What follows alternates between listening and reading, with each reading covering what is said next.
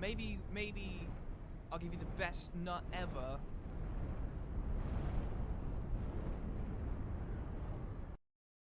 All right, welcome back, you guys. Another round of DRL today, dude. We have serious challenges going up against RannisConsortBryan, dude, the Canadian. We are in the losers bracket for this one, and you guys can see that, right? We are in the losers bracket, so unfortunately, that does mean that whoever loses is done for the event. But you know, making it into the top 32 is already a pretty big accomplishment, I would say. So, yeah, I guess if you weren't here last time, DRL is Deathless Randomizer League. These guys are getting the same randomizer seed. They need to kill as many bosses as they possibly can. Basically, whoever kills the most bosses in a 2-hour time limit or before dying simply wins. And so, yeah, their score is each boss is 1 kill, is 1 point, I guess. And yeah, 2-hour time limit. If you die, then the run's not over necessarily. Because then if your opponent dies, then like if both players have 1 death, then it pretty much just continues on. And then whoever gets the most boss kills wins at that point. So in the case of a tiebreaker, which is what actually happened last match on Tuesday, if there is a tie, then whoever killed the final boss the fastest, like with the most amount of time remaining, is the winner. And that's what happened last time. It was a super close one, dude. Hard to imagine a closer match than what we got last time, but they should be starting up pretty soon, dude. And this time we'll actually see like some of the starting classes and stuff. The meta seems to be go with the big bonk weapons, get a lot of poise damage. That is the play. And yeah, we should be starting in about 10 minutes. But yeah, I can show the bracket in the meantime, I guess. I showed it for a second there, but so yeah, the way like I have more time this time to explain because last time I I started right before the match started, but so the first thing is there were qualifiers. There were over 200 people who submitted runs to this, man. So this is like no small thing. So getting top 32 is a big deal, is what I was saying earlier. But yeah, pretty much they did 8 seeds, and your best 5 of 8 were taken. And basically you were placed based on your score. And top 16 get placed into the winner's bracket. So the big advantage of being in the winner's bracket is you have to lose twice to get eliminated. Which I'll show in a second. But then, yeah, if you're in the loser's bracket, which is 17 to 32, then you only have to lose once, and you're eliminated. So the bracket is looking like this. So winners, 1 to 16. It's a much simpler path to winning this if you're in the top 16, pretty much, right? You only have to win a couple matches, and then all of a sudden you're in the grand final with the best of 3, but you only need to win once. Your opponent needs to win twice, which is pretty tough to do, right? Because like you know, in this format, there's randomness with, you know, potentially your opponent picks up a better weapon or something like that. But winning twice is much harder to do than winning once, obviously. And the losers bracket is a lot more complicated. So when someone from the winners bracket loses, they'll go down to the losers bracket. It's a much harder path. Way harder, because you have to win way more matches. And then, you know, even if you go all the way through the losers bracket, you still have to win twice in a row. So yeah, it's a tough one, dude, but it's possible, of course. It is possible. We should be starting up pretty soon, I think. Maybe I'm just going to refresh my overlay really quick just to, I don't know. Last time it was kind of messed up, so. So yeah, that losers bracket path is pretty tough, but that's what both of these guys are going to have to deal with pretty much. You got to win. I don't know how many times in a row you got to win. You have to win 9 times and then twice in the final. And you cannot lose. Like, you cannot lose a single time. So I hope, you know what? Like, It'd actually be crazy if someone from the losers bracket, like from 16 to 32 or 17 to 32, if someone from that qualifier range ended up winning the whole thing, would be insane. It would be insane run, dude. No, winning once in the grand final is only a win for the winners bracket winner. Because that's the advantage they get. They start off with a 1-0 lead in the final. It's a best of 3, but the winner starts with a 1-0 score right off the bat. So you only have to win once. At least according to what this shows on the website. Best of 3 with 1-0 start. So, okay, looks like we're getting started here. Double Ansper Rapier. Carrion casting sword is kind of garbage. Got a staff, some axe. Looks like was that the obsidian lamina there? Nothing really great from the looks of it here. I mean, there was the envoy hammer, but I mean, it's probably not a terrible pick. But this may be a run where you got to go find something. Which honestly makes things way more interesting, I think. If you don't start with anything good. What is that axe? That's a Death Knight halberd, maybe? Looks like not a super obvious choice on this one. So yeah, it'll be interesting to see if they go with different things as well. Got that, whatever axe that is, the warped axe is actually pretty good, but... yeah, ban all strength weapons. Yeah, dex only, dude. I mean, you could still go dex only with some big weapons and it's still fine. Like, you could go dex with starfish and it's still no problem. Yeah, the Envoy's Longhorn, dude. I think they might end up going with that. But starting no armor doesn't seem great either. So... I gotta turn the music down for me. How's the music volume for you guys? Is it good? Yeah, EU-friendly stream, dude, for DRL. Yeah, pretty much all the casting matches will... or all the matches that I'm casting will start at a good time because a lot of Europeans in this, dude. It's like... I don't know the actual percentage. It feels like it's at least 50% people from France in this. So, the Death Knight halberd. I don't think I've ever used it. It's a halberd, right? I think so. I've never used it, and I don't feel like it'll be that great, but this is definitely... Oh, it's a great axe. Oh, okay, well, just kidding. That's funny, dude. Well, never mind. That should be pretty good then. It looks like it has a shit ton of range, too. So maybe it'll be fine. Yeah, there still may be a match where you got to go find a different weapon, though. And then the scary thing is, what if the other person finds a better weapon than me? And then you're at a huge disadvantage the entire game. But we will see if that happens. But we should be starting in about less than 3 minutes is when they'll get the go. It has the golf swing moveset, really, dude. I guess starting gifts are also also randomized. Golden Seed is a safe start. I mean, there's the Dagger Talisman, but yeah, it could go Dagger Talisman. That's probably the speedier choice, I would say. Now, what will Sirius go with here? He's looking at that Envoy's Hammer. Looks like we'll go with it. So we have different... That's what I was kind of hoping for, dude. Different starting classes here. Deprive, though, with a Wretch with being naked. I don't know how much I like that. But it looks like they both have 10 Vigor, though. So that's, I mean... Both 10 Vigor, both 10 Endurance. Actually, you know what? The stats on the Bandit for Bryan is kind of not ideal, I feel like. You got a bunch of Arcane... and a bunch of decks.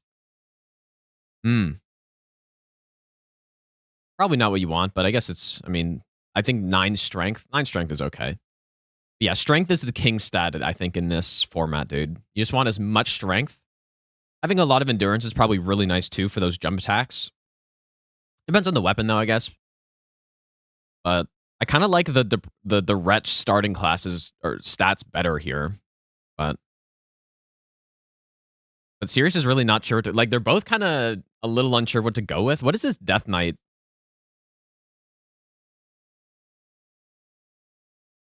Death Knight. Death Knight's long-haft axe. I mean, I'm sure I tried it out when I was playing through the DLC, but yeah, it's got that Blink Buldash of War, which I don't think is useful at all. Could be cool, though. Not if you're trying to go fast. It's a somber weapon.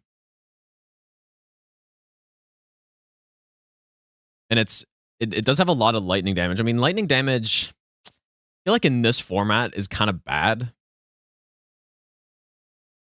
Like you just want all physical for this, for sure.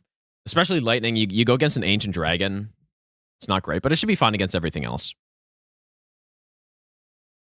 I do think it's going to want to get swapped, though. But now the Envoy's Longhorn, though, that does Holy. And when you're doing all bosses, Holy is really good.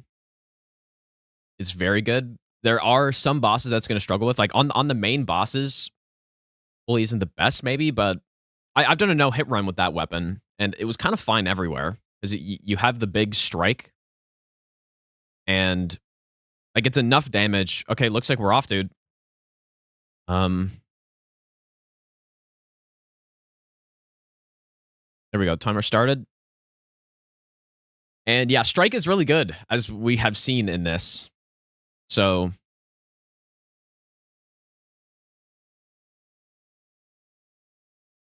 just dump 30, level 30 in health. Ooh, we got the double stone bar plus the axe tier, I guess.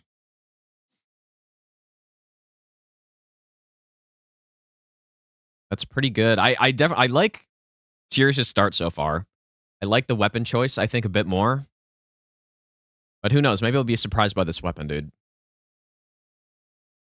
This Death Knight long-haft axe. Extra HP hood as well. I think it gives like 1 vigor. Probably isn't going to make a difference, but who knows? Sometimes you do randomizer and you survive with like 10 HP. It's like, oh, good thing I put that thing on. Any interesting talismans? We got multi-hit, but that's pretty much it.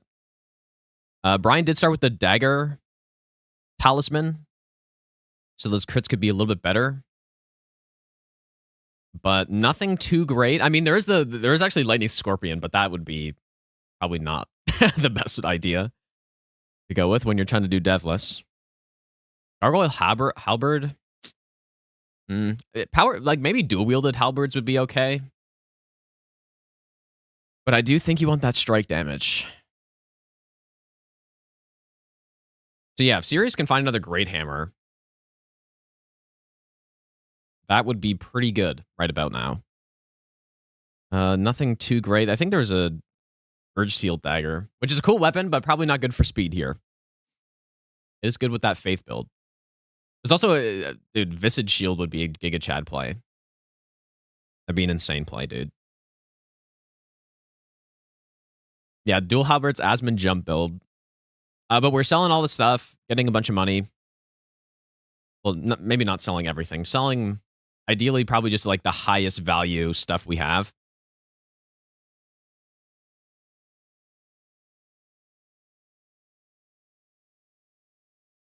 And then in the last match, there were quite a few route deviations as well. I mean, they were pretty much on different sides of the map the whole game.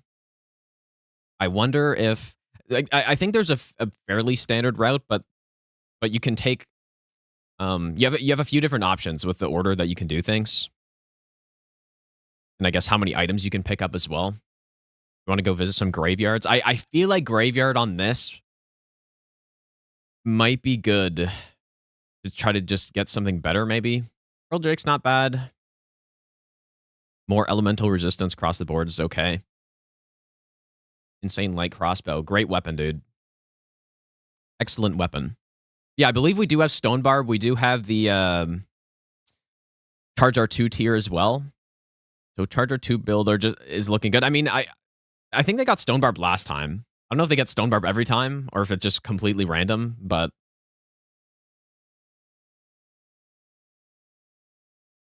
big string pickup. Now, there's a graveyard here that we're going to skip from Bryan, I guess. I'm so curious to see this weapon.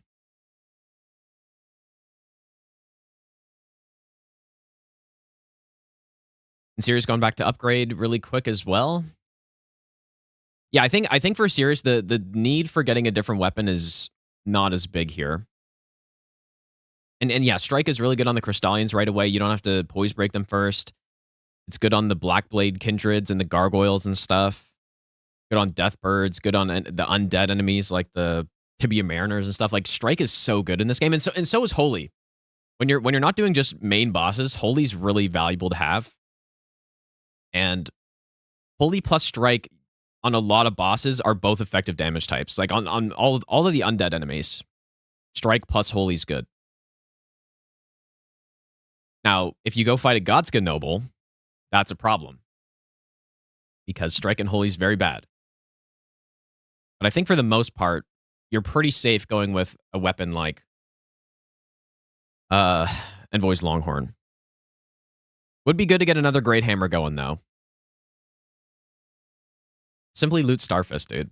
I mean, are Starfists actually the best in this? I mean, obviously they would be one of the top weapons you'd go with, but I wonder what the actual best setup would be.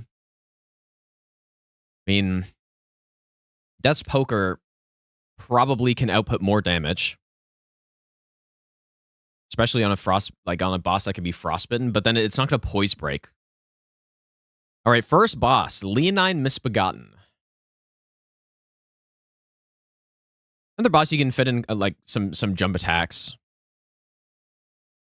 Which is, I think that's just, I mean, jump attacks are really strong in this because they do so much damage for the amount of speed, especially when you're using like big, heavy weapons. So much damage and so much poise damage. But then you can also jump a lot of attacks in the game and just attack the boss while they're trying to attack you, which is way better than dodging. A very nice kill from Serious. First boss down. Bryan approaching the same boss. Okay, here's we're going to get a direct comparison.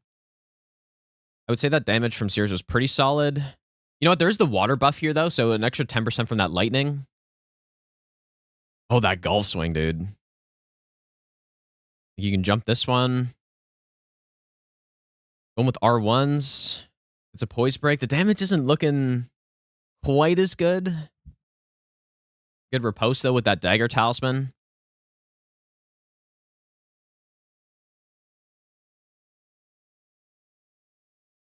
Nice kill as well. All right, pretty similar. Pretty similar kill, I would say. Oh, wait, it's not the Death Knight Axe. Oh, it's the Crescent Moon. Oh, shit, dude. Okay. Well, never mind then. Okay, well, that's better, right? Surely. Also, we got a field trip happening. Is that magic or is that all physical? It is all physical. Okay, well, just kidding. That actually is way better. Yeah, and it's got Warcry on it. I didn't notice that. I don't know why. It just looks so much like the Death Knight Axe. Okay, this is an unfortunate Renala because there's no way this is a one cycle, but... You know what? Bubble Shower, I guess it did get nerfed, but there are some situations where... Okay, it gets over halfway, though, so it should be a 2 cycle.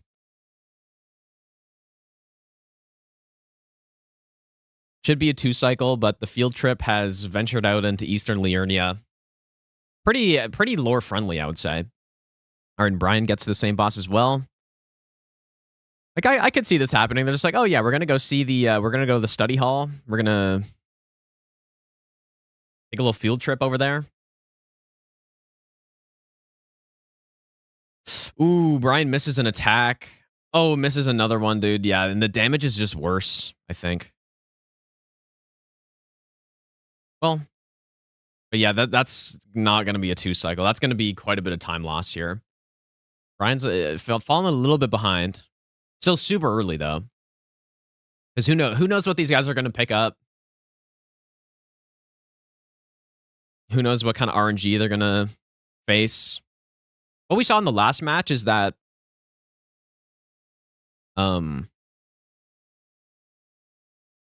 part of the reason why there was a time discrepancy between the two players, they both played really well, but there were some fights where just whiffs ended up losing tons of time.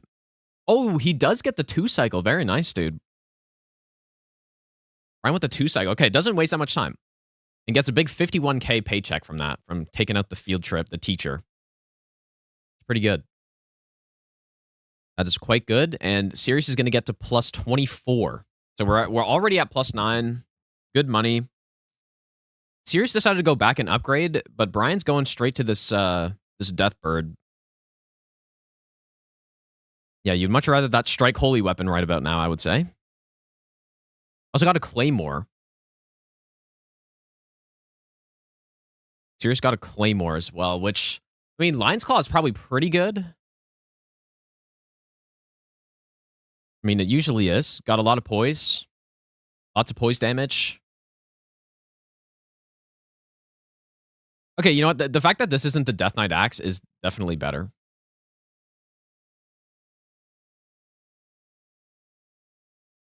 Ooh, another whiff. All right, nice kill from Brian. Takes a temporary lead. Is going to do this Eastern Liurnia path.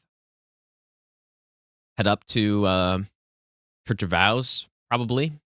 But get to Remembrance as well. Like, good money pretty early for Brian, dude. Good money. And we're in Coastal Cave for Sirius. Gonna check out who this boss is. Raw Meat Dumpling. I mean, oh, it's a Romana, dude. Romana's actually scary, as we saw last time. Can be scary, but you know what? Low scale is probably pretty good. Okay, lots of whiffs happening here. You desperately, like, this should easily be enough damage to get a poise break. You just want to skip phase 2 because it's a lot of time loss, but I think there are too many whiffs here. Oh, gets an extra attack, though. Maybe can go for some greed here. Go for it. Doesn't get the stun. Ooh, gets rotted. Okay, luckily there's enough room in this arena for the butterflies. Okay, no problem. But yeah, we do have rot happening. Shouldn't be a problem. But definitely if, you know, if those whiffs didn't happen, then would have gotten that stun and that phase 1 kill. Would have saved quite a bit of time, but still got the kill. Simply no problem. Brian coming up on Church of Vows. Have to imagine going to upgrade now. Going to get to plus 24. Plus 24 is big. Got to get that pretty much as soon as possible. And we got the Draconic Tree Sentinels replacing the Tree Sentinel. Holy actually is the most effective elemental type on this guy, I think. Yeah, plus 9. This is kind of the stage where they just start blasting all the bosses. But you know what? I guess I was thinking they would need to try to find some other weapons here. Like, especially because I thought it was the Death Knight Axe, but that doesn't seem necessary anymore. If it's not the Death Knight one. I mean, maybe a Death Knight would have been fine too, but nothing too interesting at Kale, it looks like. But Sirius does take a 4-3 lead. Probably will pull quite a few bosses ahead here, just because he's already starting that Limgrave cycle of bosses. Brian's a little behind, but he did go kill an extra boss, that Deathbird. But when Sirius goes back there, Sirius is definitely going to kill a little bit quicker on that Deathbird, so. Into Bofa Cave. The best cave, surely, dude. And who do we got? We got a normal magma worm. Should be pretty simple. Just bonk the head a couple times. Kind of reposting these guys is bad, usually. Ooh, this is kind of annoying. Nice stun, dude. That's beautiful. Oh, and the bubble shower, even. During the stun. That was nice. That charge is probably the one annoying attack on these guys, and it can waste a ton of time. I mean, if you played any Night Rain, you would probably absolutely hate that attack. I feel like it's worse in Night Rain somehow, though. I don't know why. Maybe just because of the movement in the game makes them more awkward to fight. But all right, Brian approaching that Romana fight. Oh, bails on the Romana fight. Interesting. Brian didn't like what he saw there, dude. I think Romana, based on what I saw from Sirius there, the Romana scaling early game is really not so bad. Like, she wasn't really doing a lot of damage. So I don't know if I am a huge fan of memory gracing out of that. All right, Spirit Collar Snail just got smoked. I think Holy's good against him too, but doesn't quite get the fast kill. Oh boy. Sirius can't find him, dude. Okay, there we go. All right, nice. Yeah, the butterflies can meme, but the arena seemed big enough where we can just kind of avoid them. Because, yeah, we saw that last match with Romana in the Black Knife Assassin Liurnia arena, and that is bad. That was real bad.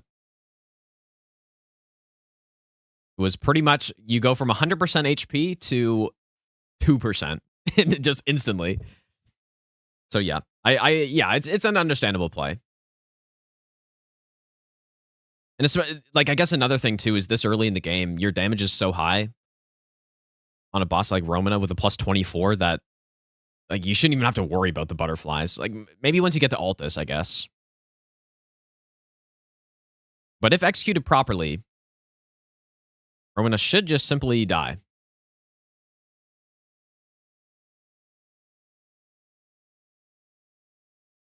All right, Bryan approaching that Magma Worm as well. We found an Alabaster Lord Sword from Sirius, dude, and he immediately swaps to it. I do like that. I like that quite a bit. I don't know if Alabaster is the absolute best in this format, but it's still good, at least.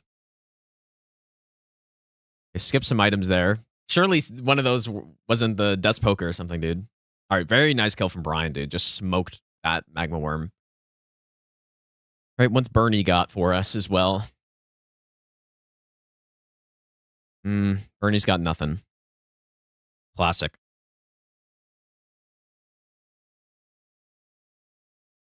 All right, kill Bernal for that Bellbearing Hunter to show up. It would be kind of funny to have an incident there where Bernal just starts rolling away from you and like waste a bunch of time. But talking to him is slow to get that Bellbearing Hunter to spawn in, so.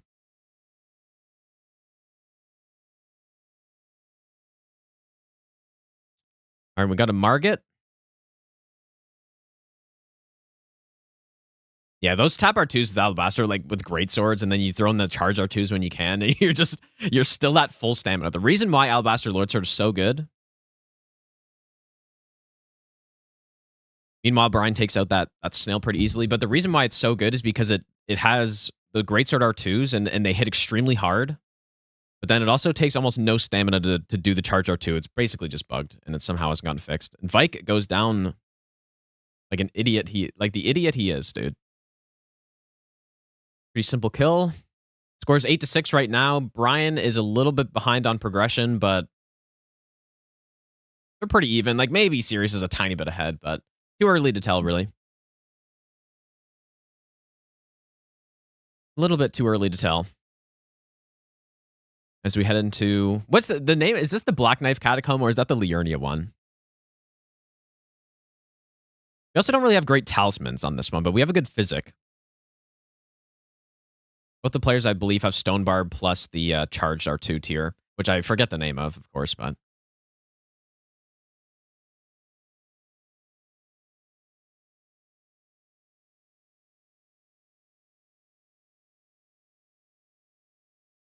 Alexander is calling.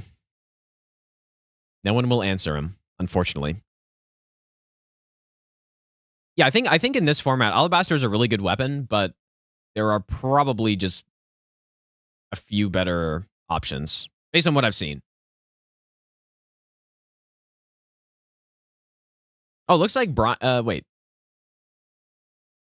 Okay, I thought Bryan was gonna just talk to him and rest or whatever, but just surely no incident. He did try to heal right there, but all right, wait until he dies. I wonder how much facet that actually is. They go in more health. More health isn't bad. More health isn't bad, but I do think if you go big on health, okay, all right, here's this Margit, sorry. I do not like the R2 on this thing. The Golf Swing R2 is really funny, but it's not really that good. The R1s, though, the Great Axe R1s are really solid. At least for now. Oslo's Helm. Meanwhile, Sirius doing some weird-ass duo fight. Misbegotten and Crystallian. Probably should have swapped to that strike damage, but a tiny bit of time loss. Not a huge deal. Oh, Brian goes for the R2 and bonks off the ground.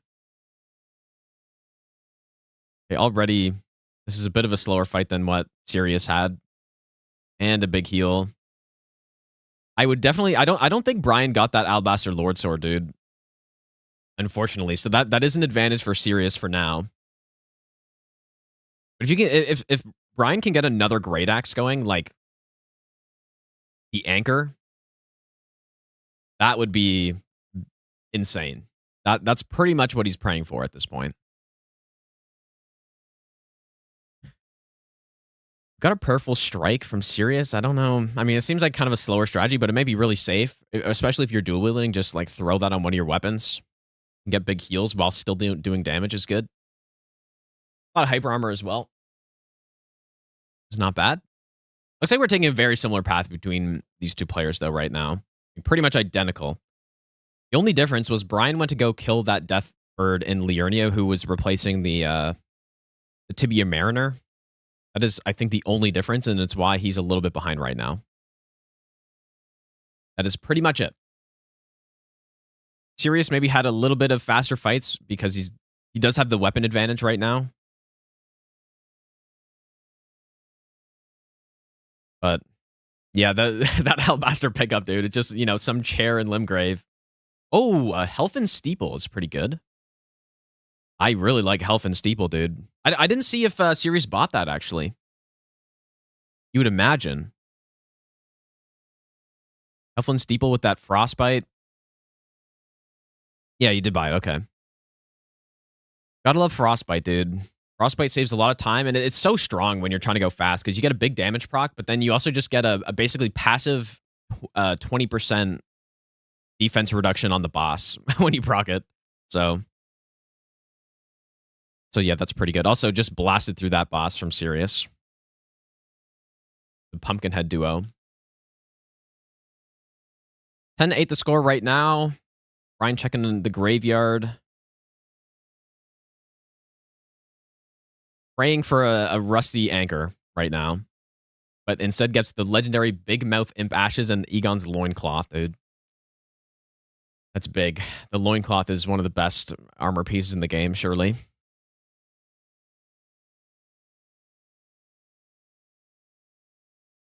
Surely one of the best. Serious making his way to the Bellbearing Hunter area, or the Merchant and Kaled. Probably not going to fight that Bellbearing Hunter at any point soon, I'd imagine. Going to see what he's got. They do have a pretty good setup in this run, but it could be much better. Some Ashes of War. Heal is really cool weapon, but you want big bonks in this, dude. Brian's approaching that Crystallian Misbegotten duo fight. Okay, we are getting a Bellbearing Hunter. Interesting. And it's a Knight's Cav. I mean, I guess it makes sense, right? Get some money, potentially. Brian's kind of having a little bit of a tough time here. That Misbegotten is relentless, dude.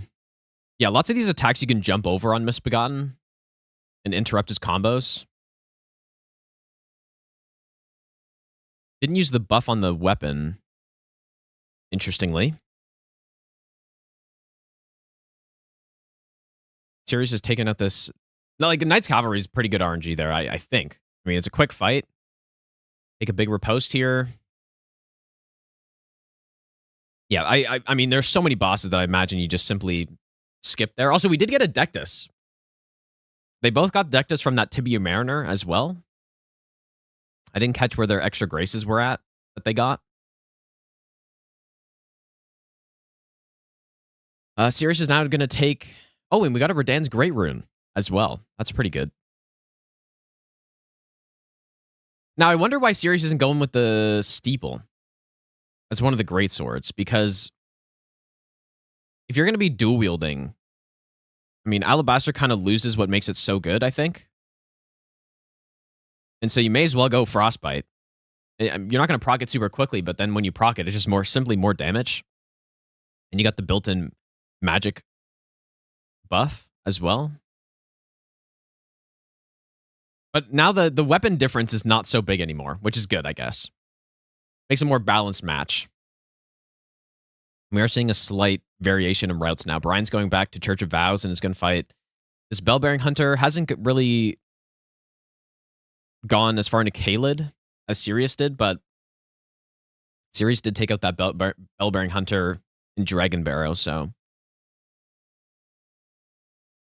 we're going to see Legendary Soldier of Godric. Man, this Muriel dialogue's so annoying, man. Very annoying. You got to talk to him a bunch of times. You talk to him once, you port back, and you got to talk to him again and port back again, and then the boss spawns. Right, we got a Loretta, little bit of an unfortunate boss with this weapon, considering immune to Frostbite and magic is not the best, but I mean, it's a great sword, dude. Great swords don't really care about bosses, like what the bosses are resistant to for the most part. You have this great R2, does a lot of damage, good motion value. Alabaster, of course, would be better here, but still very respectable. Lots of poise damage, just so easy, dude. Nice kill. Very nice kill from Brian. And now, are we going to go see the Eastern Liurnia, like, continue up the path, maybe do the skip, Mausoleum Compound, and we are going to do it. I was talking about last time, I wonder if taking the lower path would be, like, the time difference between this skip and the lower path jumps you can do. Just in my mind, right? I'm sure these guys have tested it, but in my mind, like, also we got a Knight's Cav for Soldier of Godric, the Knight's Cavalry number 15 in the game. In my mind, going the lower path would be faster. Nice Knight's Cavalry from Sirius. 12 to 10 lead right now, but as we know, leads early in these matches don't really mean much.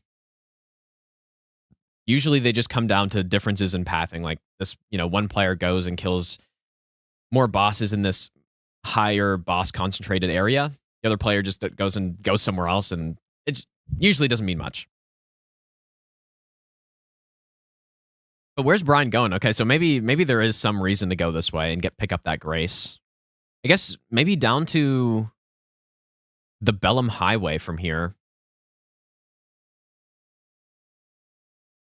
Maybe go do that Knight's Cav. Okay, well, that makes sense then. That makes a lot of sense to go this way. Surely won't die here. Dude, the torrent fall damage, man. Yeah, this makes sense. Unlock that avatar at the Erd Tree, plus access to that catacomb with the Black Knife and Shade. But then also take out this boss. And it is a Crucible Knight. Well, it's Ordovis, plus the annoying, super annoying disc-throwing Beastman, dude. Look how annoying this guy is. You know what? He ran right up to him, though. One more hit is a kill. Oh, dude, that was actually really perfect somehow. Wow, the guy just walked right up to him and just was like, oh, yeah, swing at me, please. That was perfect, dude. Yeah, I think these Crucible Knights are also kind of annoying. Trying to go super fast, unless you have a big poise-breaking weapon, but really nice kill. But that tail swipe just interrupts. Like, you kind of want a faster weapon there, at least when you're doing no hit. The Magic Shrouding Tear. That's not, I mean, I guess that's not a huge bonus to Alabaster, or not a huge bonus to this weapon, but it is still a bonus. Another Knight's Cavalry number 16 in the game. For Sirius, what a great boss. Kind of getting combo chained here. All right, another nice Knight's Cavalry kill.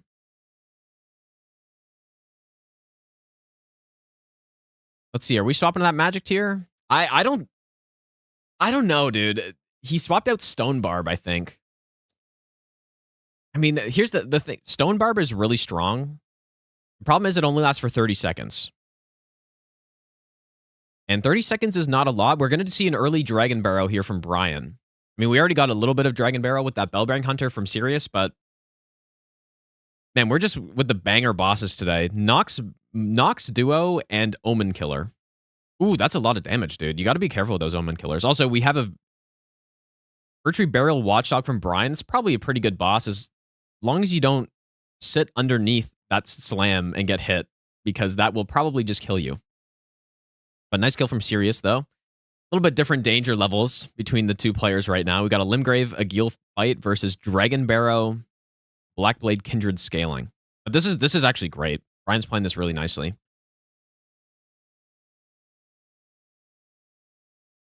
Oh my lord. Calculated underneath, certainly calculated underneath the swipe. A Beast Clergyman and Limgrave, super weak.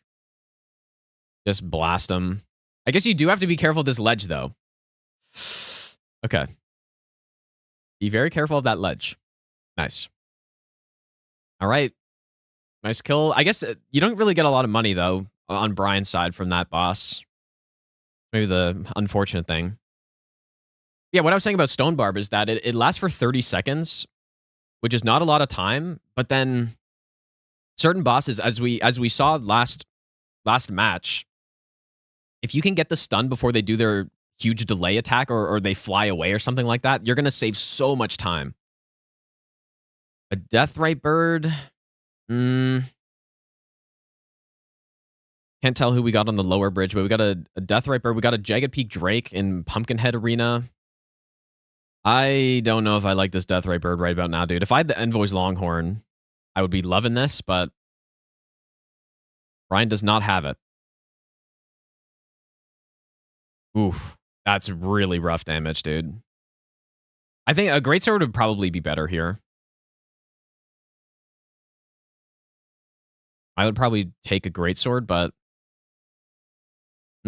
Oh, Sirius gets grabbed by the bear and is getting absolutely violated by him. Oh my lord, dude. That's insane. Ooh, this death... Maybe fly off the edge, but probably not. There are huge walls here, though. Is that the normal dragon? And Sirius is actually getting destroyed here. Oh my lord, man. I mean, good thing we're in Limgrave, because that would have been very bad news anywhere else. Meanwhile, Bryan chipping away at this guy. Nicely dodged the compass attack. Well, I don't know what to call the attack. The star attack, whatever it is. Ooh, that hitbox is insane, dude. The big golf swing. Getting ready for the golf season, which is starting out up pretty soon. In about a week, in fact. Gets memed by the boss going underground. Welcome to Elden Ring. He's playing this really nicely, but the only problem is, was this actually worth it? I don't know, man. This is slow. Hopefully we'll get a ton of money from this, though. Meanwhile, Sirius going through Limgrave, fighting the Bloodhound, Dairy Wheel. All right, nice kill. You know what? We did see the early Dragon Barrow strat work out nicely in the last game. 220k, man. That's pretty good. I mean, that's how much you normally get from the Snowfield guy. I don't know if that... I think that matters in this randomizer, but... Dragonkin Soldier from Sirius going down. We're seeing a boss lead getting a bit bigger, but again, it doesn't really... It's just routing differences for now. I do think the early Dragon Barrow is something that... Or like even going to Dragon Barrow at all, something that maybe not everyone does. Especially doing it this early. But getting a lot of money means a lot of scaling on your weapon. But that was a pretty slow Deathbird fight, or Deathrite Bird fight, dude. Envoy's Longhorn would have been perfect for that. It probably would have sped it up like 2 times. We got an Avatar. Definitely want to go with the Steeple here with that Frostbite. Frostbite's so good in this game, dude. They made it so damn good in this game.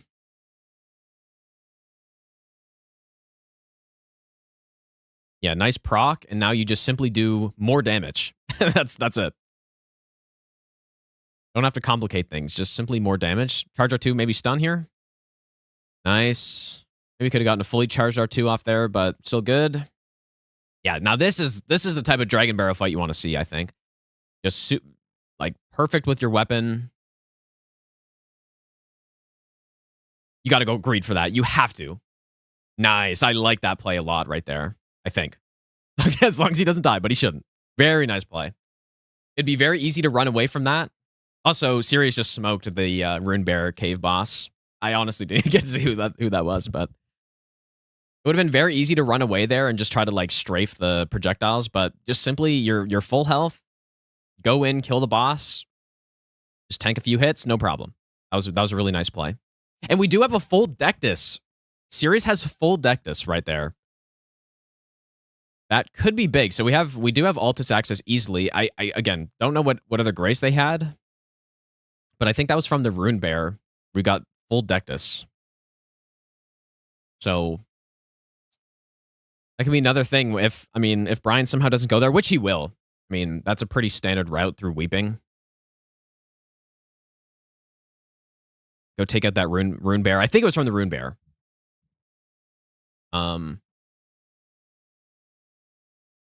Memory Grace for Bryan. But yeah, that means Altus easily accessible, I think, for both players. They should both find that. Golden Order Greatsword? Golden Order Greatsword. I don't know if that's quite necessary for Sirius to have, considering we got an Owns fight. Owns fight. Oh boy, you got to be real careful with Owns, dude. Sirius gets wombo comboed in that Frostbite, and now he's taking more damage. Man, Owns just comes in with a blender. Interesting roll right there. Got hit by the first parts, but yeah, just tap R2. Greatsword. Oh, dude. Limgrave or Weeping Peninsula Owns fight, nearly blasting someone with 40 vigor. That's what he does, dude. He's got that blender. That was very sketchy. Looks like a Ghost Flame Dragon. Definitely swap to that Envoy's Longhorn. But yeah, I don't think Golden Order Greatsword is super necessary with when you have the Longhorn, but I guess it depends, maybe. Yeah, this is a great weapon matchup for a boss like this, man. I definitely think Sirius picked the right class to start with, especially because starting no armor doesn't really matter in this because you're going to get armor anyways.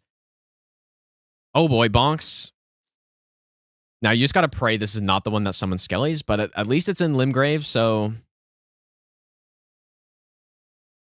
should be able to get the kill, you would think, unless it gets memed by No Riposte, which is looking like... Oh, no. Okay, you got it. Nice. Very nice. I guess we'll never know, unless Bryan has a hard time with that fight, which he might, because he has a worse weapon. Never know if that's the summoner one. That summoner guy's so annoying, man. Yeah, I think that there is definitely still slight weapon advantage for Sirius for now. Smaller, though. But just being able to swap to a strike holy weapon is just so valuable in this.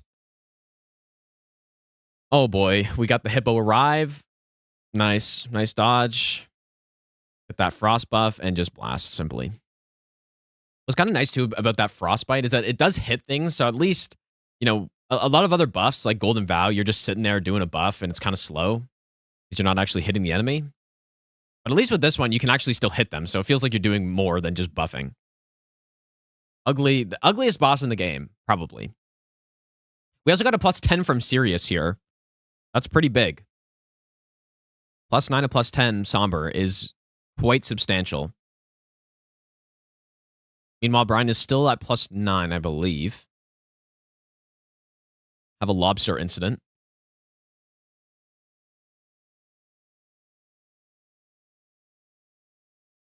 But yeah, Bryan does have the money advantage, I guess, right now. So at this point, I guess it just depends on some of the bosses, but they have been getting a lot of strike weak bosses and stuff. So you gotta like that Envoy's Longhorn. And Theolier invaded. That idiot, dude. What is he doing in Limgrave? That absolute moron. Time to go beg for forgiveness from Patches. Patches the legend.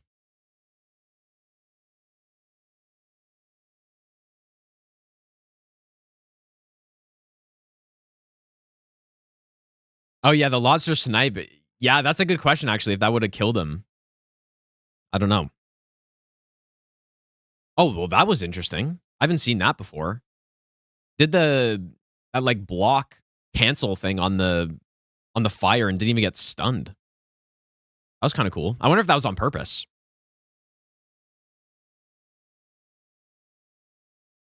I mean, it probably was. I haven't seen that. Oh my lord, Patches. Patches got smoked, dude. Poor guy. Oh, and the peak fashion, Lusat's Glintstone Crown.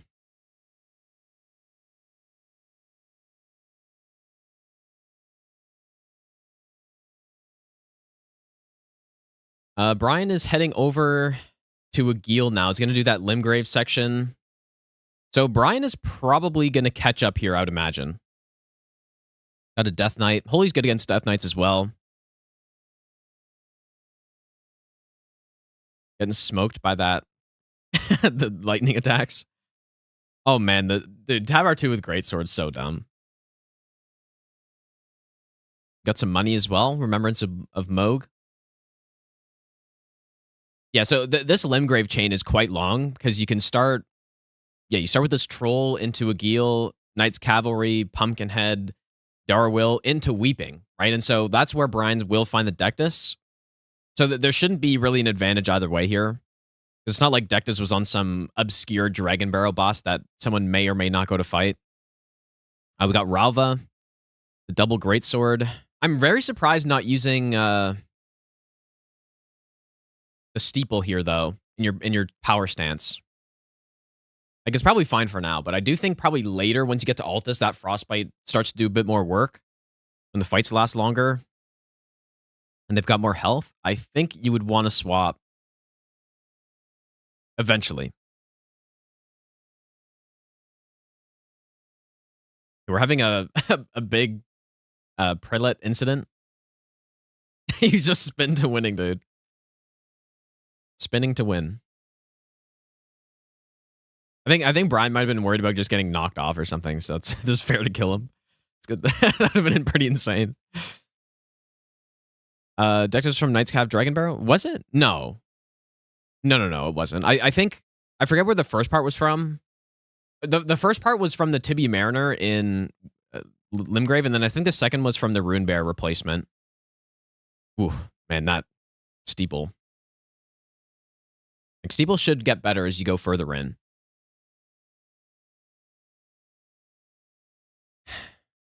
All right, we got a Rot Avatar. And again, I think you... Sirius should probably swap, but, I mean, that damage is so high. Doesn't matter for now. Does not matter for now, dude. And then the Remembrance of Consort as well.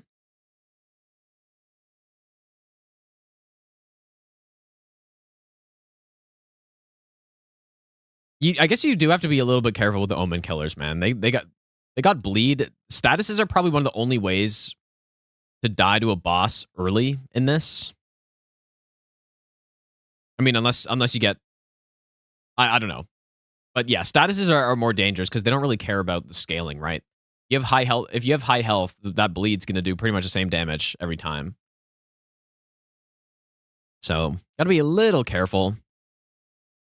Meanwhile, Sirius finishing up Weeping at the Heroes of More Everjail. We're in a pretty chill part for now. I say that until and then someone's gonna get like knocked off of a ledge or something. Okay, these clergymen gonna get smoked. Doing a big attack chain. Doesn't do the follow-up, though. Yeah, you just got to go for this for sure. Nice. There you go. And that is Count Emir, the idiot. Man, Emir is such an idiot, dude. Oh, okay, wait. The Dectus right half was from the Knight's Cav. Okay, well, there you go. Yeah, I definitely missed that. I guess it was I only noticed it when when Sirius was in Weeping, but there you go. So full Dectus, they both have it. It does mean that, you know, the seed potentially could be a pretty high score, I think. Just because in the last seed we watched, they had to go through Far Missoula to get there, which is kind of slow. Meanwhile, this Jagged Peak Drake in this tiny arena. Very important to just not whiff on these guys. Like that's... If you're gonna ever try this format and just, you know, I think anyone could just go try the seeds out. Hey, Brian having the Rune Bear incident, but doesn't get grabbed at least. That's so funny. He's just waiting on the outside. But yeah, if you want to try this, one thing to put a lot of emphasis on is focusing on not whiffing attacks, because it has come back to bite a lot of these players from what I've seen. Dude, that was a nice dodge right there. Elmer comes in with a shield bash immediately. And the calculated strafe underneath the swipe as well. Surely calculated. All right, score 25-21 right now. Still too early to say who's in the lead. Bryan is going back to get that plus, or that max out weapon. Each boss is 1 point. There's one exception with Morgott, though. Morgott does count as 2 because, well, that is if you haven't killed Margit, because Margit also dies when you kill Morgott, so it actually does count as 2. But I think aside from that, I think that's it. Otherwise, every boss counts as 1. Kind of a weird thing. I for an all bosses no hit run, I don't know if I would say avoiding Margit would be allowed, but I've never thought about it. So yeah, Bryan's doing the weeping. Serious challenge, probably going to be heading into some of the Liurnia sections next, I would imagine. Commander Nile. I don't think he's going to get this kill in time. I'm almost like, I wonder if you were buffed with the steeple there, if you would maybe get the kill with that frostbite. Oh, he despawned the other guy because he did enough damage. That's pretty nice. Okay, 2 more hits. Okay, we're still in Limgrave. Not the highest damage. Nice kill. Nice kill. I guess, you know what, though? Margit could be pretty scary with those ledges if you get the wrong boss up there. You know, you get like a phase 2 fire giant or something. That'd be insane, dude.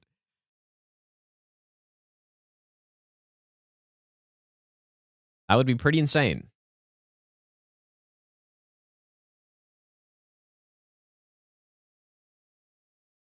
Bryan heading to Weeping. And we've got, I guess, Black Knife Catacomb here. I think. I guess, so probably Black Knife Catacomb into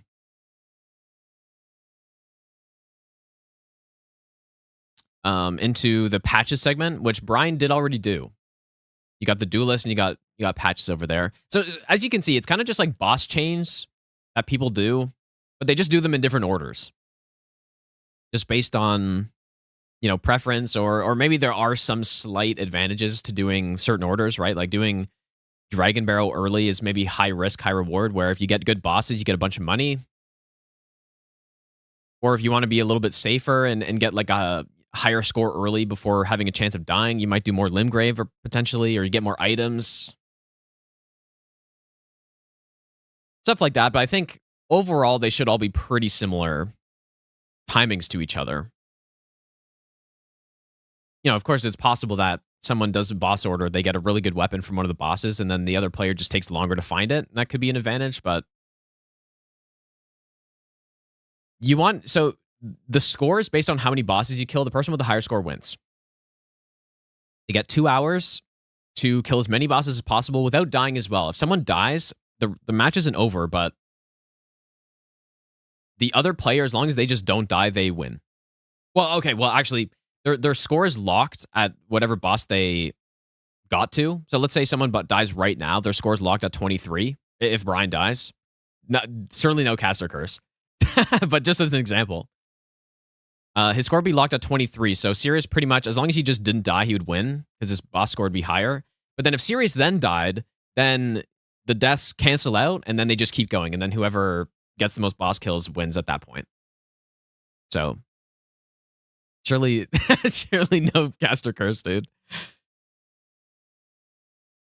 So the key items that are listed are Dectus and the Academy key. So Dectus is big because Altus access is important. There are a lot of bosses there, and you need to get to Altus pretty much if you're going to have a decent score at all.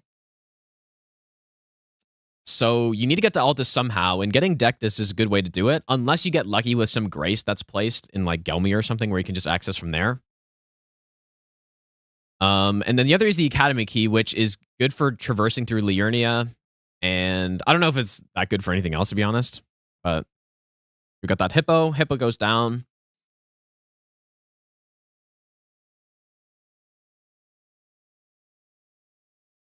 Yeah, realistically, players aren't going to be going to kill Red Wolf or anything like that. So, although, I mean, I guess maybe there's a potential route where you actually do go through Academy, kill Red Wolf, and then take that portal to get to Church of Vows, but that's probably still just slower than just running there.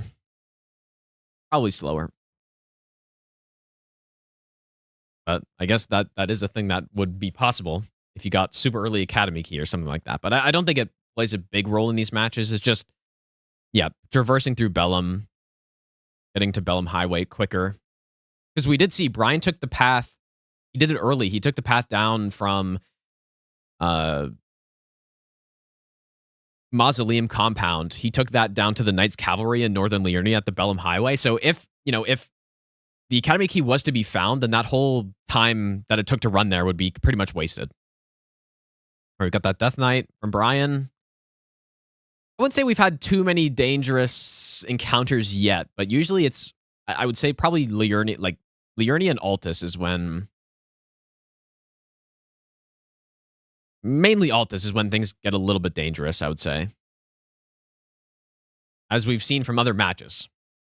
Although there is that one catacomb in Liurnia that's got the guillotines that could pretty easily kill you if you get comboed into it. Like that running section is brutal, but you kind of have to do it because there are two bosses in there.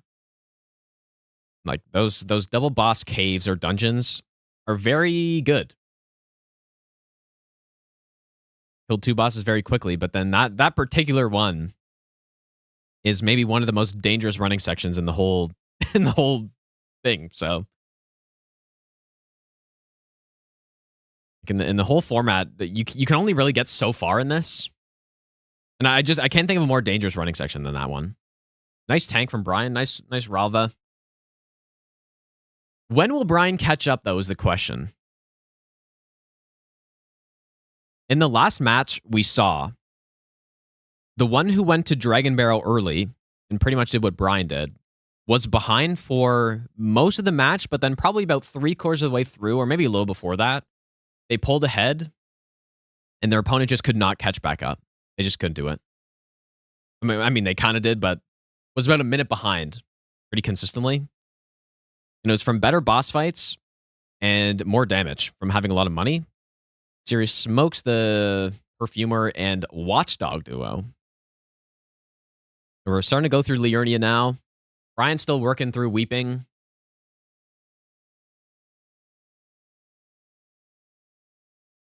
Hour and 13 minutes left.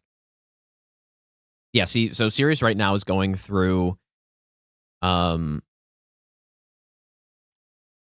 guess doing the Deathbird, who's still live. Bryan did this way earlier, so probably going to want to swap to that Longhorn, Invoice Longhorn, as soon as he sees who it is. There it is. There's a swap. Very nice. Also has the ring finger. I wonder if Bryan got the ring finger. Because I don't think Bryan has any strike damage right now.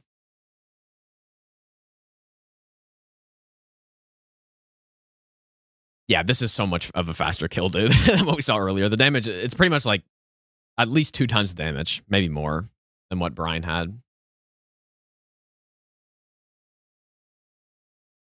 Right, nice kill.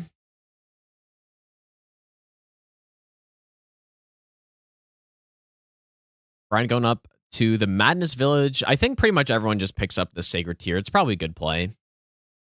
Not really that slow.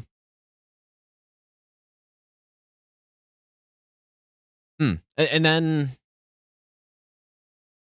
I guess the Knights Cavalry, do you just go west to it? I guess so. Or I guess it's east. Whoa, I'm all backwards. That's funny, dude. No, it is. I actually am all backwards. Doesn't go to the Knights Cav. Did he already do it? I'm not sure. Still no strike damage, I think, though, from Bryan.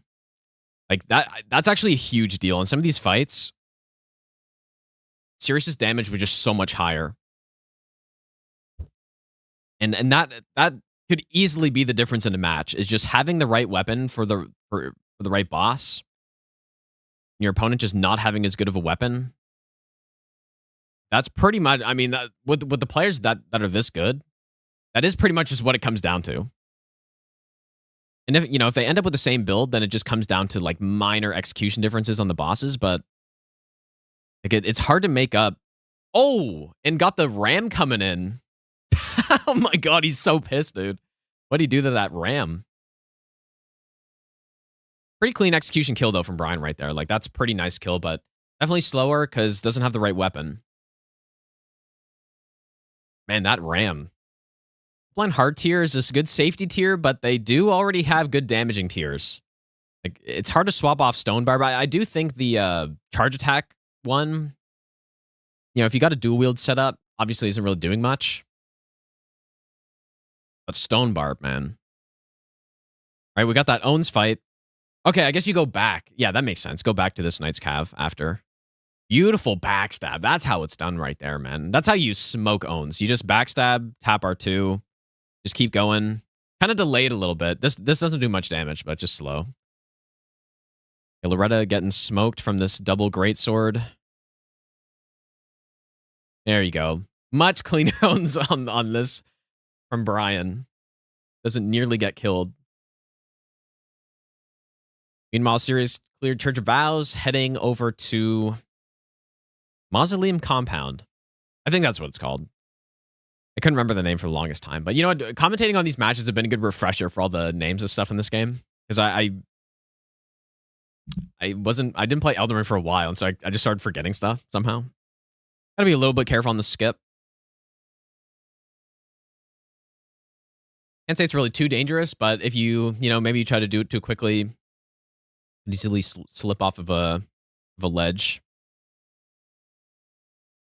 I mean, it's hardly even a skip actually, but I guess it kind of is. but yeah, I guess that's why they take this route so that you can go from here to that Knight's Cavalry at the Bellum Highway, and that's just how you get to Bellum Highway. So if you're trying to go to like Dectus or something, take that path. All right, Bryan's almost done weeping. No, the run's not over if they die. If they die, then your score is locked at whatever your score is when you died. Just to balance it out, let's say Sirius dies at 32, then his score is locked at 32. As long as Bryan gets past 32 without dying and just like remains deathless, then he'll win. If they both die, though, the match just continues, and then it's whoever gets more boss kills. All right, Emir getting crunched. This is a pretty awkward duo fight. At least there's some terrain for Sirius to work with here. But I mean, oh boy, we got to be really careful. There's a rat coming in. Got a little bit greedy. Surely no caster curse. I just try to balance it out by saying Sirius dying this time. You balance out the curse. But yeah, luckily that beast man. Why do people jump that all the time? I just don't get it, dude. Streamer, why don't you jump that attack? Everyone else jumps it. You can jump this one. Nice jump. But yeah, luckily that Beastman wasn't aggroed, because if he was, that could have been game over right there. Or not game over, but could have been a death very easily. Yeah, did this in such a way, though, that the Beastman didn't even aggro. Nice play. And isn't even going to get off his horse for him, dude. Disrespect on that. Elmer body check immediately again.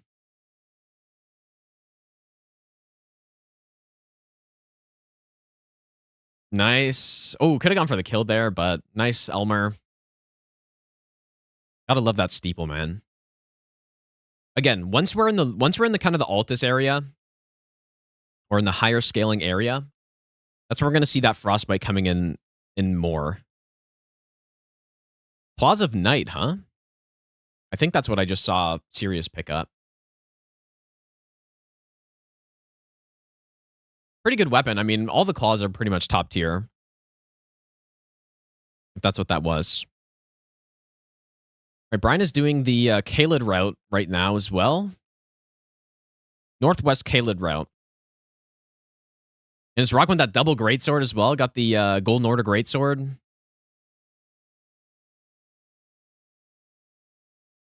Nice jump as well. Dude, jumping is just so damn strong, man. Our Tree Sentinel is replacing the Knight's Deathright Bird and Liurnia as well. Man, jumping's good until you get body checked midair by a Tree Sentinel. And then you look like an idiot. Not Sirius doesn't look like an idiot, but just you fall flat on your ass after jumping in the air trying to attack him. Nice kill though.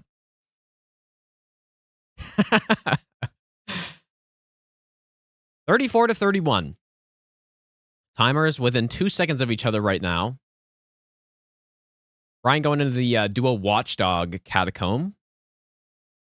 Sirius going to be going to kill that Royal Revenant next to EG. When does Altus is still pretty far away, I think. But, I mean, they can go at any point. Obviously, they both have full Dectus. I guess it's unusual as well to see Dectus Medallion this early. Oh, we got a Radagon, dude. Damage is great. And look at the jump attacks, too. You end up going underneath attacks. To get a stun. Beautiful kill. Beautiful. Simple. Very nice Radagon kill right there. God slain. And he's just chilling in some underground little cave thing. Little catacomb. In Liurnia of the Lakes. Oh god. Dancer of Rana, dude. The input reading god. Gotta be maybe a little careful here. Oh, nice R2 right there. Perfectly timed. Nice kill. Nice Dancer kill. 35-32 is the score. And we are seeing some more deviations in the route. Sirius going through Liurnia now. Kaled being done by Bryan. Probably going to go to that Magma Worm. At what point does that lead become, like, this is actually a lead in bosses? Because it's a 3-boss lead right now. I do think Sirius is probably ahead right now. Because of that weapon choice. It really does all come down to that weapon choice. Having that Envoy's Longhorn. Like right now, if I was Bryan and I've seen all the bosses I just killed. Bunch of Death Birds, a bunch of Deathright Birds, Ghost Flame Dragon. I would be praying that my opponent did not start out with the Envoy's Longhorn. But this is the lesson, I think, dude. You got to start with if you get a Strike Holy weapon at the start, you got to start with it. Even if you're not going to use it all the time. It's so valuable to have that because the fights are so much slower without them, at least some of them. Very nice damage on this Clean Rot Knight, dude. And the Abductor. Just clean him up, dude. And don't get grabbed. Nice dodge. Nice kill. Beastman of Farmazula.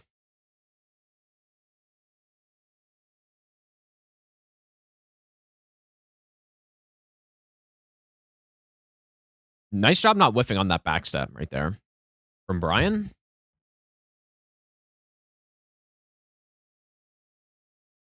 Meanwhile, Sirius is going to the western. Liurnia going to take out that Avatar.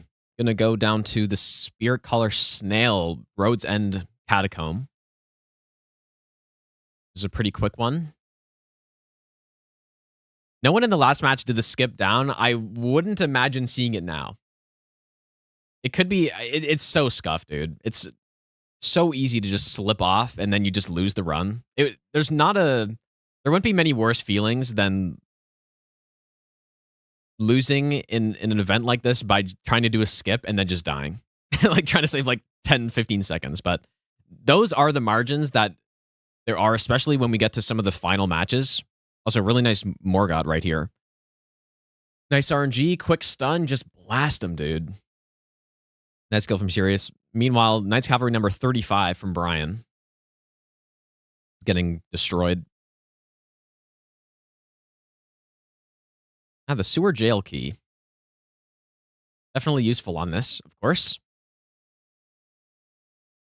But yeah, those skips, the margin of 10, 15 seconds in the final matches could be the difference. So it'll be interesting to see as we get further in. Do people start doing riskier skips? Probably, but again, very bad feeling if you die to one of those skips and you just say, well, I tried to do the skip and now I've died and I'm gonna lose, unfortunately. So got to find that balance in this format. I think the risk reward balance, you got to find it, and it's going to be different for different people. Some people might want to, take a safer route, and that's just what works for them. They feel more comfortable doing it, and some people just maybe want to go all out every time. I guess that's what the fun part about this is, that you really can fine tune your route based on what you want. Bryan, meanwhile, heading to this Dragon Barrel Merchant. We did see that it was a Knights Cavalry boss. So it should be good to go for Bryan. Gonna have a good, Bryan should make up some time here. The Sirius fought this boss pretty early. Bryan's got that steeple with Frostbite. Meanwhile, Sirius fighting an Estelle. Kind of was scared of a grab right there, but Estelle if you can get that stun before the teleport, or just kill, that works as well. Very nice kill. No, I don't think Whiff did a single attack there. Bryan kind of gets hit by that halberd, gets knocked back. Knights Cavalry not cooperating at all, doing a lot of damage. There we go. Just got to get settled in the fight here. Get Frostbite on the big boy here. Potion kill. Nice. No Frostbite, though, surprisingly. But did get it on the horse, so it didn't do nothing. Very nice kill. Still a faster fight than what Sirius got there, but maybe it could have been a little bit better. Meanwhile, Sirius heading into Celia Crystal Tunnel. And there was that Radan's Great Rune. And so it was on the Bell-Bearing Hunter and Dragon Barrow. Because Sirius has had that for a long time. He missed the chest. Missed the chest. That's a bit of a time loss. I don't know if I've ever seen that, actually. Missing the chest. Bryan heading over to the legendary Hugus. Huge, I mean. Not Hugus. Huge. Now, my favorite duo boss is Huge plus Balls. Best duo in the game.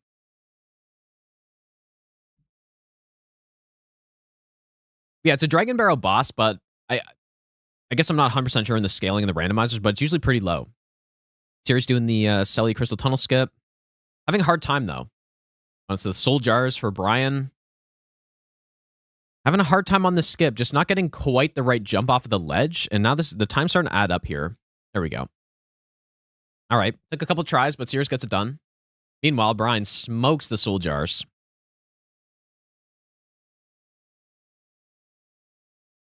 Mantis Blade plus 25. You know what? Something like that could be good if you get a Godskin Noble, but I can't really imagine where else you would consider using that. That was close from Bryan, dude. He kind of got pushed away from the ledge. Kind of got pushed away. I mean, that's another skip that it is certainly possible to die on. A little whiff on that Tree Sentinel. We got a Lanciax fight from Sirius as well. Two fights happening at the same time, but Lanciax is considerably more dangerous and more annoying. Oh, yeah, that nice headshot. I think landed a full headshot there.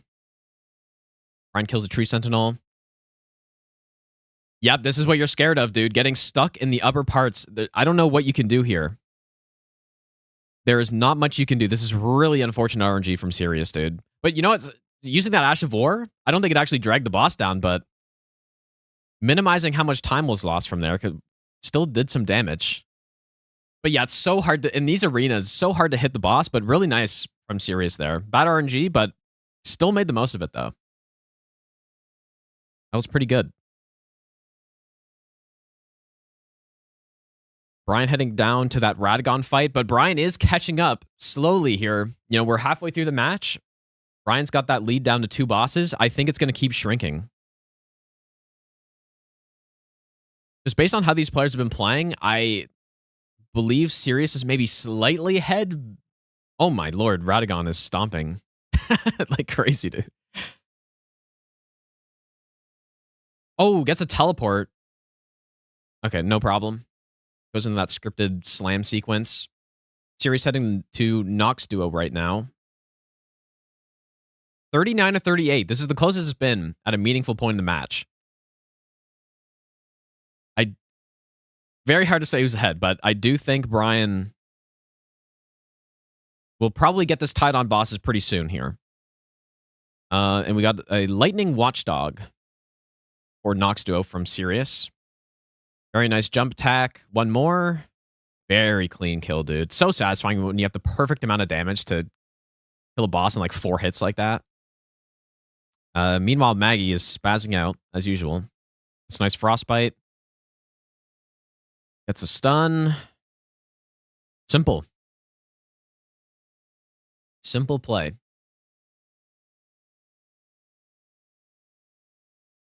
Cheers heading into Aeonian Swamp.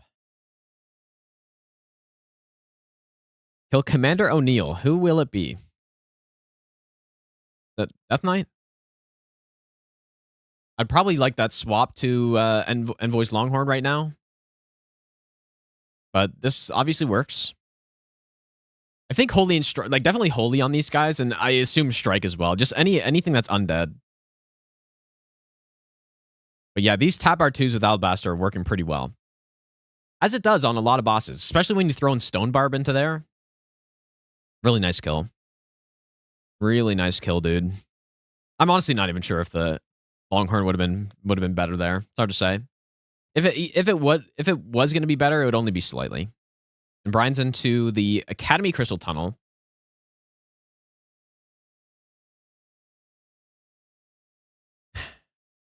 We got the Crystallian duo, and it's Consort Radan. Or Radan, as some people incorrectly say. Now, this is a slow fight, dude. Oh, yeah, this is slow. Really would like to get that Frostbite up. And he does, but misses the hit. Yeah, it's kind of hard to greet on this guy. The damage is quite good. Maybe could have greeted a hit there. Wouldn't have minded that.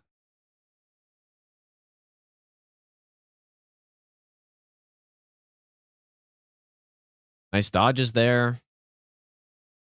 Would love a Frostbite. Like at this point, I feel like you just got to start swinging for that Frostbite, dude. Just tank. Just tank and get that Frostbite off, but maybe won't get it now. Oh, underneath. Damn, dude. That was nice. Okay. Not the quickest Liurnia boss, but you'd much rather get that Liurnia boss now. Or get Consort now. Nearly gets grabbed. Serious does from the duelist. Wait, why does it say it's Millennia? Or no, he skipped a Millennia, I guess. Ooh, skipping a Millennia, dude. That's a bad omen, I think. I think that's bad karma right there. You'll always fight Millennia, dude. Trust me.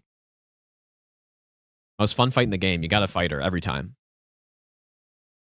That's some bad karma. Godfrey, though. Now, this boss has the high scaling in main Kaled. Ooh, and it gets memed by the terrain a little bit. It was maybe a little bit of an early jump. But the upslope certainly didn't help that. So yeah, the X-Ice is a tank, and so is the boss who replaces him. Bryan's smoking that duo. Very nice stun from Serious, and should get the kill here. Nice stuff. 43-41, and Serious heading down to the Cemetery Shade. Bryan's still cleaning up Liurnia. We got Western Liurnia with the Roads on Catacomb and the Avatar. Serious maybe is going to be close to considering Alta soon. Maybe could go Dragon Barrel first just to see what's there, but I don't know if there's much of a point yet. Maybe Dragon Barrel at the end once you've killed everything else. Serious might still have some stuff remaining that I have missed, but I don't think we haven't seen a Black Knife Catacomb in Liurnia yet, which I think that's the name of it. That's either... You know, Death Touched is the one that's in Limgrave, I think. And Black Knife is the Liurnia one. All right, Brian find a Morgott here. Unfortunately, the range on that Ruinous Ghost Flame is really small. Be a little careful here. It would have been nice to land. It's not like it does a ton of damage or anything, but it does just give you some... I think it just gives you a bit more frost buildup. Okay, half health is okay for now. It's going to heal. I don't mind a heal. Interesting method of fighting Morgott there. And yeah, unfortunately, I would love to see a roll through this AoE here. Try to get that Frostbite, save a few seconds. Just go again. Gets the Star Wars attack. Not a great Morgott here, dude. A little bit bad RNG, but then also maybe didn't play perfectly or aggressive enough to get that Frostbite at an effective point. But it's just the classic, isn't it? Get Frostbite on the hit, you kill the boss. Also, the Assassin getting bullied by tap R2 to Thalabaster Lord Sword. It's a Naga Kiba. Interesting. Yeah, I think what Brian had to do there is just go for a greed hit and force phase 2 to happen.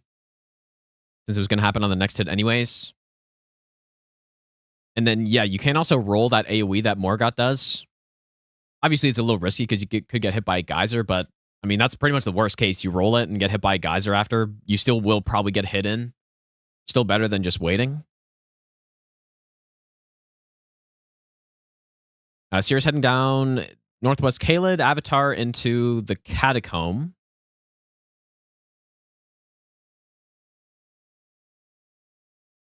Where this Watchdog waits. That attack can do so much damage. If you get hit directly underneath, like if you just sit directly underneath the sword here and don't roll, I have seen that one shot in not that late game of scaling. But yeah, very nice kill. Road's End Catacomb, Brian killing... I don't remember who was here, actually. They're getting a lot of key items on this one. Maybe that's normal, but Finger Slayer Blade, I saw Sewer Jail Key, we got full Dectus. Oh yes, it's the Estelle. Okay, let's see if we get the kill. Unfortunate attack, man. This is just such a time-wasting attack, that AoE. And an immediate teleport, with Central as well.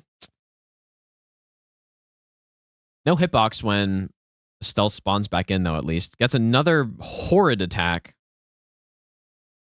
With the RNG that Sirius got, his fight was already over by now.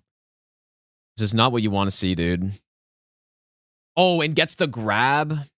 Massive time waste attack. Wow. This is pretty much as bad as it can go in terms of RNG. Another teleport, no stun. Oh, boy. Yep, into Meteorite attack, another whiff. Looks like all the meteorites are hitting the ceiling, though. There's the stun. Man, that's a tough one. Sirius had a really good Estelle kill. So that's going to be some time lost for Brian, for sure.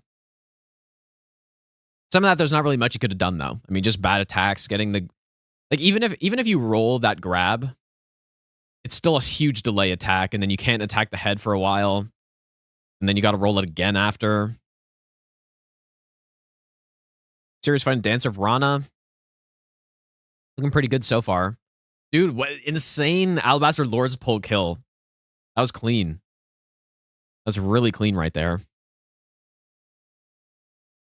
I like what Sirius has got going on right now, dude. Brian's going to have some work cut out for him to get caught up here, I think. You're going to need some clean boss kills. Actually, you know what? Maybe that Ash of War does do pretty good damage if you hit. I mean, it was more than a tap R2, I think.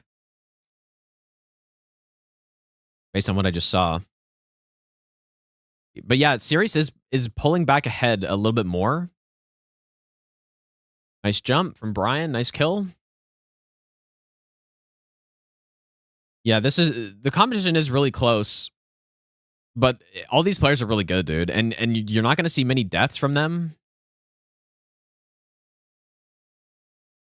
And they've got these routes. I mean, there's a reason they came in the top 32. of over 200 players, so they know what they're doing.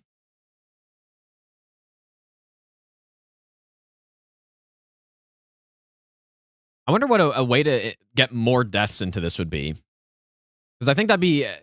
Or maybe, I don't know, maybe the difficulty is good, and it's just because we're watching the best players right now playing. Like, I'm sure if you go into the qualifiers, there are probably a lot more deaths that happened.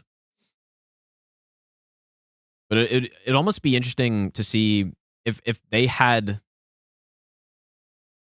Like, you'd... Like, think about a level 1 maybe, but I think that might be too much. A very nice Beastman just gets smoked.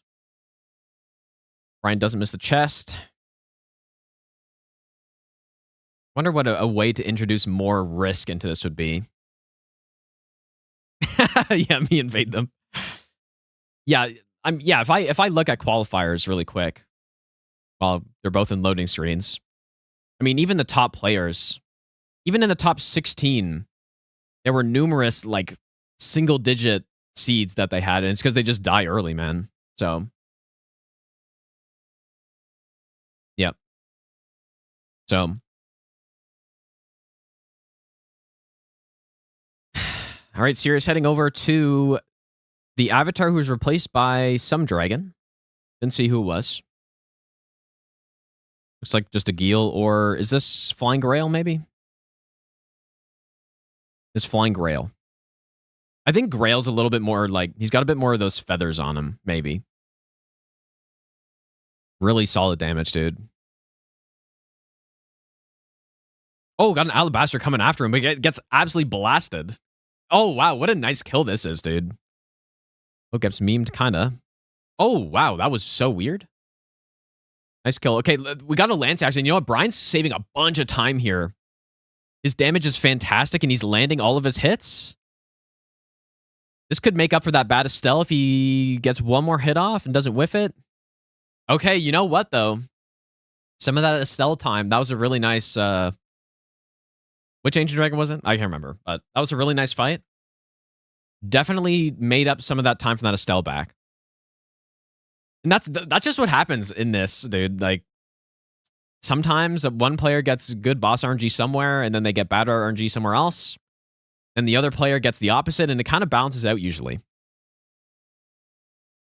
Ancient Dragon's something sacks, dude, yeah. Sea Snacks. No, it wasn't Sea Snacks, but...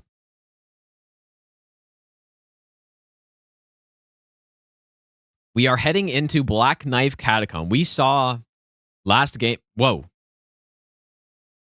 That's so funny. We got the big rolling lightning ram. Nice play with the Alabaster Lord's Pole. Like, he's actually using it very well. Just didn't want to mess with that guy.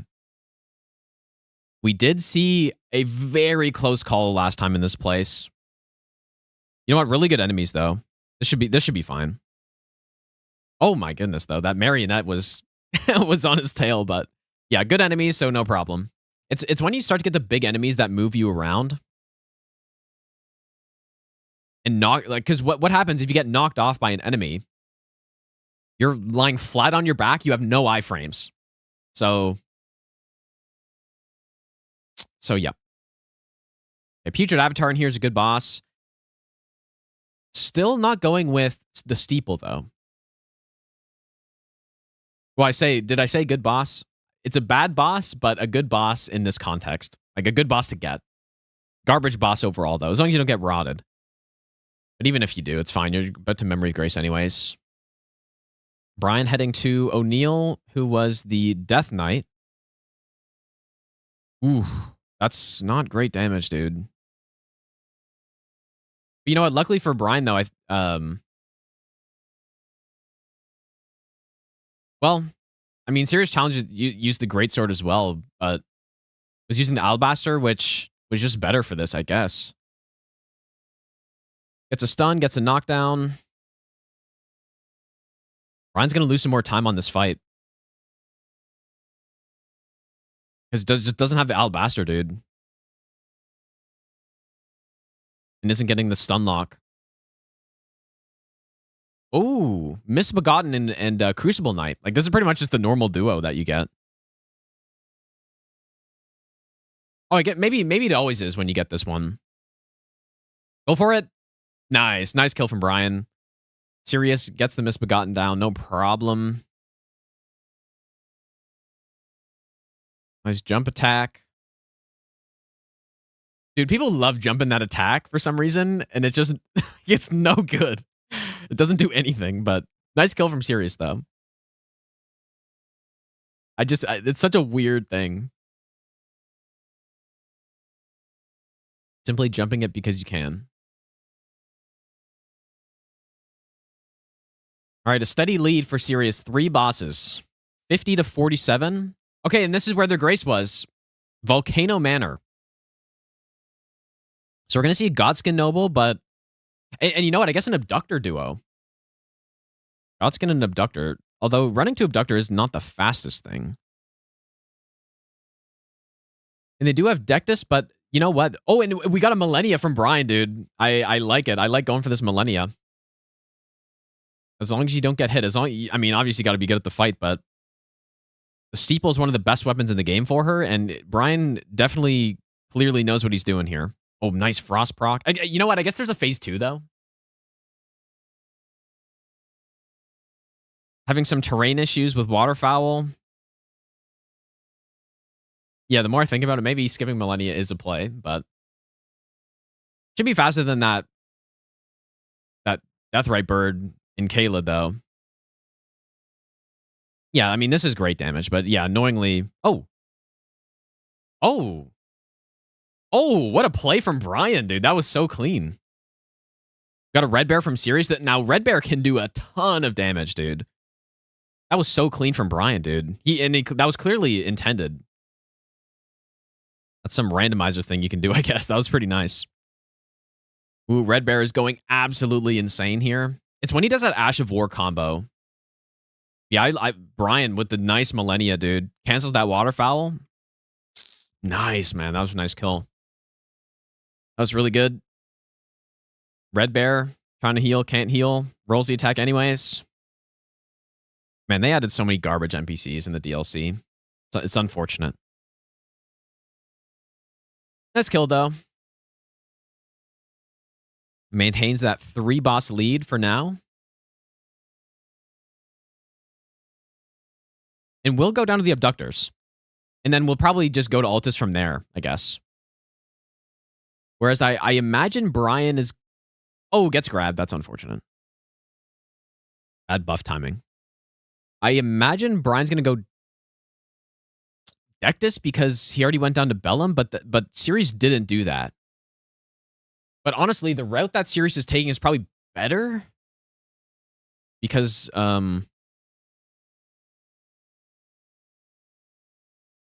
It's hard to say. It's probably pretty close, I'm guessing. In terms of timing, we got Godfrey. Steeple's another good weapon for this boss. Should easily get a Frostbite. No, this is clean, dude. Bryan's doing this clean. We saw Serious be a little bit more passive on this fight, but beautiful execution, dude. My God. Bryan is gaming here. That is gaming. I mean, you can't do it any cleaner than that right there. Perfect.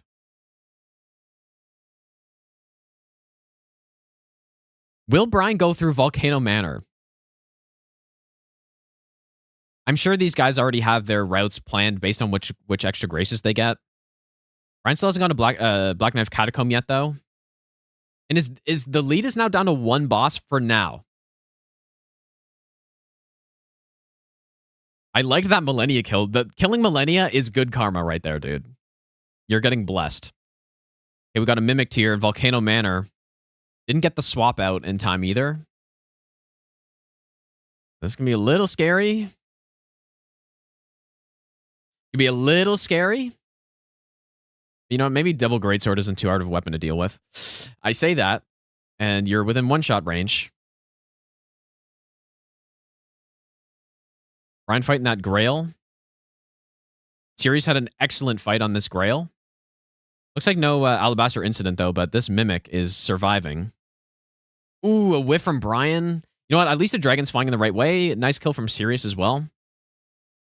The dragon's flying in the correct direction, so there's actually not that much time wasted. Okay, now it's a lot of time wasted. Well, what's happening here? Okay, Bryan is absolutely getting memed from this guy here. And it all came from, there was a whiff. I'm not sure if... Oh, dude, the common theme of whiffs. You cannot whiff in this mode, dude. You just can't. I mean, it goes without saying, really, but even the bigger thing of whiffing and not and missing out on your damage is the poise on the boss resetting. That's probably... Oh, no. Oh, boy, we have a big incident here. He's going to skip it. Damn, dude. That's really bad from Bryan. Like, I wonder... You probably do go back, but that's a huge time loss. Wow. That is quite unfortunate. We got a Divine Beast. I think this is the Tibia Mariner arena. Ooh, that's going to be hard to come back from for Bryan, dude. Like, the boss just totally wasting all your time. Now, what he could have done is do the skip up and try to kill it up there. That's probably what I would have tried to do, just so that you're not, like, totally wasting all your time. But now that entire time fighting that boss is just gone. Just wasted. Ooh. You know what? Maybe killing Millennia is bad karma, dude. Because that was massive meme RNG back there. Okay, unfortunately, 2 heals lost for Bryan as well to that ram.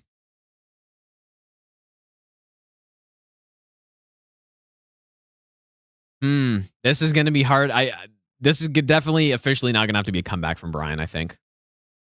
That Aguil. I think he was on a good pace.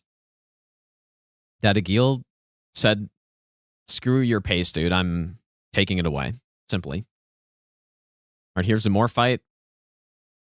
Nice cancel on that AoE. Just simply jump attack and don't even think about what the boss is doing. That's the name of the game. That's how you play this game, dude. Yep, nice hero kill. This is the Rotten Avatar for Bryan.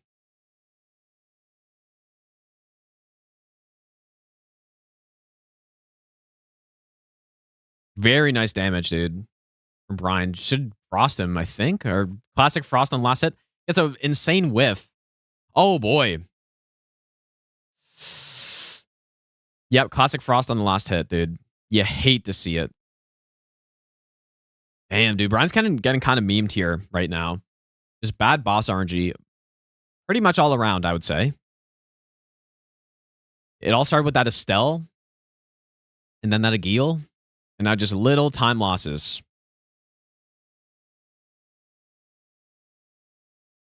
It is definitely not over yet, though. There's still tons of time. So. Still tons of time, but Serious is kind of just cruising along here. Hasn't really had much going wrong. There was one close call on the Owns fight, but... Oh, wait.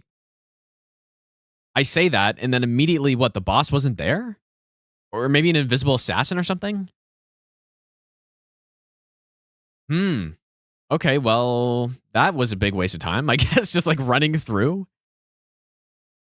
And just no boss, I guess? All right, pretty dangerous fight for Bryan. Crucible Knight, Misbegotten. Doesn't kill the Misbegotten. Like, Serious got that Misbegotten kill pretty much immediately, and then Crucible Knight didn't even aggro yet. Like, all these little time losses might just end up being too much to come back from. Night Boss is not spawning when Dragon messes the weather? Wait, what? Oh boy, Bryan's got to be careful here. They are memeing him, dude. Nice. Okay, gets the kill. Yeah, I think the difference is Bryan kind of immediately ran into the arena, and the Crucible Knight is there. And he might be aggroed, but Serious hung back near the fog gate. And it seemed like the Crucible, at least the health bar didn't show up, so I'm assuming he didn't aggro, but... All right, pretty well done from Bryan from what he had there. Boss was not giving him much to work with. Still 54 to 52. Sirius is in the Sage's Cave, which has 2 bosses, though. I do think that this is definitely officially going to have to be a comeback now from Bryan, I would say.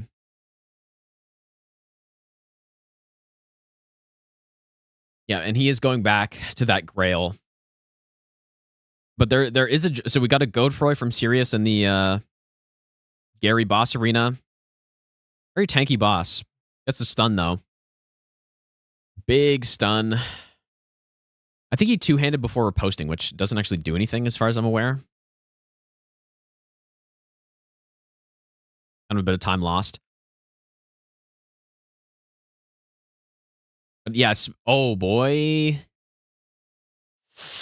Oh, boy. He's trolling again, dude. Okay, this is a good attack. Should be able to get some headshots here, as long as you don't get memed by fire deflect. You just need to not whiff, and you need to get that stun. And you know what, dude? I think Bryan took out Stone Barb, if I'm not mistaken. That could have been the difference, because I feel like with Stone Barb, we should have gotten that stun there.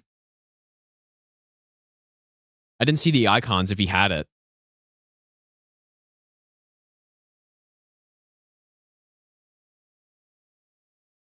Okay, Sirius getting the slow... whatever attack that's called, Golden Lands, but still nice.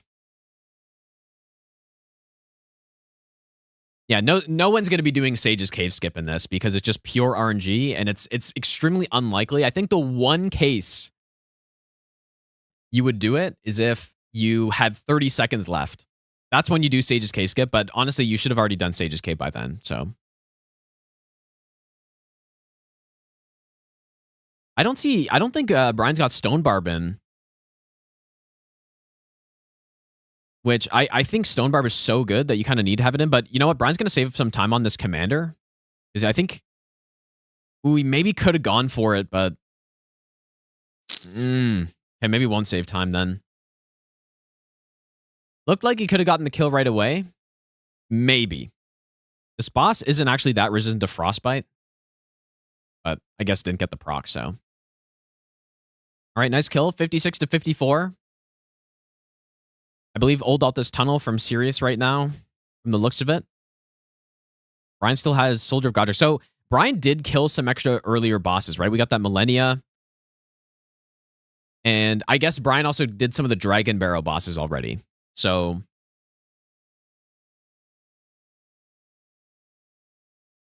So Sirius will likely, if he does end up heading to Dragon Barrow, he will save some time over Bryan there when he goes to kill that Deathrite Bird at least. Bryan did have a pretty good Watchdog fight, though. Red Wolf of Radagon. Man, poor Red Wolf just getting smoked when he's just looking at the wall. Nice kill from Sirius, dude. Nice greed hit. Very nice. Retakes the 3-boss lead for now.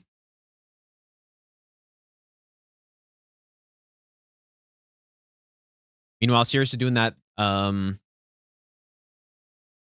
Western Altus chain of bosses is going to go up to the Sanguine Noble. Golden Lion Shield. Meanwhile, Bryan kills Soldier of Godric. Leads down to 2. Will Bryan be able to catch up? I mean, he's pretty much been behind the whole game, but not really. He's been behind on the boss count pretty much the whole game, but because he went and did some Dragon Barrow early and did some different routing options, but where he actually did fall behind is just some RNG on boss fights. He just kind of got memed. So that right now is the difference. Because I do think Bryan probably would have caught up by now. Or at least would have been right there.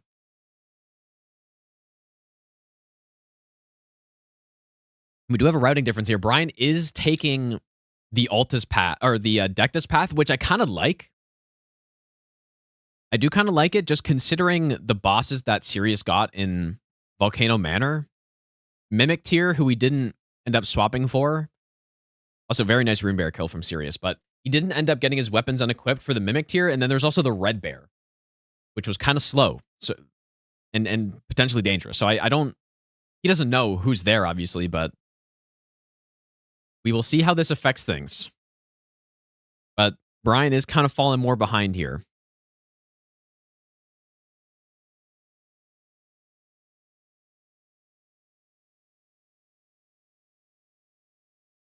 And yeah, I guess, yeah, maybe Bryan should have been caught up by now if it wasn't, yeah, because there was the Grail who ended up just wasting at least 2 minutes, probably. Plus, the Estelle was really slow compared to what Sirius got as well, which is probably at least another 30 seconds, maybe even more than that. So that's where the majority of that time gone is. Bryan has made up some time on some bosses as well. But Sirius has also had some better fights aside from those major ones. So, but no, the players do not know each other's scores.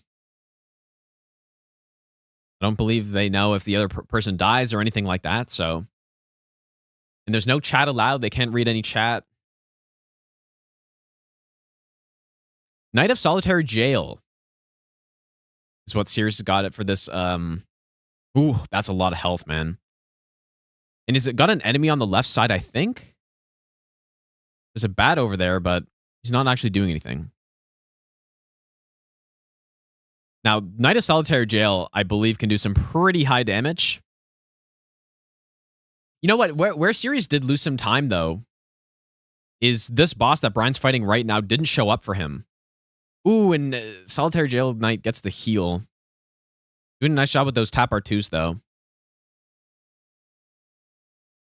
What an idiot. He tried to heal again. He didn't even have heals left. What a stupid idiot. Bryan going to Godefroy. A little skip here.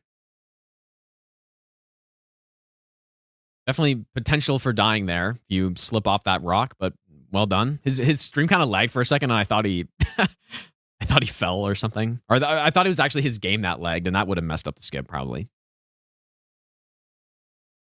Yeah, we are seeing different paths through Altus. Bryan took the Dectus lift. Sirius took the Volcano Manor Grace that they had. And I definitely, going through Volcano Manor was better, because you also get the extra bosses that are pretty much on the way, but then the problem is that they were slow bosses. They were NPCs, but they weren't that slow, I guess. Very nice strat, blocking that scream from the Red Bear. Should get the kill here.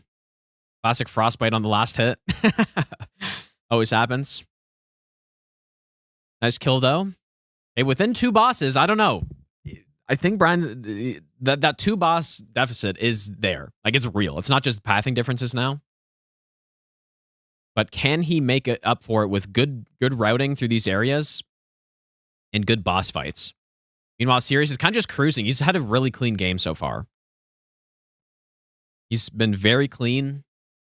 Really, nothing has gone too crazy for him. Missed an item there. It's unfortunate. Surely wasn't anything good, like Death's Poker or whatever. I think, is Death Poker purple or is it white item? Here's some more for Bryan, who actually can be frostbitten, but probably won't with this high damage. But there are a surprising number of bosses that can actually be frostbitten in this game, even though it's like, oh, here's this frost boss. Oh, it is purple. Here's this frost boss that does a bunch of frost magic and all this stuff. It's like, oh, they can actually be frostbitten. And like Commander Nile as well. Like a big frost guy who just can get frostbitten. So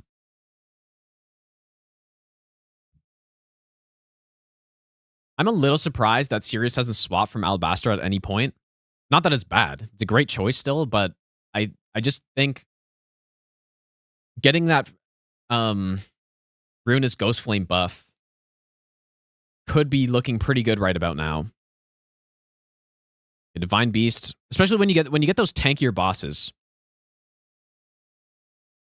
such as Divine Beast, who is quite tanky. Gets the buff off.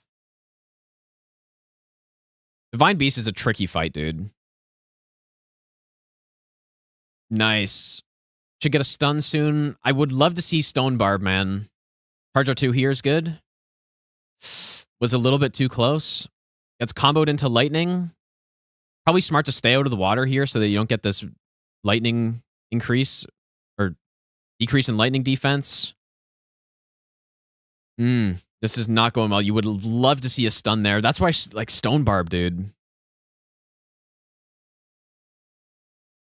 Stone Barb would be so big to get those early stuns. Now, like, phase 2, when you get into Divine Beast, is so slow. Like, you can't really do much when he's in lightning phase. Frost phase is a little better. Dodges that grab. Kind of just have to go for it here, dude. Jump attack. We got a Godric's Great Rune. Honestly, though, at this point, it may not even be worth swapping from Godric's or from Rodan's Great Rune to Godric's. Like, right, Rodan's is really good already. But plus 5 damaging stats is certainly not bad. This Divine Beast is going a little rough here. We got a Falling Star Beast. Another boss where it's like it all comes down to the whiffs. Yeah, Brian's having a tough time with this Divine Beast, dude. Needed to get a stun somewhere. He just hasn't gotten it.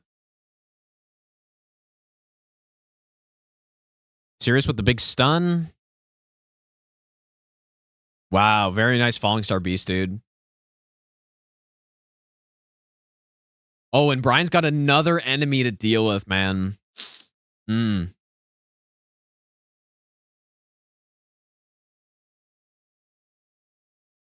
Is he resetting the fight? Oh boy, this could be. He's resetting the fight. Oof, that's quite unfortunate, dude. I would probably stay in that. Just considering the boss is at like an 8th HP or something, but that's another incident, dude. You hate to see that. Meanwhile, Sirius is just kind of cruising along here. 3-boss lead. The lead is increasing. Like, as we're going further in here, that lead is actually increasing quite a bit. And I think he does still have some Liurnia bosses left, if I'm not mistaken. Maybe?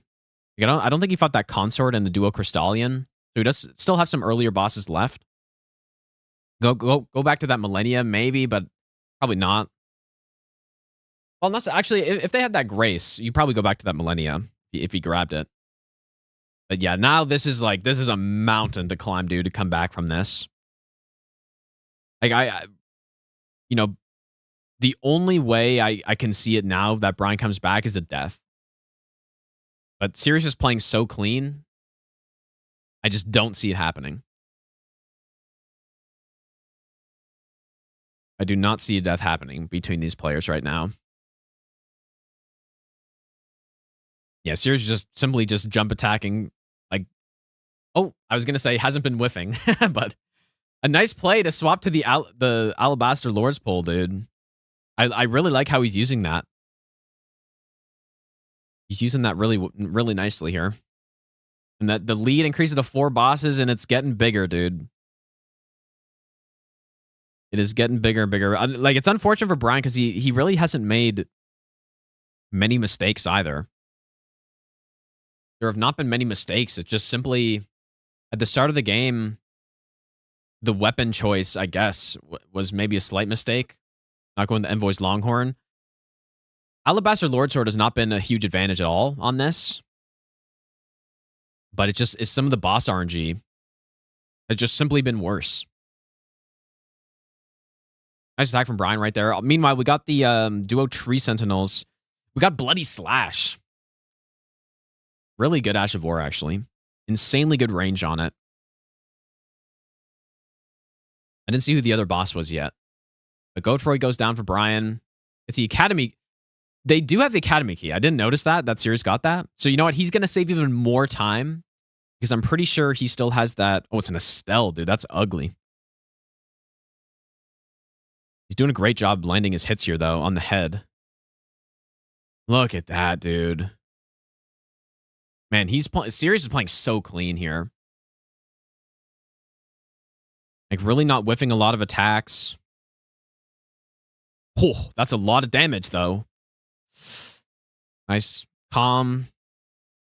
Brian's having a little bit of an incident there, but no, gets the kill. Ooh, Sears getting bad RNG a little bit here, but gotta be careful now. Okay, great attack. Wow, that's quite good timing on that attack. Probably that's the input read. Or maybe the heal or something. Well done from Serious. Saved some pretty, I mean, pretty average RNG, but made it pretty good. This is a just clean rot night. Yeah, Altus is the place where you can actually die. Because the scaling gets high enough where if you start going insane and start greeting stuff, things do a bit of damage. Kills this bat because he needs a fast travel, I guess. Yeah, that's another quick boss chain done from Serious, dude. Oh, Brian's got no stone sword keys, dude. Oof, that's... He only has one stone sword key, and he tried to go to Old Altus Tunnel. That, yeah, it's just compiling, dude. Unfortunately. Yeah, that's even more time gone. Yeah, and Sears going back to that Bellbearing Hunter that he missed earlier. Probably going to go to that Godefroy after as well.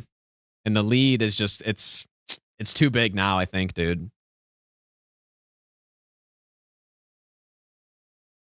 Seems like it's too big. Really nice Bellbearing Hunter from Serious there, dude. Yeah, just didn't keep track of the stone sword keys, I guess, or maybe forgot to buy one somewhere. I think they're still guaranteed at some of the merchants. But yeah, just simply miscounted how many he had, I guess.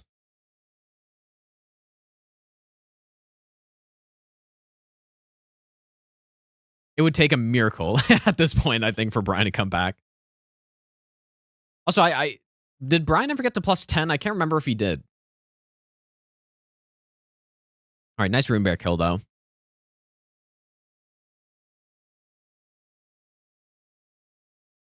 Nice Rune Bear kill. Cuts the lead down to 4 for now, but... Yep, it's looking like this might be a consistent 4 to 5 boss lead pretty much for the rest of this game. Rugalia comes in flying, dude. It would have to take a massive mistake for Brian to come back here. Like, it would have to be a death. It would have to be a death. But even then, dude, if Serious can just play clean for a little bit longer, like even a death, he might be so far ahead that a death doesn't even matter anymore because like Brian would still have to surpass the number of bosses that Serious killed before he died, even if he does die, and he's got a healthy 5 boss lead now. So this should be pretty much done soon. Not yet, though. I guess that is the cool part about this format is that like it's not necessarily over. And Serious has no idea how Brian is doing either, so it's not like he can just go like, oh, I need to just play safe now because I have a huge lead. He just doesn't know. And look at how he's playing so well, dude. Just not whiffing hits. He's got a great build. He's playing extremely well. He's at 67 to... Like, now we're at a 6 boss lead. And is Brian having another incident with enemies here? Looks like it's okay. Cheers heading to the Deathbird. Oh, boy. Brian, all of a sudden, I look back and he's got a 3rd health left. Didn't see what got him. That couldn't have been just one swing, right? Hopefully not. Deaths do punish. Very nice jump from Brian right there. Deaths do punish you. Because your score gets locked at when you died.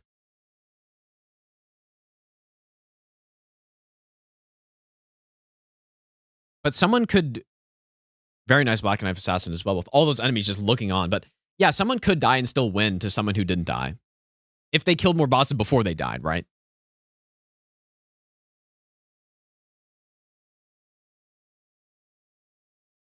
Yep, 7 boss lead. How did that miss, dude? Brian just somehow his attack phased straight through the enemy. Just straight through him. Doesn't make any sense. Yeah, got feel for Bryan here, dude. There's like not much could be going worse right now. Aside from a death, of course, but yeah, just a combination of bad RNG to start, and then I think maybe potentially lost some focus or whatever, and then started making a couple mistakes. But everything just kind of compounded just from bad, really just bad RNG at the start. There wasn't much he did wrong. So, and I totally jinxed it by saying killing Millennia's good, like good karma, and then immediately after it gets memed by the Flying Grail fight. Okay, Bellbearing Hunter for the GTS. Nice stun. Simple Bellbearing Hunter kill. Yep, 7 boss lead, 15 minutes to go. That's a massive hill to climb, dude. Unfortunately, it's looking pretty grim right now. Sirius is going to head down to the Minor Erd Tree, take out Wormface, go to the Altus Tunnel, take out that Crystallian duo that's normally there.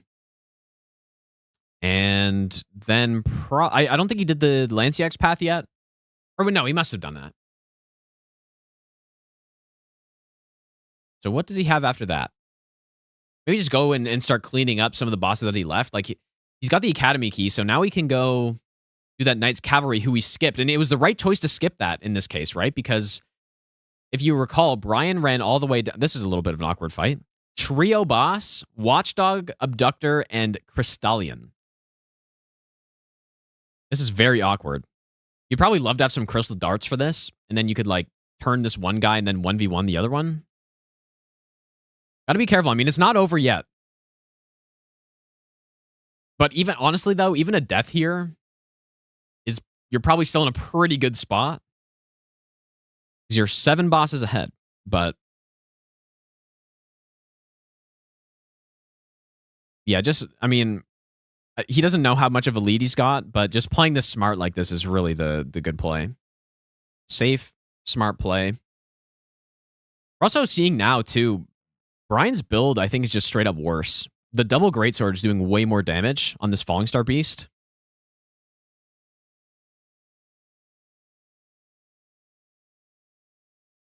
Yeah, those power stance weapons, man.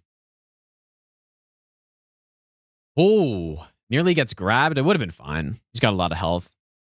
Well played, dude. Wouldn't mind seeing a swap to that Longhorn here, but doesn't matter.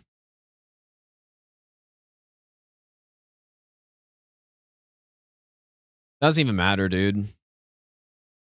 Steeple's not an overrated weapon, but in this format, getting 2 weapons online because of the auto upgrade is very powerful. Right, we've hit 70 bosses. But no, Steeple's not overrated. It's really good. It just depends on the format. And in this case, they have auto upgrade, so it makes single weapons worse.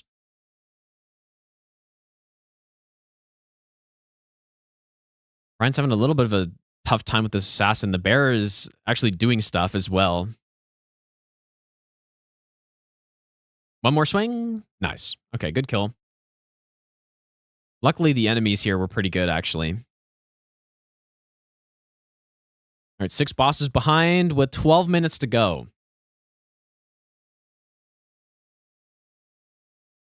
I think once...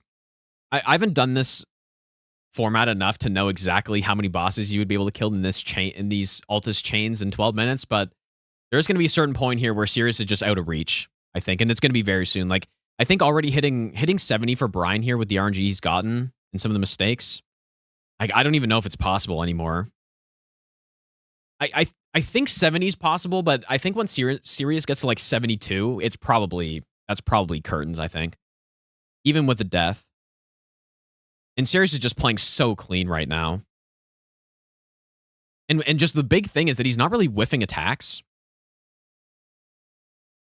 Even during the winners, like what a Tree Sentinel kill did. Even during the winners bracket match that I commentated on Tuesday, there were a lot of whiffs, and those players wasted a lot of time because they whiffed attacks and missed out on stuns. But Sirius is landing his hits for the most part. I mean, there's the one Lanciax fight where he whiffed a couple times and he got memed with him flying into the air, but I don't think there was much he could have done about that. Nice Bellbearing Hunter from Bryan right there. Yeah, and now Sirius is going to clean out some of the Liurnia bosses. Like, this is pretty much done, dude. With the Maggie, and then we're going to go, as long as he has the Stone Sword, it's going to head into the Ray Lucaria Crystal Tunnel. Look at this. Just so clean, dude. Very clean. Third Church of Marka for... I don't know who's there, actually. Yeah, he didn't mean to go there. That's fine, dude. He can afford to warp to the wrong place a couple times now. Yep, this is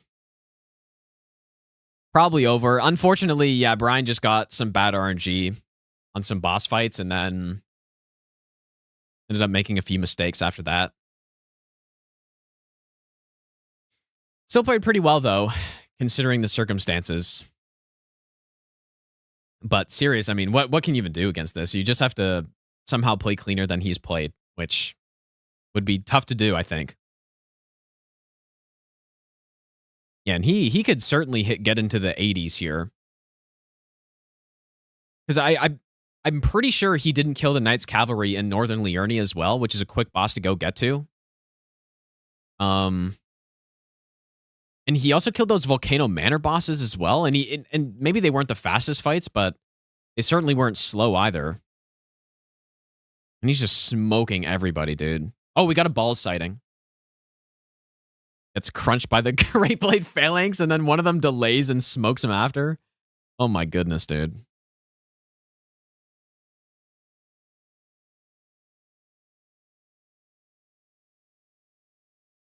Yeah, unfortunately now I just don't think this lead's possible to come back from.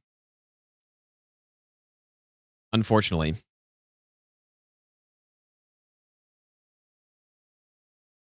Seven boss lead. We are seeing some Dragon Barrel from Sirius, which makes sense. I mean, he's on a great pace.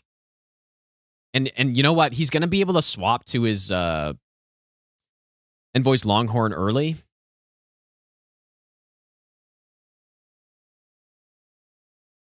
Or his Envoy's Longhorn that he got from earlier in the run. I guess he got it from the starting class. And use that against the Deathrite Bird that Bryan had a very slow fight against. Okay, this is probably not exactly how you want to deal with this attack right here, but I think the Watchdog is messed up because he's on the he's on the slope. So he couldn't trigger the attack for some reason. That was pretty funny. Yeah, I think we're gonna see an 80 here, dude, right? I don't know. 80's gonna be close. You do have pretty much 4 quick bosses here. We haven't seen who the Erdtree Avatar replacement is, and we haven't seen the Dragon Barrow Cave replacement. But if those are good, because we know this bridge boss is good, and he does swap to that Envoy's Longhorn. The other boss was an Erdtree Avatar on the Knights Cavalry bridge. Yeah, that weapon choice at the start of the game, I mean, his damage is actually really solid here.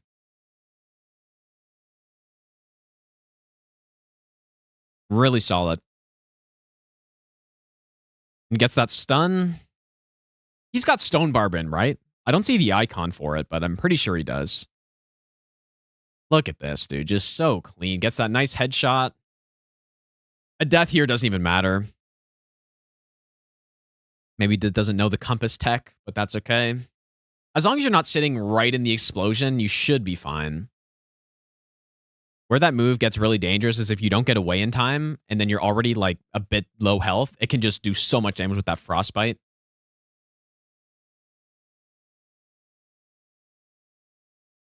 Yeah, that fight was easily 2 times faster than what Bryan did. I guess he's not going to check the lower bridge.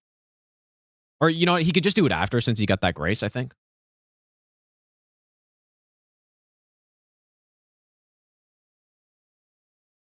Bryan with a nice kill on the Ancestor. What is this? Oh, it's just the Guardian Golem. I forgot this guy was even a boss. This is a great boss. Like, This is probably one of the best bosses you can even get here. Because you get the stun. You get a gigantic riposte once you get that stun.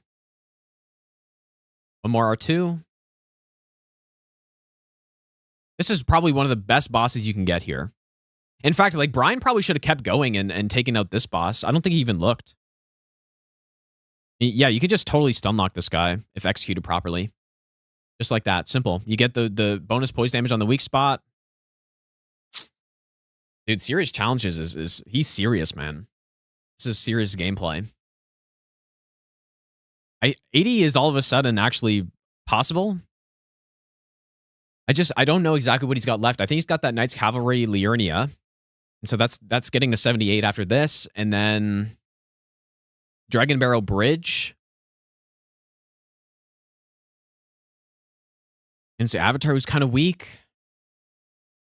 He could do it, dude. Yeah, unfortunately, this match is over. Like, there's really nothing that could be done now. Yeah, Bryan getting grabbed again from the Estelle. Serious playing it really safe. Oh. Gets sucked. Oh my god. He doesn't know, but like he could potentially think dying is just like he loses here. That's a lot of damage. That's the guy in my level 1 Deathless Rando that I died to because he shot around a corner and one-shotted me. All right, Tree Sentinel's really quick. It's actually the Torch one too, who's even easier. He doesn't have all those ground slam attacks. Body check. You can just go right underneath this attack or just stun. That works too. 5 minutes remaining. Wouldn't mind seeing maybe a few more charged R2s from Sirius here. Like, the tap R2s are good, but the charge R2s are probably better if you're going to... Or even just going the two-handed. Yeah, there you go. Power stance, yeah. Power stance is just so strong. When you have two weapons that are fully upgraded. In base Elden Ring, it's hard to do that. It's extremely expensive. But for this, when they have auto upgrade happening, you just get it immediately. And so you just get so much damage. Bryan gets rotted. Insult to injury, dude. This is still going to be a very respectable score for Bryan, though. He's going to get in the 70s. Still very respectable.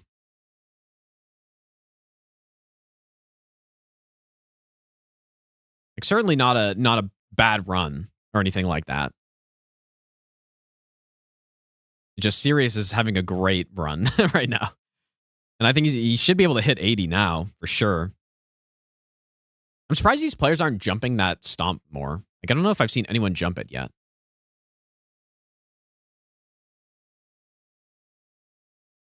Nice stun, dude.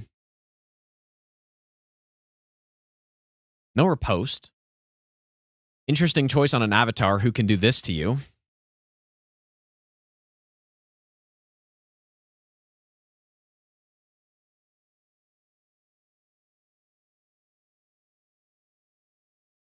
Clean kill. Bryan's seeing that ugly, ugly trio boss right now. And it's maybe just simply running away from them. I kind of like that play. That's a slow fight.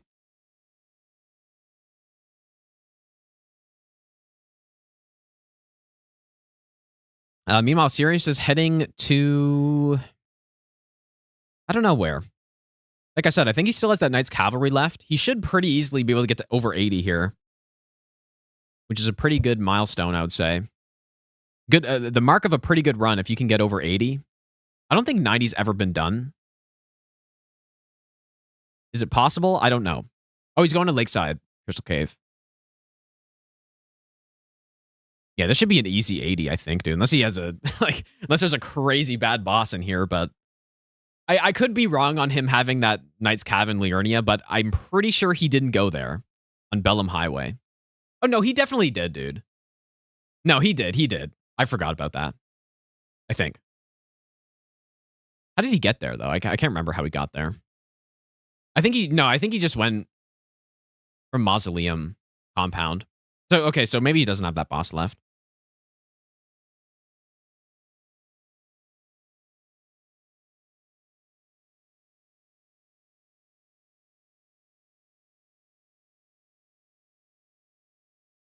Interesting how he's going more now with the two-handed Alabaster Lord Sword. That's 79. So who does he have left here, then? Oh, he's going to the Millennia fight, dude. Now, this is a Chad move. Millennia to get to 80. Chad move right here. I forgot he left that Millennia fight. There we go. He's redeeming himself. Definitely. Okay, Alabaster is a great choice. I would honestly try to go with the Frostbite and then go Alabaster or something like that. But you can't go wrong with either one. And those tap R2s, dude. And yeah, she's not even... She doesn't do a lot of damage here. She's not super scary. But it's interesting, like, maybe a few more charge R2s would be good on the openings. That you can get them. Doesn't do the tech that Bryan did. That instant phase 2 riposte. Like, that was really a nice play. Damn, that Rotflower, dude, is insane. Insane terrain. It should easily hit 80 here. Well, I say that. There's a minute left. Kill phase 2 Millennia. You would think.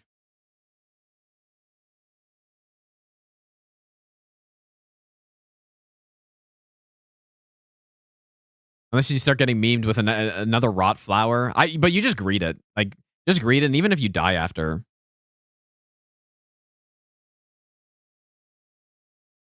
Doesn't really matter. There we go, dude. I think. Is that it? No charge R2s, though. I don't see why. Oh, my goodness.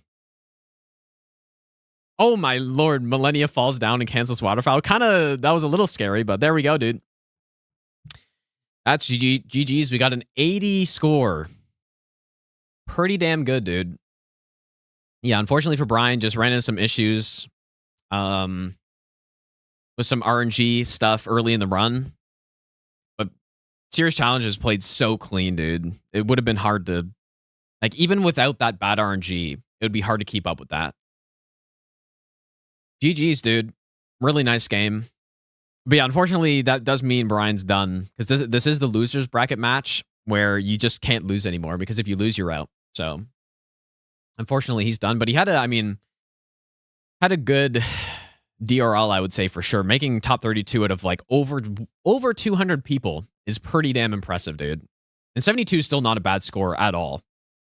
Especially considering the circumstances, but Serious Challenges, dude, with the sick run, man. That was really nice to watch. That was really nice. Yeah, change the name to Easy Challenges, dude, yeah. Nah, but he's a serious gamer, so that was serious gaming. That was nice, dude. Yeah, I guess go check these guys out, though. They both play very well. In the meantime, though, I am going to be swapping over to All Achievements Plus. Yeah, finishing on Millennia was pretty sick. Yeah, what I'm going to do is I'm going to take a quick break. I will take a break, and then I will come back and continue routing that All Achievements Plus.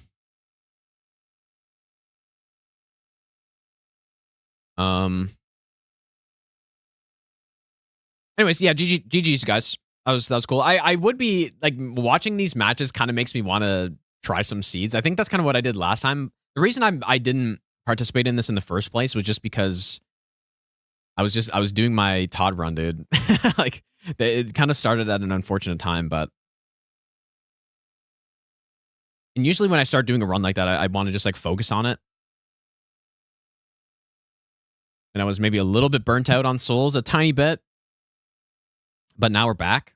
And, yeah, maybe I wouldn't mind trying a seed, because, like, just, like, I tried some last time as well, I think. Just for fun. Did pretty well. But yeah, it's making me want to try some again, though. Anyways, I will be back in a couple minutes. Are we just going to go grab some lunch and stuff? So...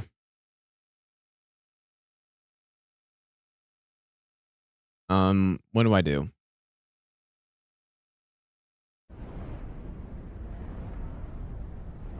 weapon is definitely Fume. There you go. Ultra great. Anyways, yeah, I'll be back in a few minutes, you guys. And we will do some all achievements plus. Sword. There's some like pretty fun strength weapons in this game though. All right, 22 faith. That's not bad. Faith only run, dude. Farewell, Ashen One.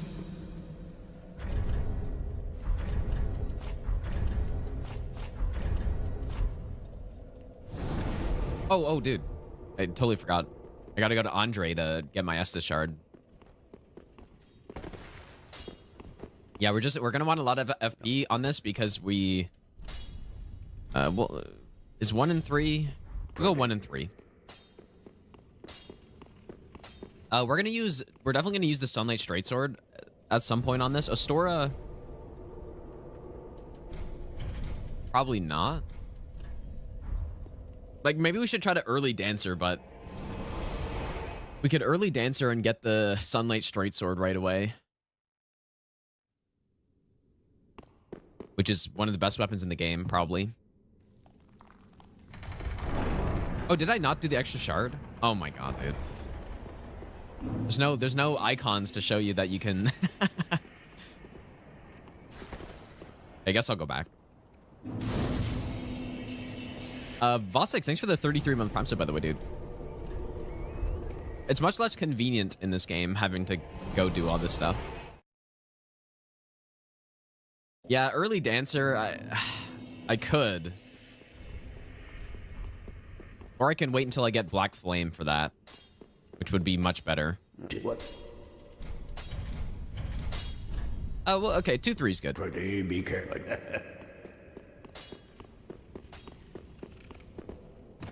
2-3 is good. Oh yeah, I mean, I definitely remember early Dancer fighting. It would be no problem, but should I do it though? I don't think I will. I want to progress the game kind of properly here. Although that would give me a lot of faith early though.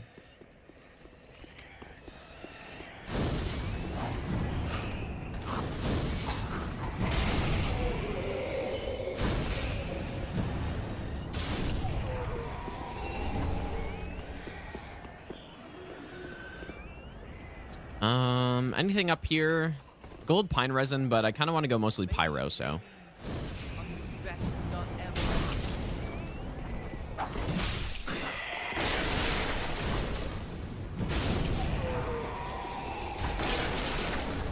Good old Dark Souls 3, dude.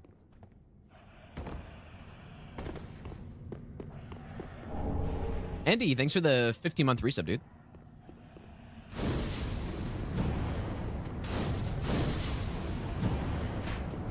My free aims are a little out, a little not great.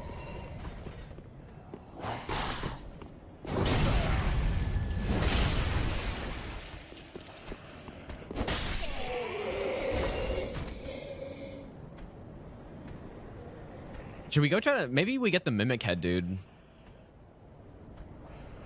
We can farm it later if I really wanted it, but... Who knows? Maybe we get it first try.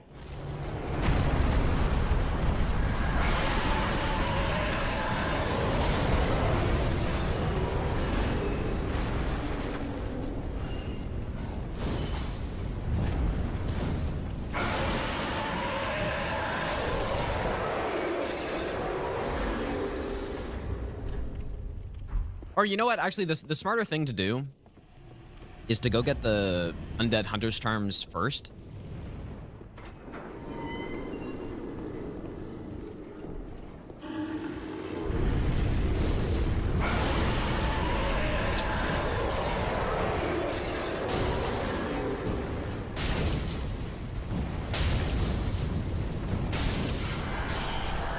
If you're wondering why I'm not logging on, it's just because I want to remember how to free aim properly in this game. That's the reason.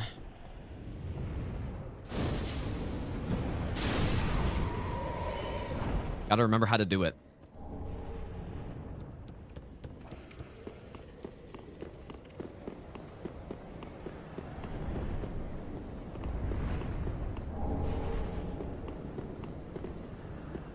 Not too many issues with uncapped FPS. So there's only been one instance of that like slow running so far.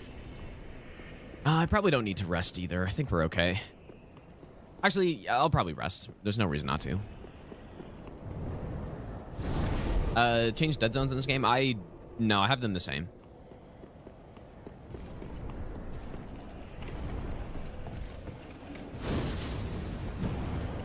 Yeah, see, I'm starting to remember it, dude. Starting to get it back.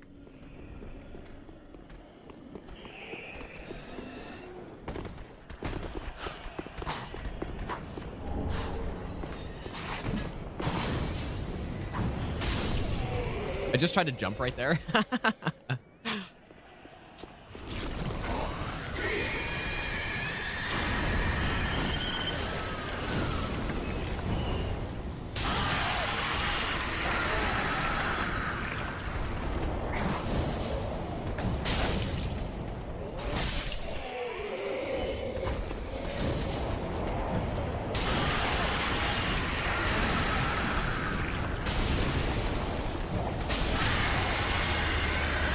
Simple.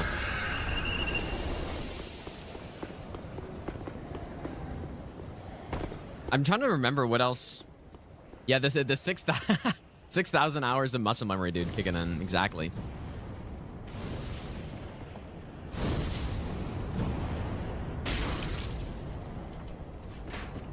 Maybe best nut ever. Holy shit, the throwback.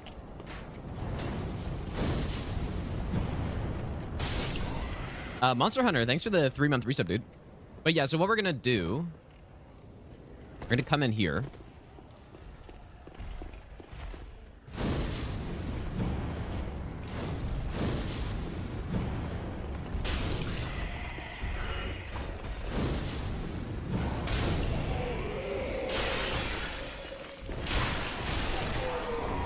Okay, Undead Hunter Charm. I guess there's a Titanite shard up here. I'm remembering correctly.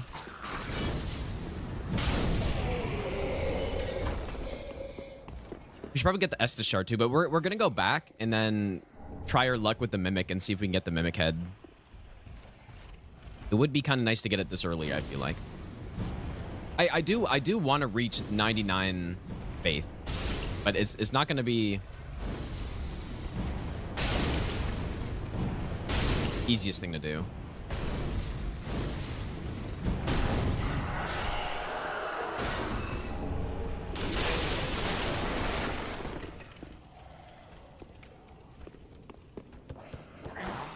Oh, there's that slow running right there.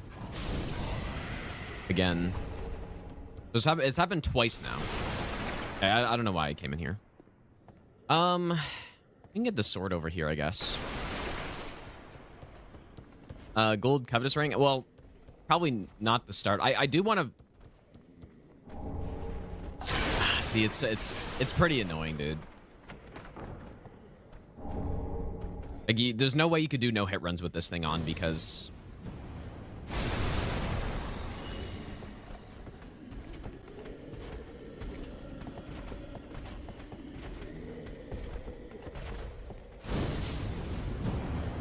Yeah, that was a pretty horrible throw.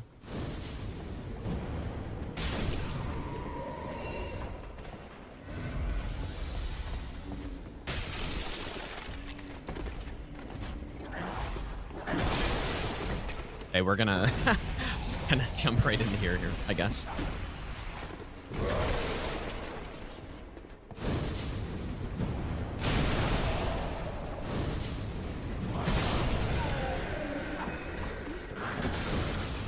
Oh.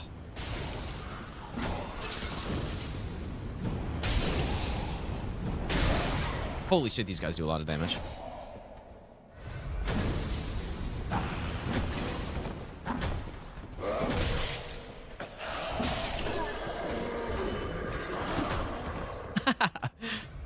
Oh boy.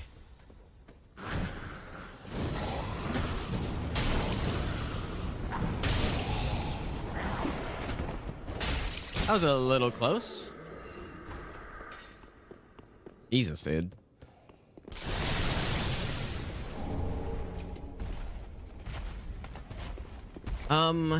I'm trying to think of what else we could need here. Maybe I should go back now.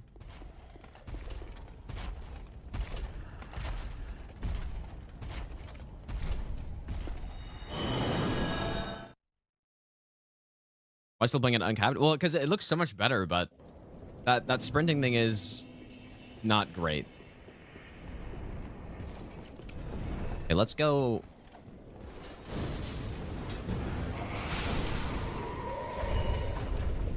Back to that mimic. It's funny, I can't really remember the... Oh, shit.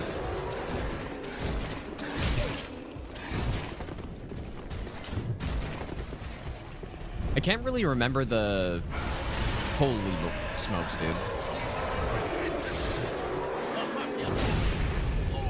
The right sequence for mimics in this game. I don't remember somehow. Very rare that I actually would farm them.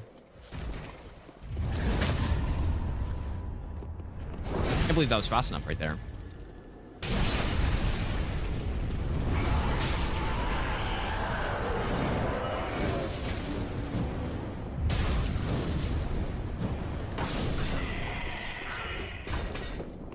Up to 90, it never happens. Well, yeah, maybe. That'll probably be the next thing I do. Yeah, so let's do the first one. Moose, thanks for the donation, dude. We get the axe. Now, in this game, you don't hit them. You just wait, I think.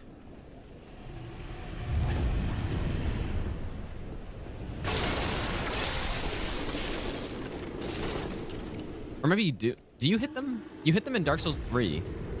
No, you just... Or in Dark Souls 1, I mean. But no, you just wait.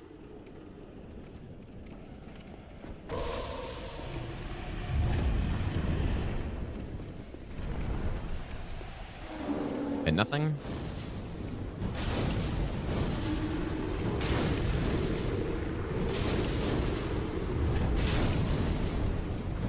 Surely I'm not going to get fucking blasted by this guy.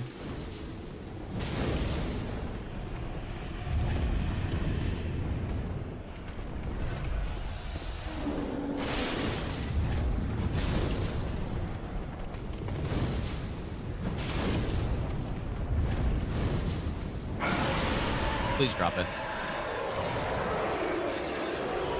Unlucky. I do want to hit 99 faith. I'm not sure if we will.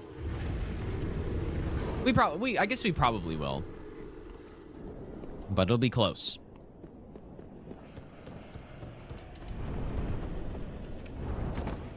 We should be good to head down to Vort now, I think. No early dancer on this one.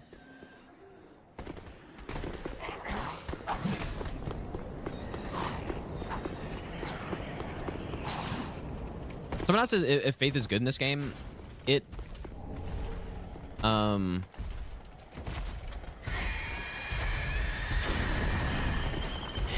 good. I feel like Dark Souls 3 is much more balanced. You know, like kind of every type of build is, you know, they all have their strong and weak points, except for like Twin Blades, I guess, and no, some of the melee weapons are just good all the time. But in terms of the spells, I think they all have their useful points and they all have points where they're bad. And yeah, faith is no exception to that. Like, I guess sorcery is maybe, like I said, they all have their strong and weak points. Okay, unfortunately, you have to die. What on earth? Because I want... Whoops, I tried to unmute, but then I forgot I turned my keyboard off because my cat was walking on it. But yeah, thanks for waiting, guys. All right, dude. All achievements plus continues. And we're getting to a very interesting part of the run. Where... Need to make a DVD logo. Yeah, there were people missing it. Classic, dude, isn't it? Imagine reading anything on the screen. Or Brian, thanks so much for the raid, by the way, dude. I appreciate that. Yeah, unfortunately, things just didn't go your way that time, but you played really well, though. Yeah, thanks so much, dude.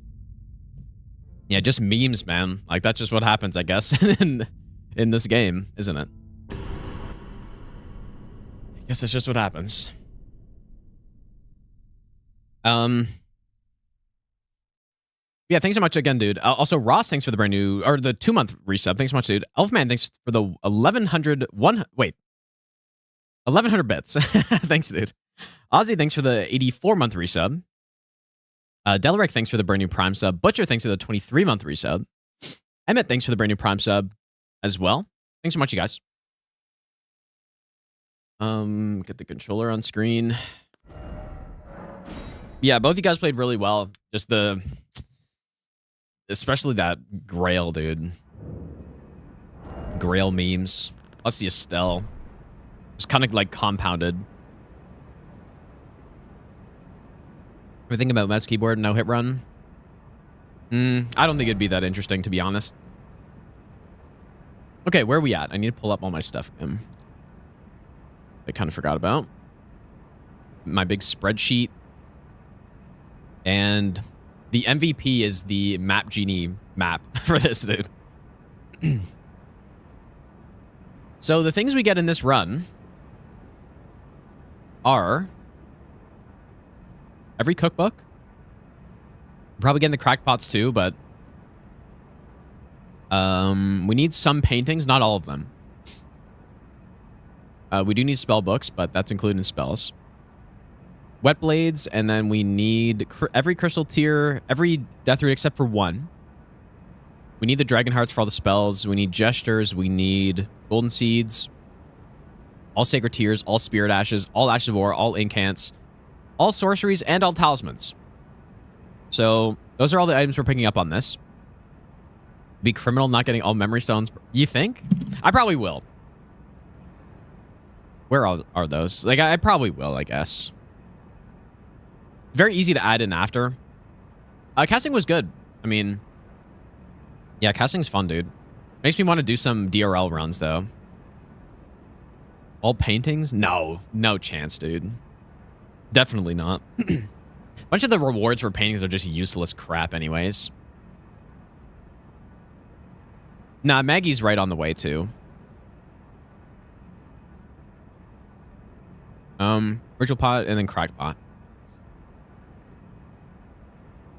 I probably will add these, but we can also just add them in at any point. Not hard to just, like, retroactively route those in. Okay, so we just killed... Let's do Fire Giant again. Because why not?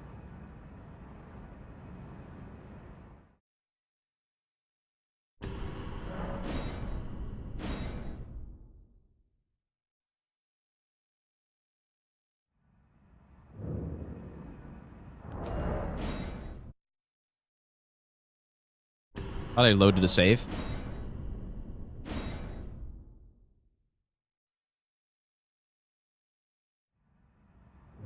Maybe I made a save here when I got to the forge. Yeah, you know what I did? Because I... Just in case any... In case... What is happening? How many saves did I make up here, dude? Yeah, in case any quest bug, I need to load a save before burning that, so...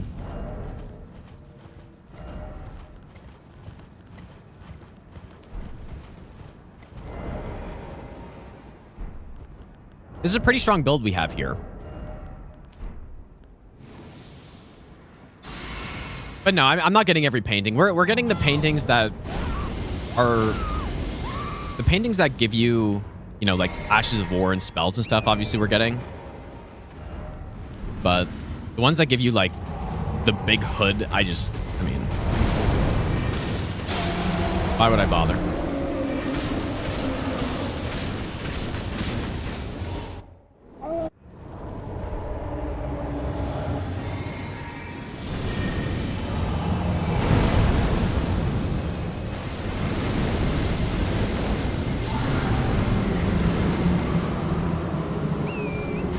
Probably don't even need Terra Magica there, honestly.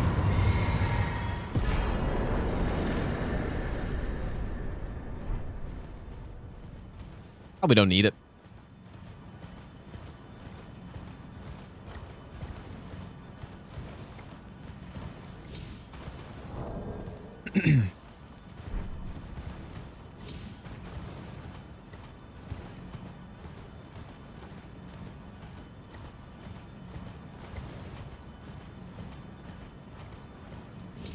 Yeah, very satisfying build, and you maybe didn't even see yesterday some of the roiling magma strats we have. But those are some crazy kills we can get with that. So, pretty much... what do we want to do next? Farm Azula, there are a bunch of things we need there. And we do need to get rid of this invader, so... I'm going to burn the Ur tree. And hopefully that's fine to do now. But we can't kill Malekith for a little bit. Your household will be watching my attempts for this? Well, it might not be for a little while, but I appreciate that. Yeah, this will be a pretty big run, dude.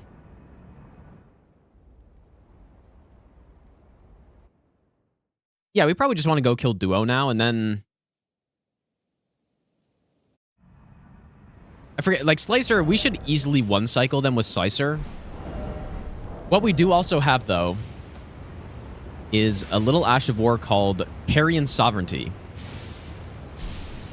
And I haven't used it yet, because we don't have a weapon that's upgraded. But I don't know, you know what? Maybe we don't even end up using Carrion Sovereignty.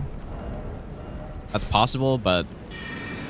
kind of the whole point of this route was we would go sorcery and int build.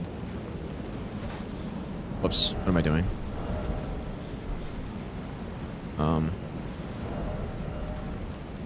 Go with a sorcery and int build until we get Carrion Sovereignty, and then use that to one-shot everybody. Like, definitely for Elden Beast.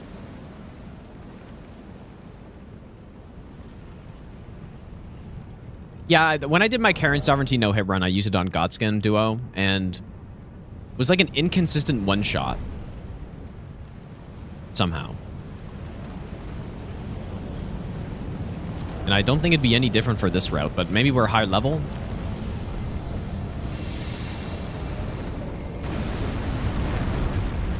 That's for plus 19, probably.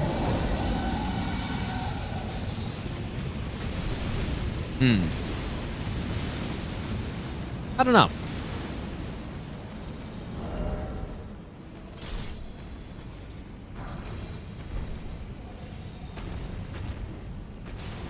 Hopefully I didn't pass anything that I needed. Didn't really check. I think most of the stuff we need are after Godskin. Except there's the cookbook we need up here. Or sorry, the spell tome. Cookbook's up above. Alexander should be here. Yeah, yeah, you're right, Alexander Shard, but you can't get until after Godskin, so. No, I'm not sure what weapon. I mean, I was thinking Roger's Rapier, considering you... Wait, did I already miss out on Roger's Rapier, though?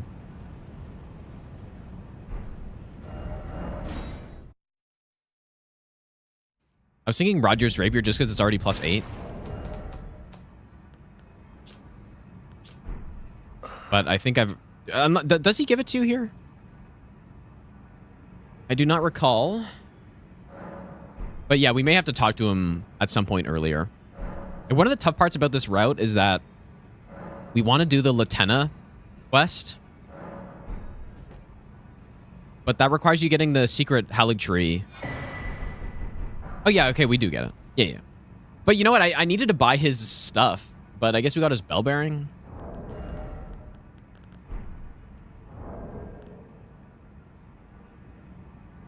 Does he give you any gesture of any sort?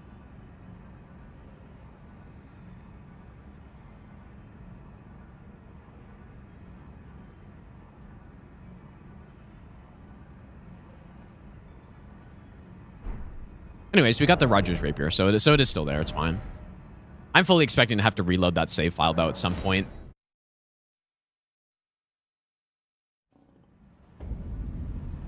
Anyways, let's continue on. Maybe I'll give you the best nut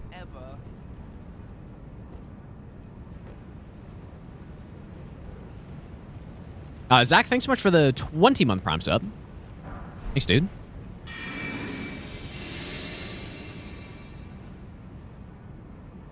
I forget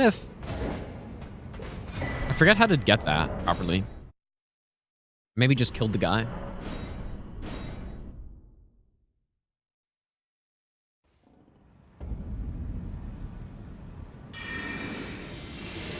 Okay, we're not using Common Azure for a while. Wonder how Common Azure does on Godskin.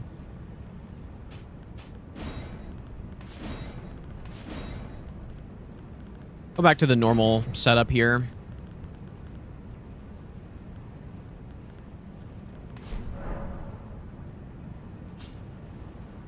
I'm gonna get this run and miss one minor spell, or one minor Glimblade Phalanx number 3. No, that's why I've got a big checklist for everything, so. When I do the first run through of this, I should probably have just used Night Comet here. When we do the first run through, oh.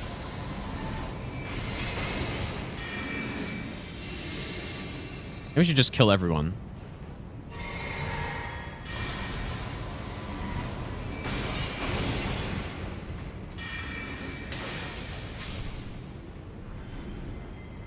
Then yeah, I'll go through that checklist and make sure I've got everything.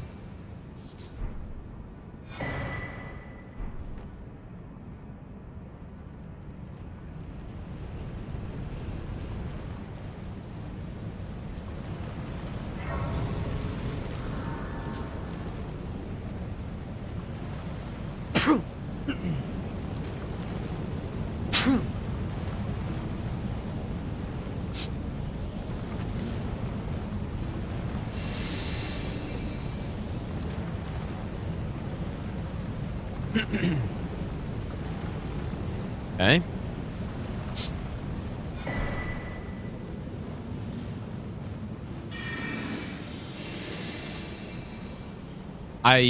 No, I guess it's fine. Usually with with just unseen form, I don't do that jump, but I've got the assassin coat, so.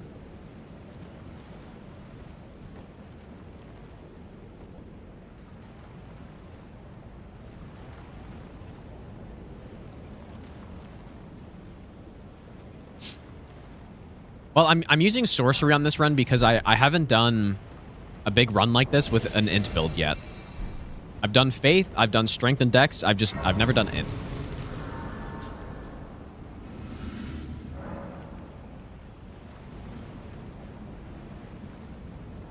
I seem to recall.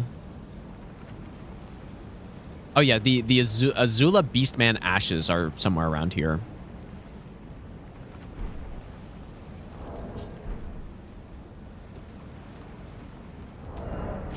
Guess I needed to jump there.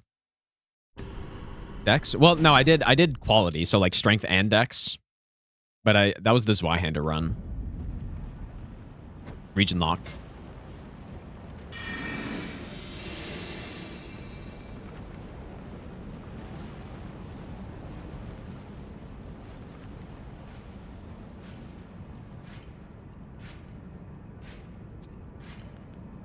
It's kind of annoying.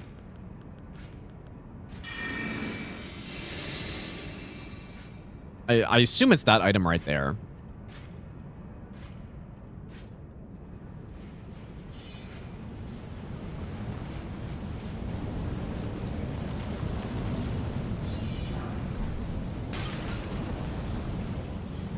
You can't really come from the other way. You cannot make this jump. Hopefully I made a save there. I honestly don't think I did. But I loaded one.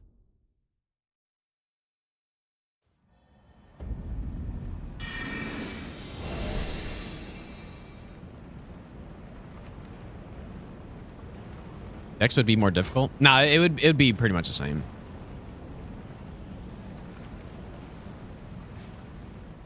You just go with a dex weapon and like some big dex weapon and Just simply do that. Like, it wouldn't be much different.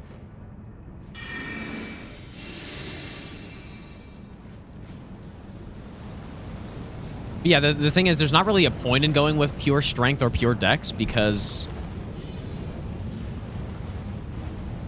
you just go with both. Right? When you're doing all bosses runs, you get to such a high level. No, I mean, the thing is, you can go with Blood Fiend's arm on a dex build. Like, it might be slightly worse, but it's pretty much the exact same idea. So.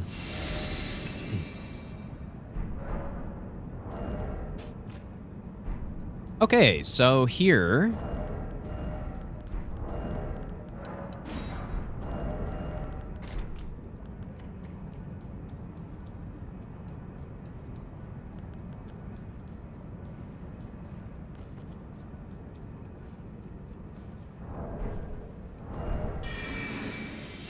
Should be a very easy one cycle, I'm guessing. Wait. Gotta swap physics stuff back.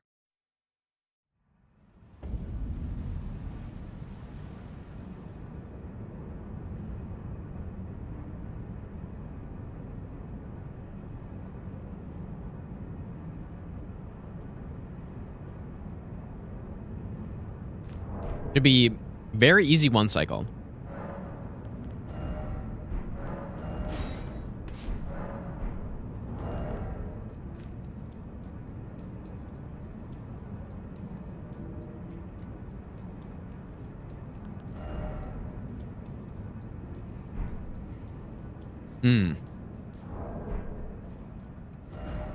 Maybe what I should do now before doing too much stuff is making sure all the quests still work fine. Because, like, how does Jarbairn work if I've already killed Alexander? Because he should be here now.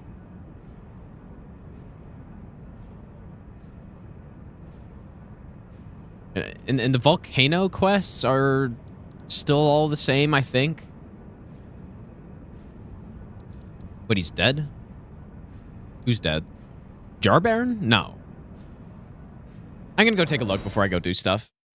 Because I may have to load that save that is before the Erdtree burning.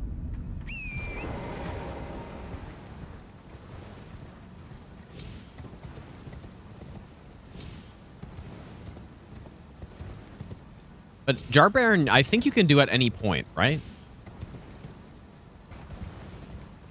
Not sure.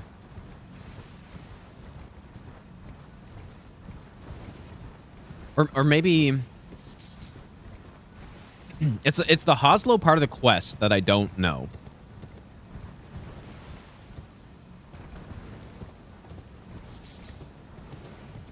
That's the weird part that I've had issues with before.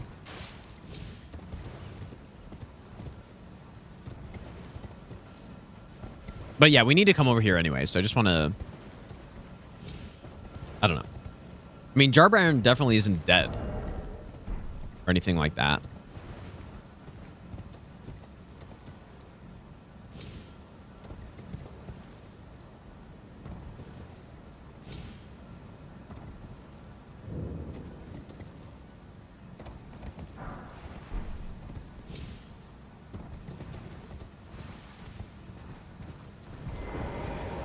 These quest lines are severed when beating Redan going through Dectus. I don't think Dectus breaks any quests. I think Rolled breaks quests, though. And we've already done those ones. So the Yura quest, as soon as you get to mountaintops and go through the lift, gets messed up. So you have to do that before. And Maybe I'll give you the best nut ever. there's one other one, Top of the morning. I think. Well, there's this whole thing with the Saluvis quest that we had to do. Fish and Chips, thanks for the 8-month resub. Thanks, dude. But yeah, I think we're okay so far. I need to look up this quest though.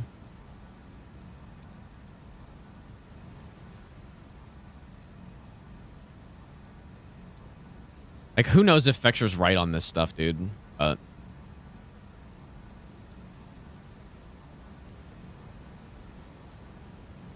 But yeah, I don't think we do this until after we kill Alexander, though.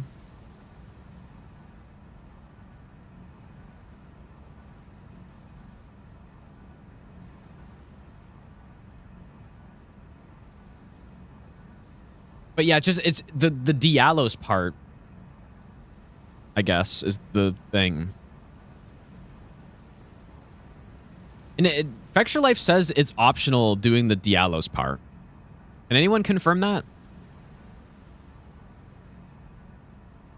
Anyways, we need to get Alexander's innards first, so we should probably go do that.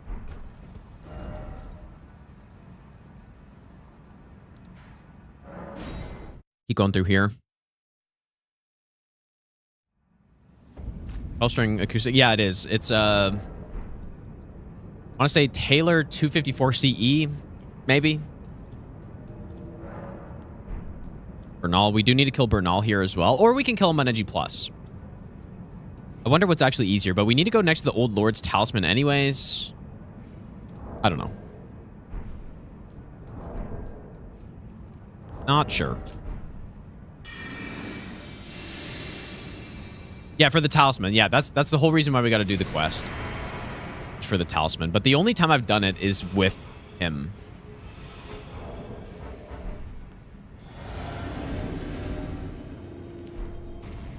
This should be such an easy one cycle, I think, dude. We could also get the Moose weapon.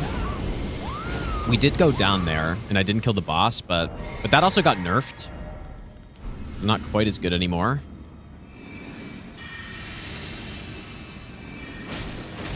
Holy fuck, that's a lot of damage, dude.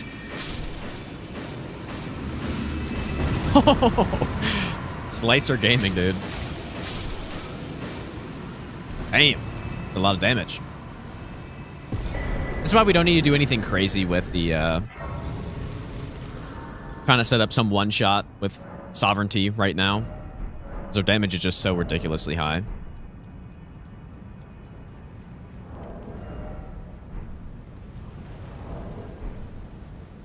Okay.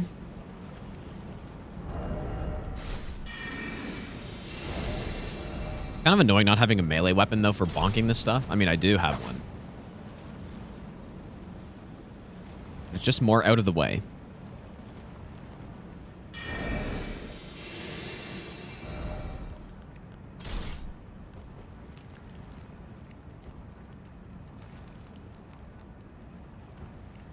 Okay, so probably the first thing is we should probably just go up first.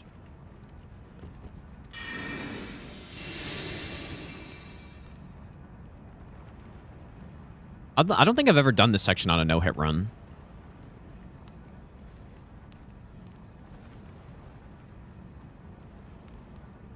Surely I've stolen. I probably do.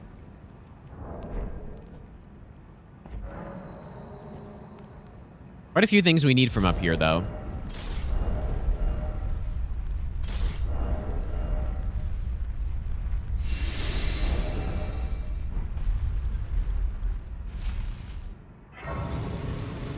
Okay, so what do we need?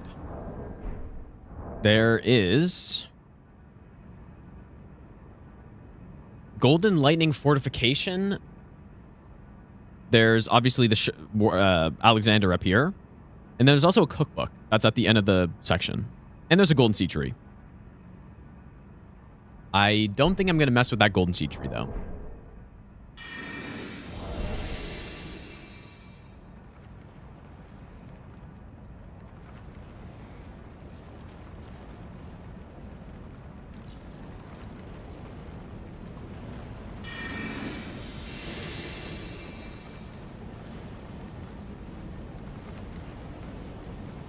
What's that other item over here? Just want to see what this is. Okay. How's it going, Stain?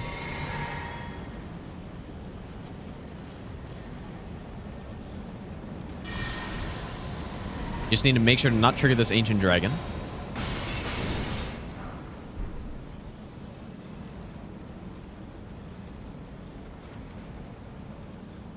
is simpler than I thought.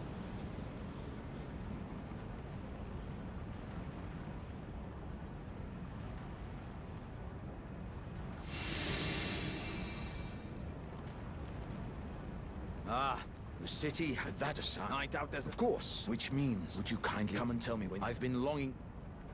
You are ready? Then let us begin.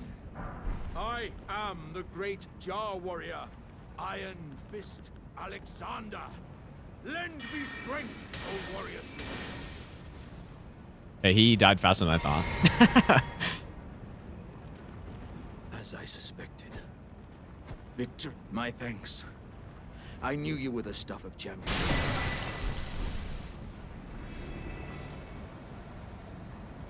Because I was running away thinking like, oh, it's going to take, you know, maybe 5 shots to kill him, but no. Not quite.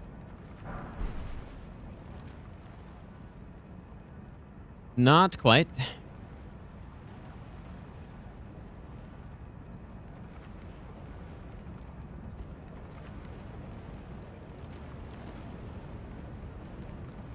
Trying to think if there's an enemy up here. I think there is, isn't there?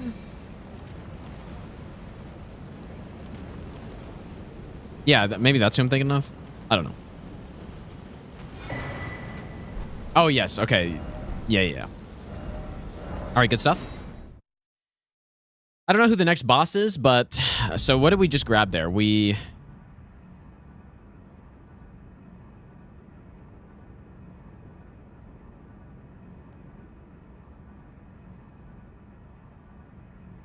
got the spell, which is Golden Lightning Fortification.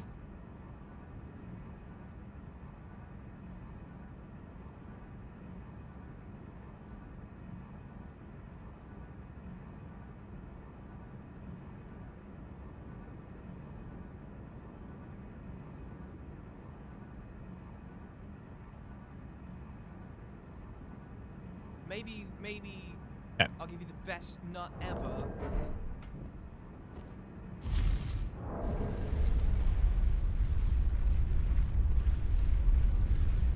Kuga, thanks for the 20-month resub. Thanks, dude.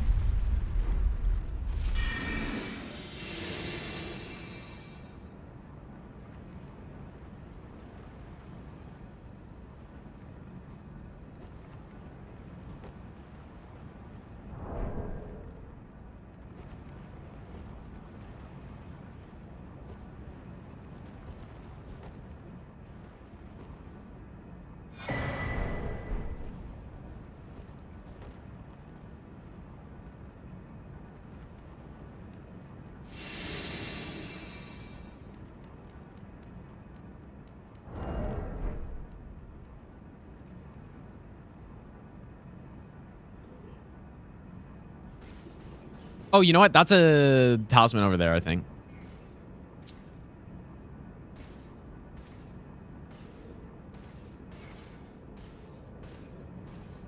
Just realized, is there really no way back up here? Wait, there's a talisman somewhere around here.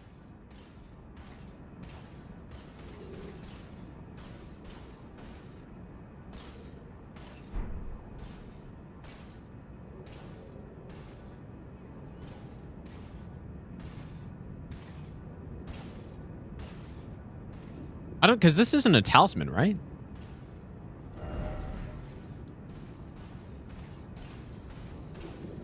Okay, you know what? Maybe there isn't anything here. Oh, you know what I'm thinking of? I'm thinking of the Crucible Knight later. Oh, yeah, that's right. I totally forgot about that part. Okay.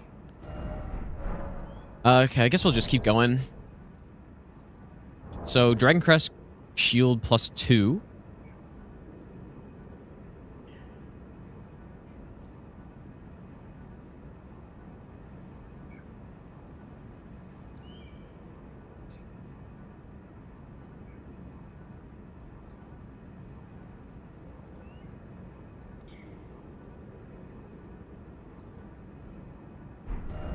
I'm just trying to think, we can't really do the skip here. I mean, we could.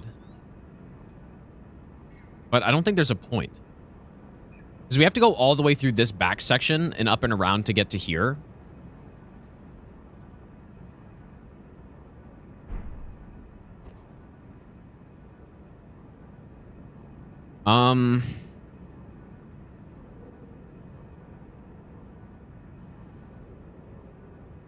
So what?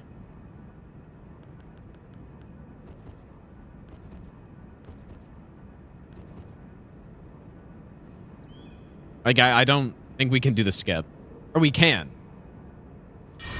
But we should probably go the normal way. I guess I could just stealth past these guys. Also, one thing I don't have is a bow.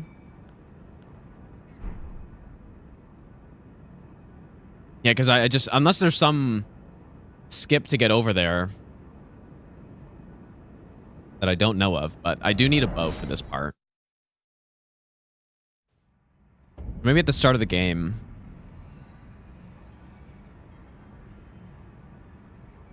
Unless I transpose the great bow. Which I probably should do, actually. I don't have any great arrows, though. You've done what use. I am a fit. Do as you now you may go. Okay, yeah, we can still get this gesture. You've done what use. I am a fit. Do as you now. Hopefully I wrote that down.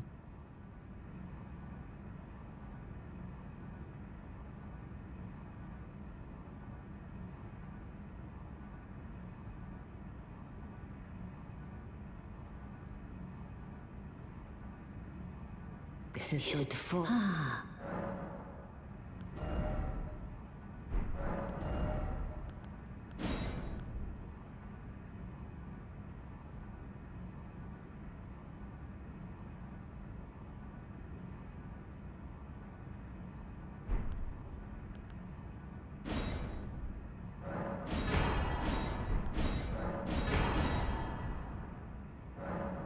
Should I go with the line great bow?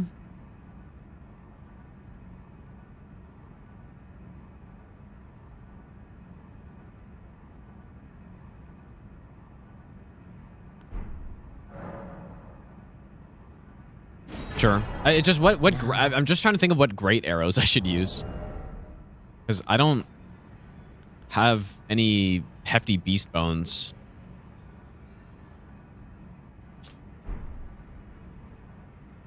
And these are 800 each. It's kind of a lot.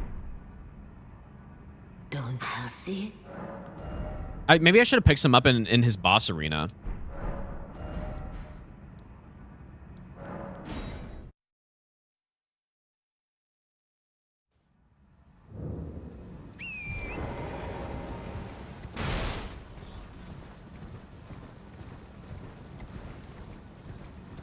Yeah.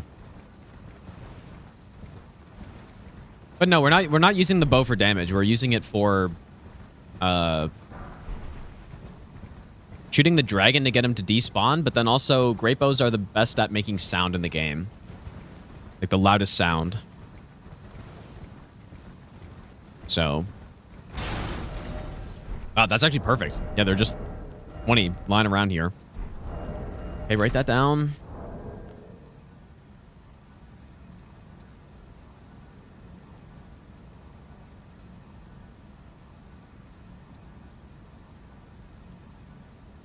Perfect. Okay. No, I'm not doing any farming on this run at all. Like, no achievement that we're doing includes farming in any way.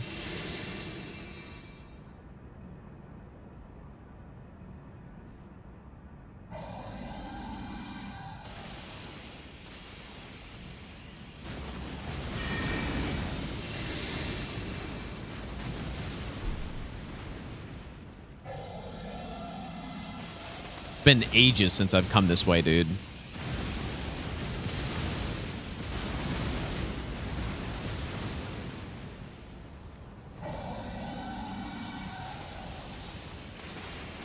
I've not gone that way in a very long time.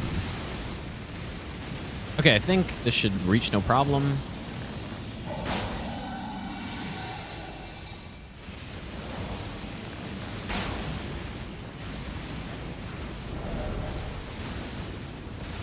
It probably is safer for me to just kill all the birds.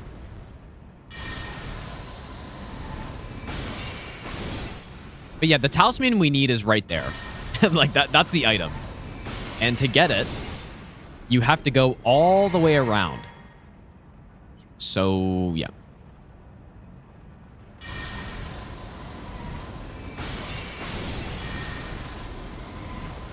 There's also a golden seed tree up there. But I feel like I may as well get. Yeah, it's probably... I should probably just kill all the birds. Man, I love using Loretta's great bow. It's like... It's so satisfying using some of these sniper spells. I got locked off somehow there. Yeah, until that happens and you're out of range.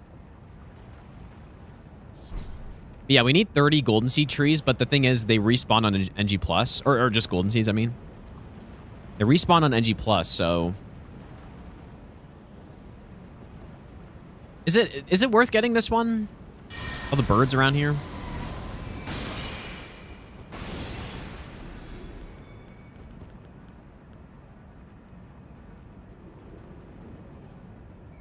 Yeah, this is it's pretty rare to go down to this area, I would say. But yeah, there's so many birds. I'm just not even going to bother. Well, unless...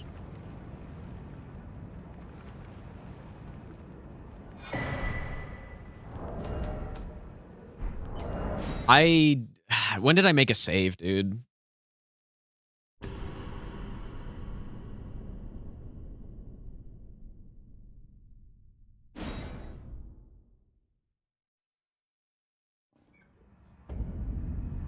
Okay, I guess this is fine. But yeah, this is probably a pretty not well-known area down here.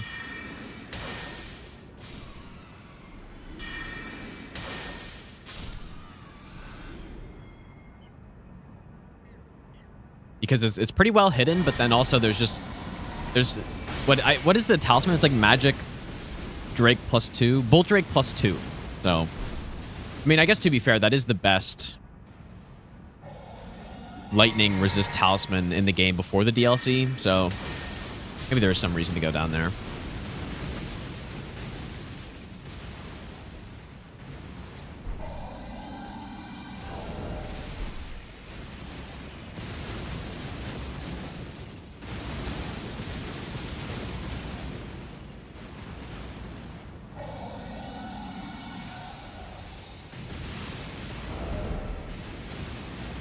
Oh.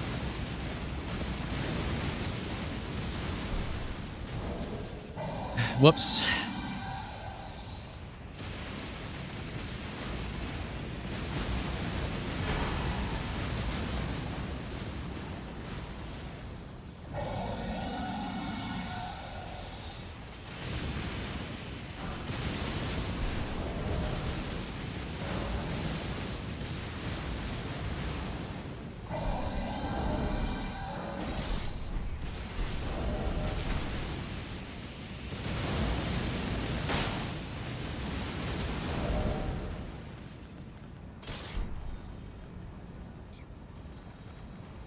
I guess if I make a save here, this guy's probably going to respawn, but it doesn't really matter.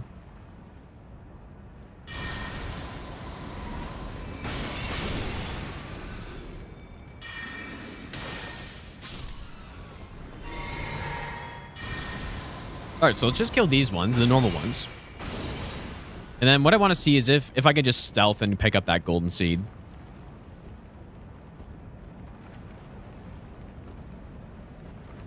Yeah, I've heard about the Bloodborne animated movie. I probably in the minority when I say I don't really care about it. But I guess we'll see. Maybe it'll be good.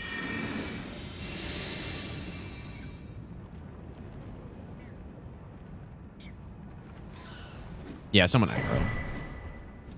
But, well, maybe I could just kill that one. Because I think that was the one that was visible. So. Okay, I forget where the drop down is. Here we go. I'm not sure if I'm going to grab that.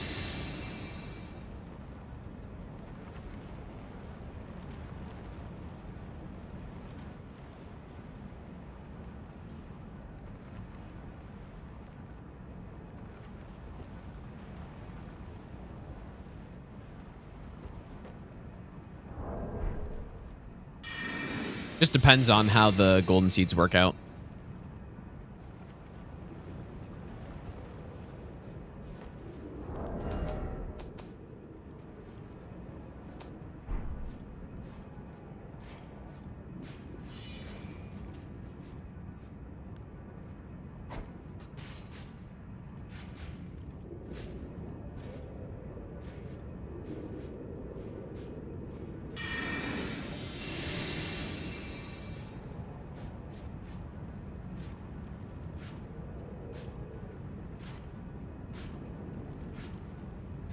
I think this is correct.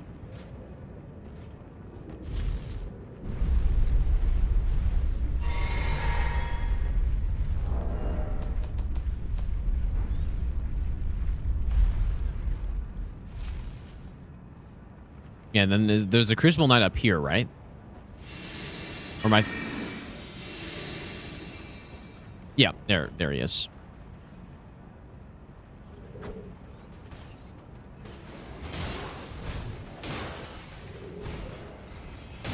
It'd be so nice if there was a skip to get up there, but can't really imagine what that would be.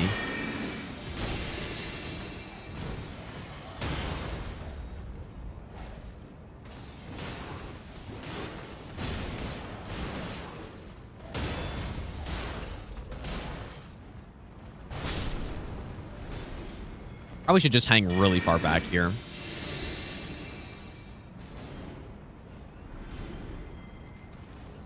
Really? Is there actually a skip? Yeah, maybe like the skip would have to be jumping down into one of the windows here or something like that. Okay, I think...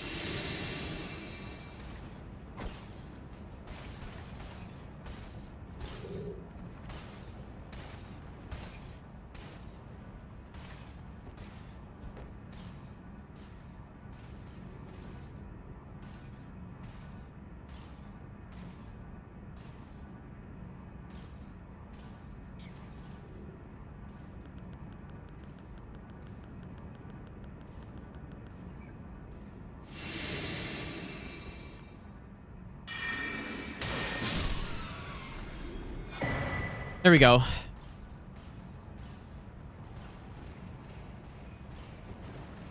And yeah, realistically, if I've already come all the way down here, I'm not going to like port back and do the skip, right? Okay, so... we got Dragon Crest Shield +2.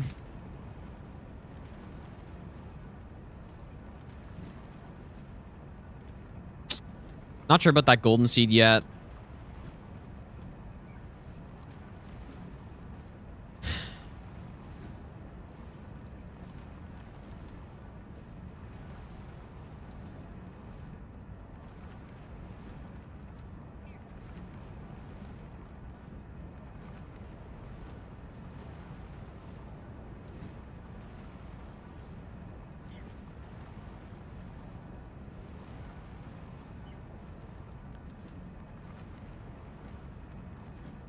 Okay, good stuff.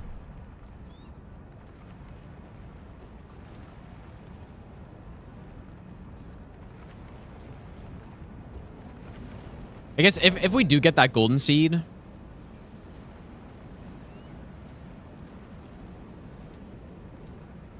then we would want to kill that bird. And then if we do that, then I think it's perfectly safe. I don't believe we need an ancient somber stone. Can't imagine what I would need that for right now.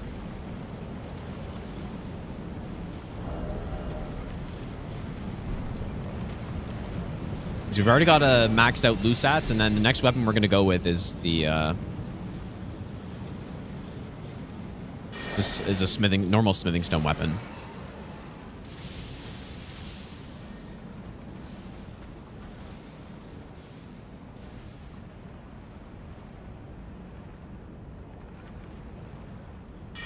Oh, I'm supposed to not stealth here, actually. Probably fine.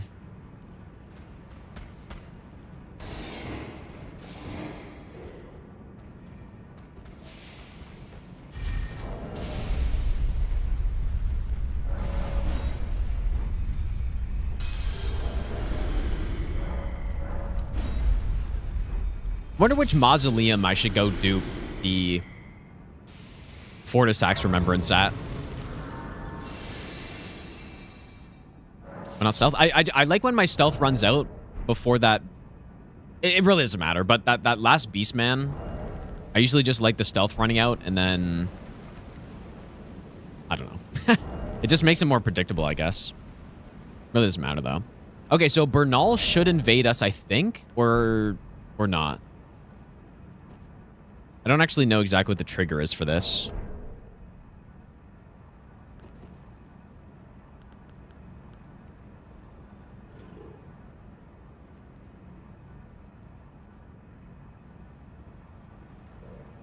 But we need Old Lord's Talisman, which is honestly a pretty good talisman.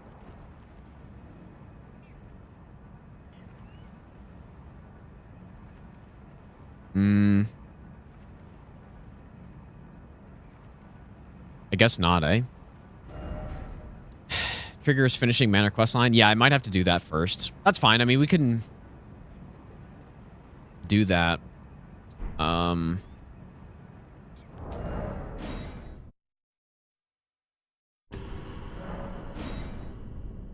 wonder if the Volcano Manor questline is still fine after Malekith. Or no, we needed to...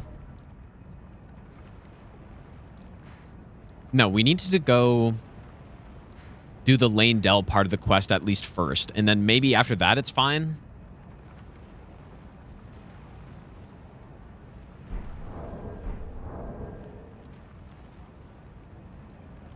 Oh, so when should I go kill Millennia? Because now we can get a plus 25.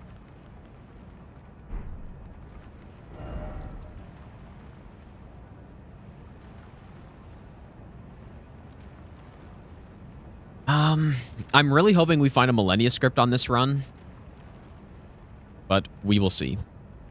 It's not the easiest descriptor, but weapons like Blood Fiend's Arm can pretty easily do it, actually. I'm thinking maybe we want to go to Millennia now.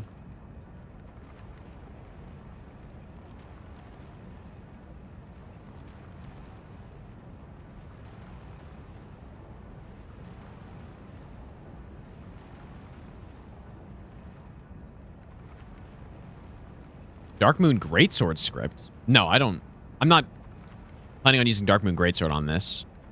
But I would be shocked if there was a Darkmoon Greatsword script in the first place. Alright, let's go upgrade. I guess actually first thing I need to go get is this, though. No, I'm not planning on using Darkmoon Greatsword. It's a really good weapon, but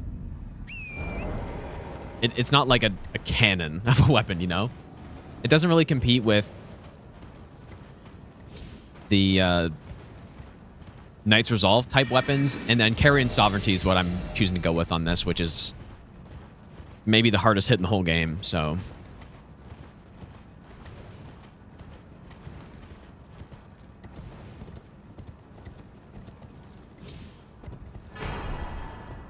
You know what? I guess I need to get Troll's Roar up here, plus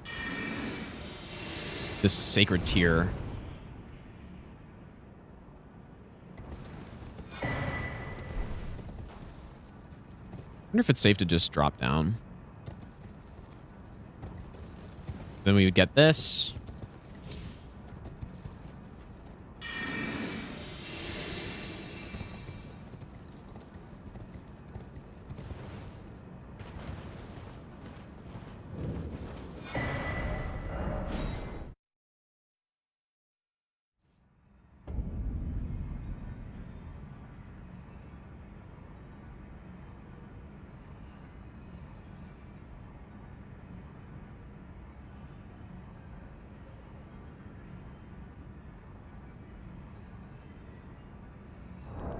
All right, let's get a maxed out weapon. So we're already plus 8. I think the Rapier is a good pick for this. Just like doesn't really matter for a normal playthrough. You want to go with the bigger weapon if you're using Carrion Sovereignty, so you get more hyper armor. But for us, it doesn't really matter.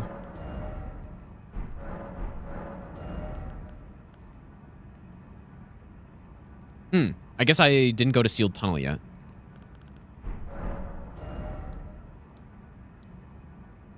Do I need to kill that boss even?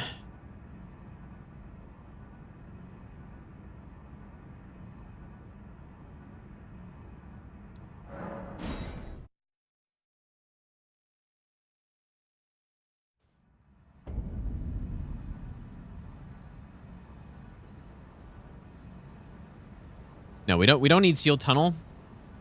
But we do need... I wonder if I should get Magma Shot for the Scarab. There is the Prayerful Strike Scarab down here.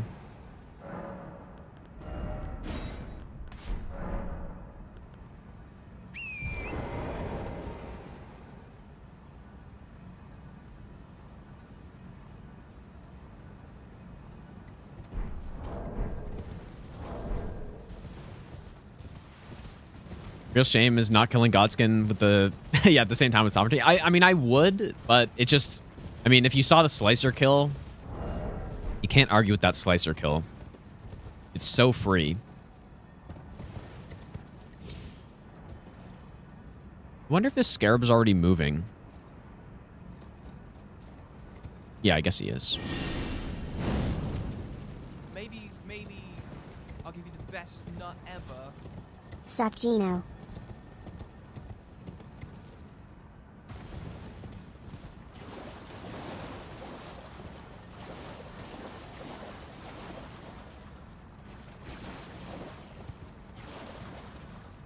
Balsamon, thanks for the 27-month resub. Thanks so much, dude.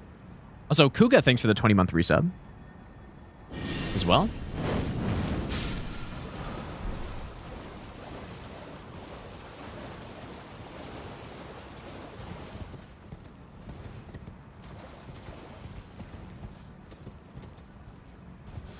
You managed to learn and then win by adjusting your strat against Millennia with daggers?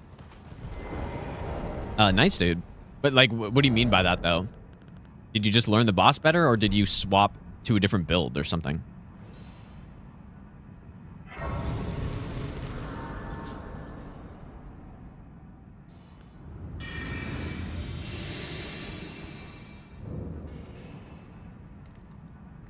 Does this guy aggro?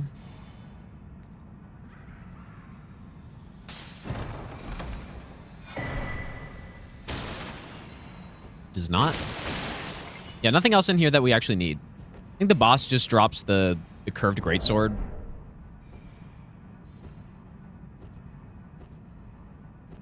First of 5 full run-throughs. Yeah, you're probably not wrong, actually. This run, like, this isn't even a run-through, right? We're just figuring out what we need and what we need to do. The next run will be making sure that...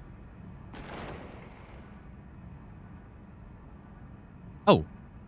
Oh, no.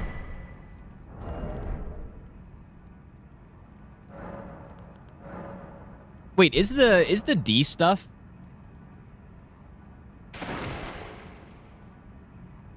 messed up now?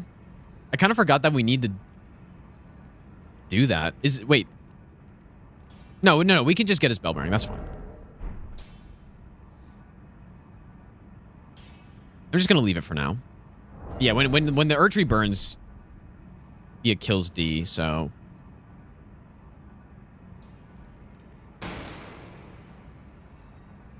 Okay, anyways, let's just get to plus 25 on Roger's Rapier.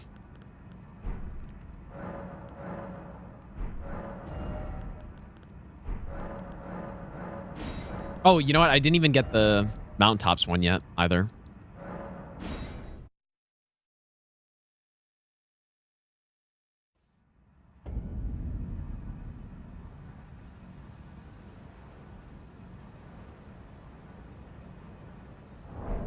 There is also the spell that's over here. The D stuff? I just mean the spells he gives.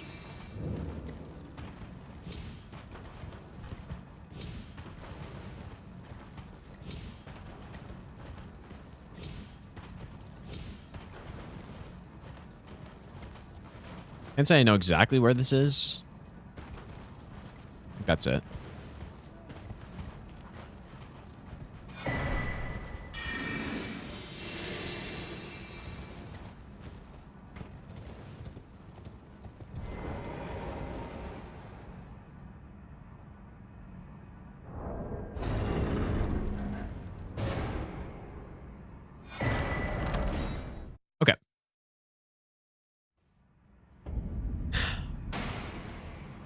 Yeah, so far the quests look like they're okay for now.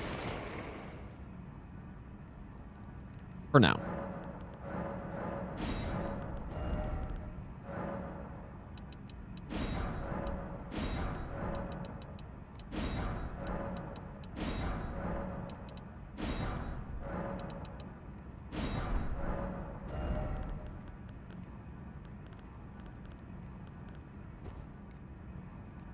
Yeah, Gold Mask is done. I think. I think I've done everything I need to do for that quest.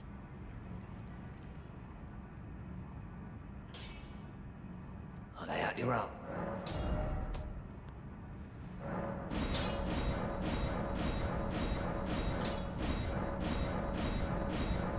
Maybe I'll give you the best nut ever.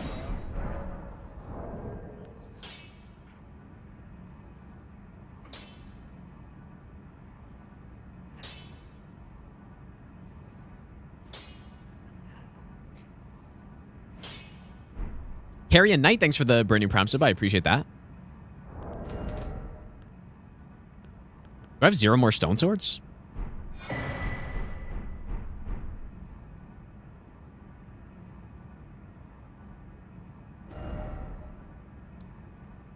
Okay, so where am I heading now? I was saying Millennia maybe? Hallig Tree? I don't know. We have a lot of options, so I don't really know where to go. We're just going to basically do the most dangerous thing. But I'm not quite sure what that is yet.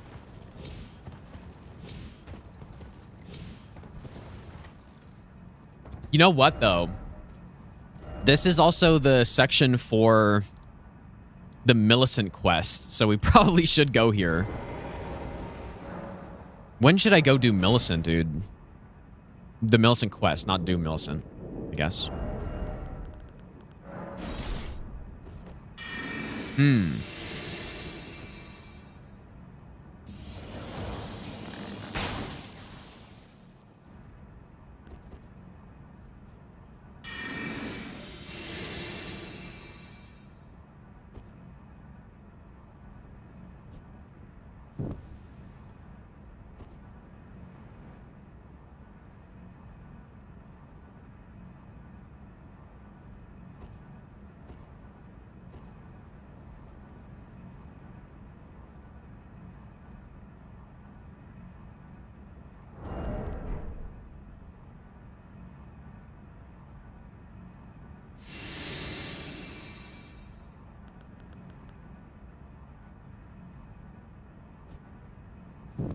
Wonder if the Loretta Great Bow can just do this. But usually I just drop down here.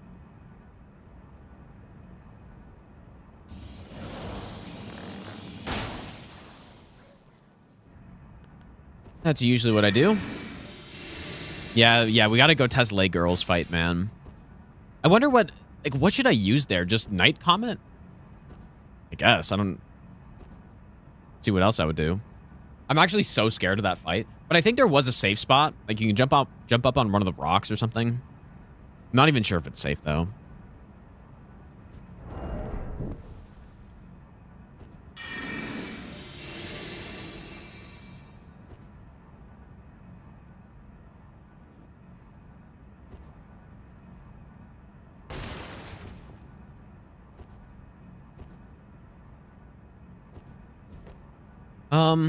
And then for Loretta, is this the first time we're going to use Sovereignty? I do think we maybe want to get the Stone Barb tier because a full Carrion Sovereignty does... Anyone remember how much poise it does? It's maybe like 90 or something like that. An insane amount. Yeah, 96? That sounds about right. So yeah, if we include Stone Barb onto that, that's another 30%. So...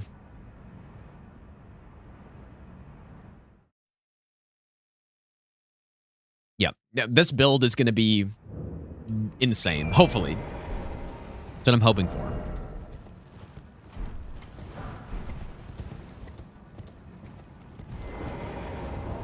Oh, is it 83? I don't know. 93.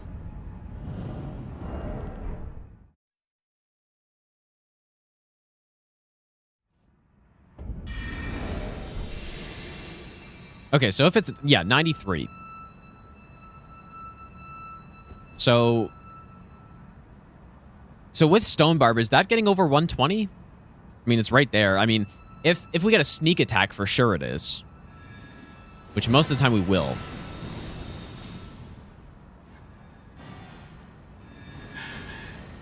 When I did this run before, I did not use Stone Barb.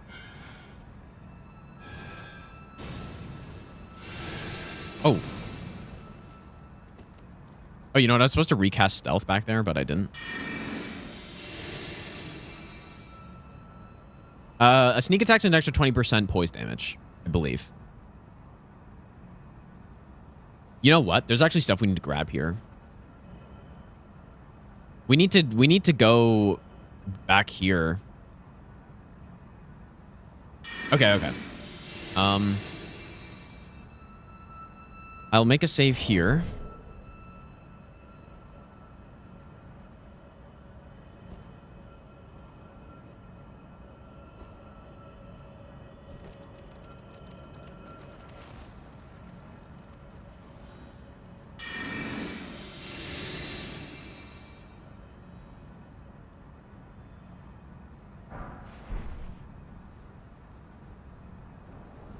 That's fucked.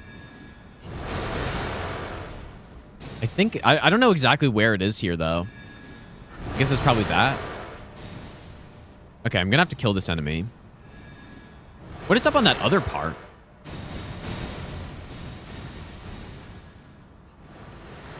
Hopefully just a couple night comets. Do the trick, and I died. Okay, let me see. So is it for sure 93 poise? Yeah, so that is over 120. 120.9, if that's actually accurate.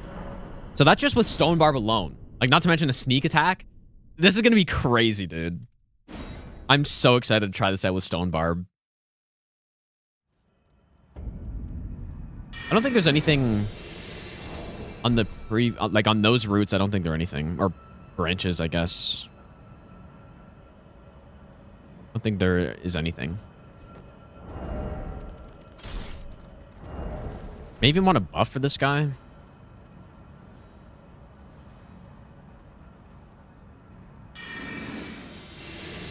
Could also use an explosion strat to kill him. Because this looks really sketchy, actually.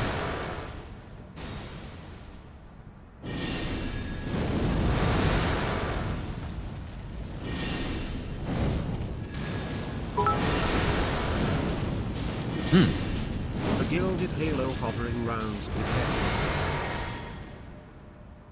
How much do I trust that? Is the question.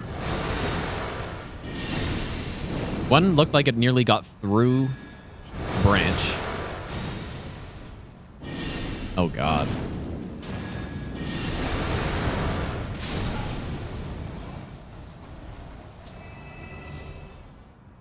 What is up this way, man?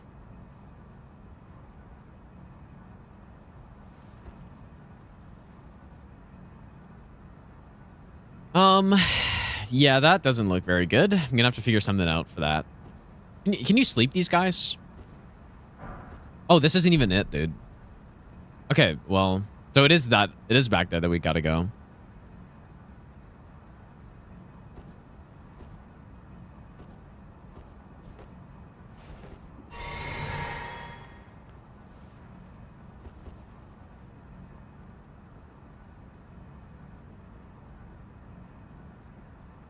Man, this is fucked up, actually.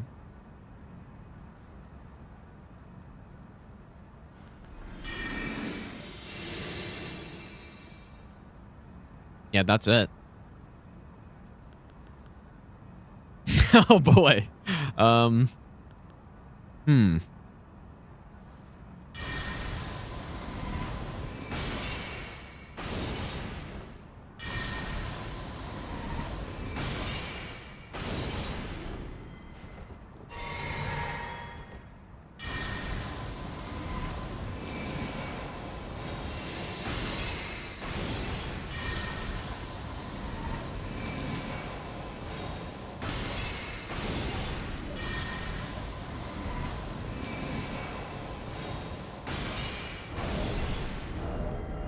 I guess we're going to see... Like, if I'm fully buffed... I feel like I should one-shot this. Or, well, I don't know. They have so much health. Maybe not.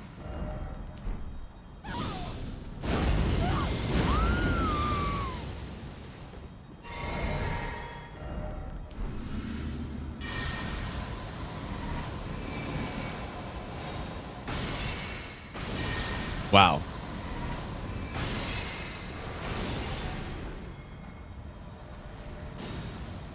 Okay, well, two-shot.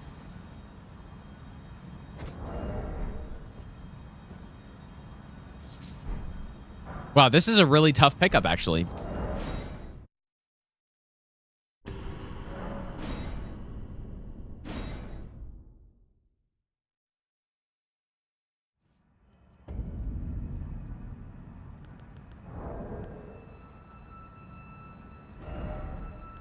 I have another idea.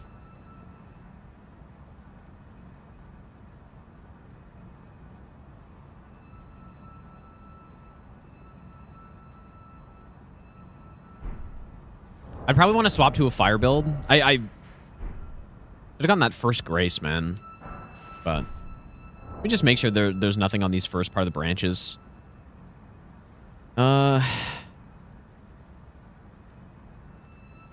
Yeah, I don't think so. Also, we're about to get Loretta's Mastery, which is pretty much just a straight upgrade to Loretta's Great Bow for the most part. Does so much damage, dude. Like, incredible range damage, especially on, like, ancient dragons and stuff.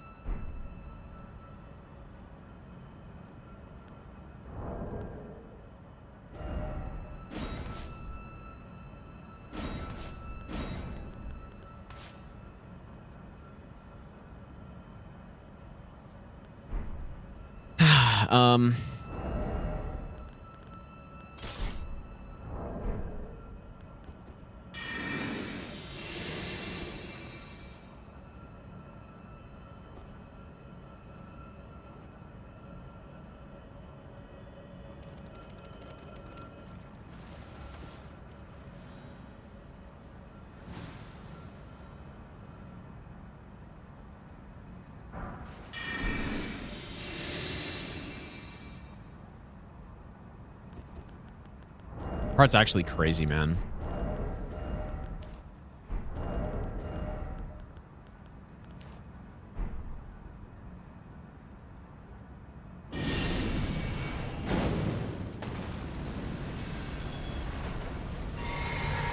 Maybe fucking best nut ever. Hey, Gino Machina Flex.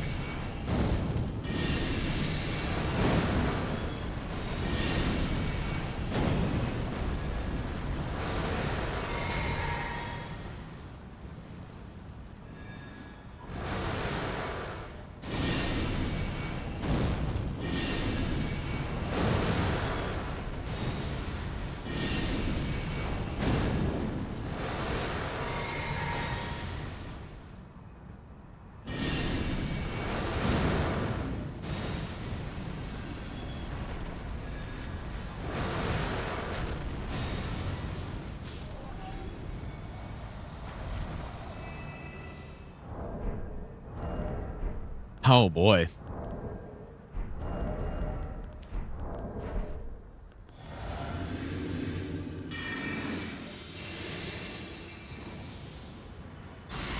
I feel like if I'm fully buffed, I should be able to just lay a couple bombs here and just blow everybody up.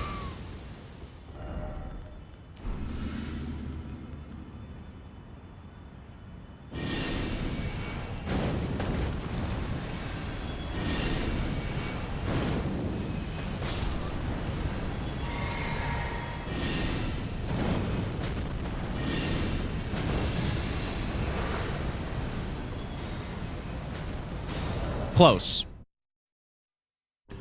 Close, but not quite.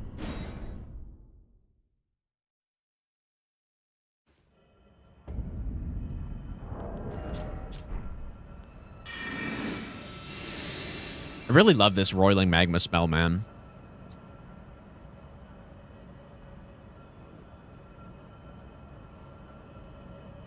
Knock these guys down with pots.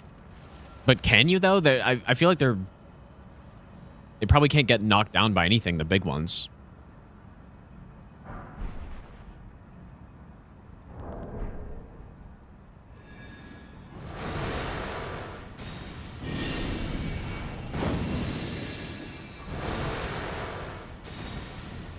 Dude, how does that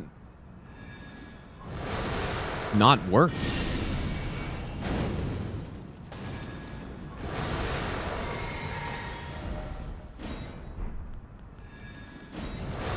I think Magma Shot might be better for this guy.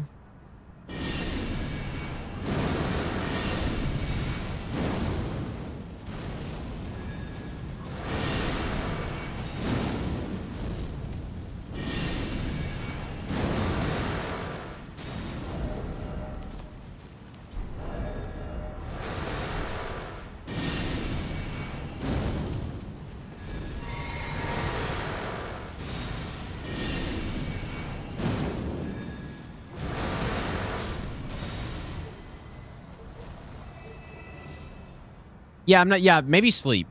Yeah, I was saying that earlier. Maybe.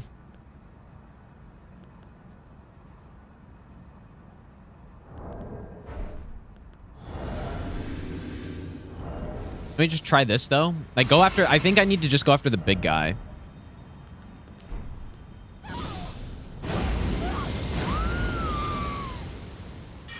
The only concern is if you miss here. Like, this could be dangerous.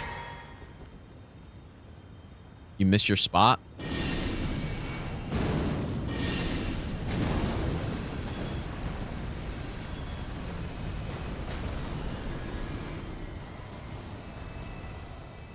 How did you survive? That was pretty good, though. Rogue, have a good night, dude. That was pretty solid.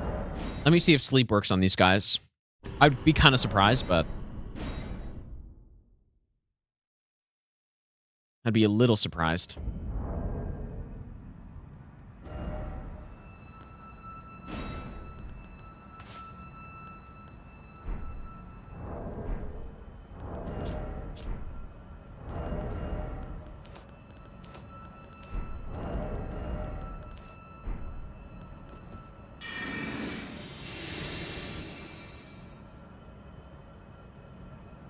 But yeah, this should work, though.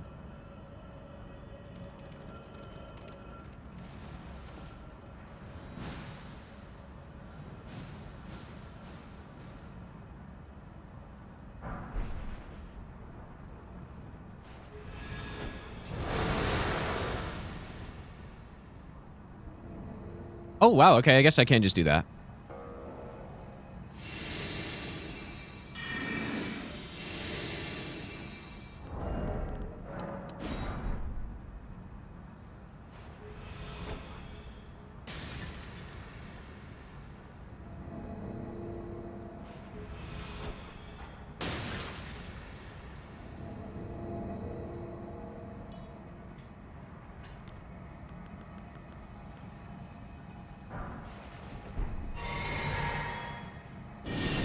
And then just blast them anyways.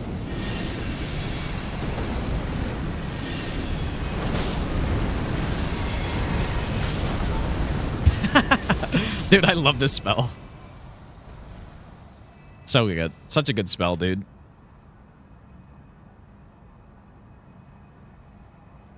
Okay. Yeah, sleep it is.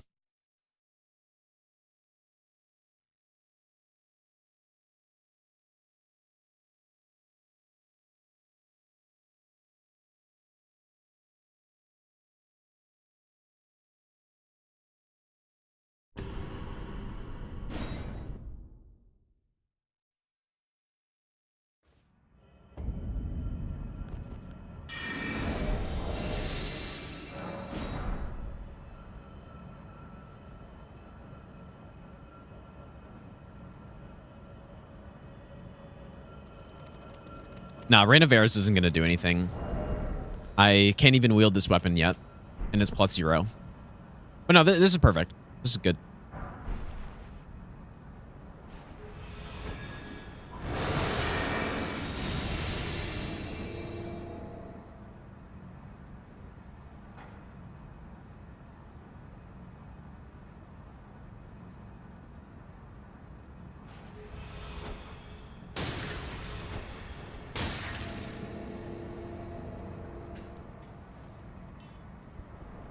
Hmm.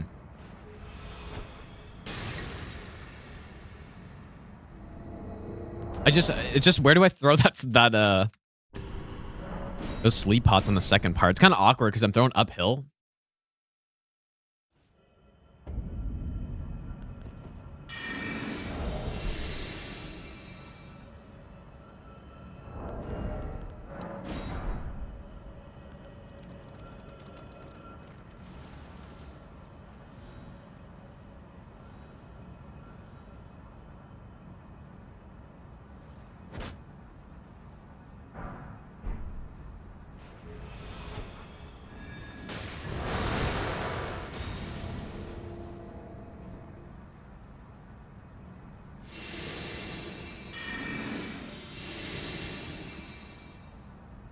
Yeah, maybe the big guy twice. Yeah.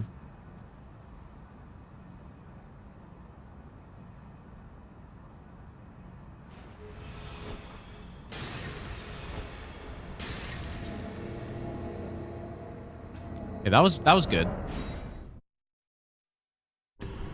That was pretty good.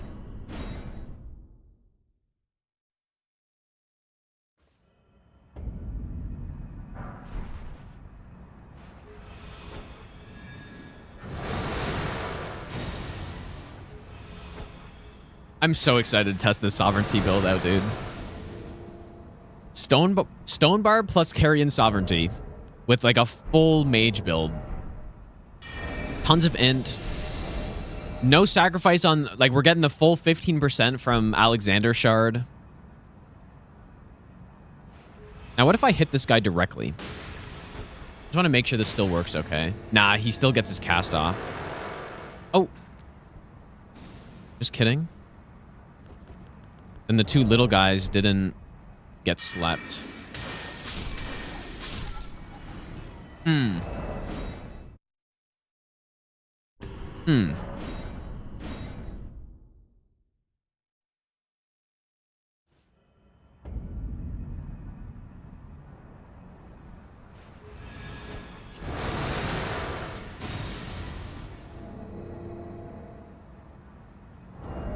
Where do I throw it?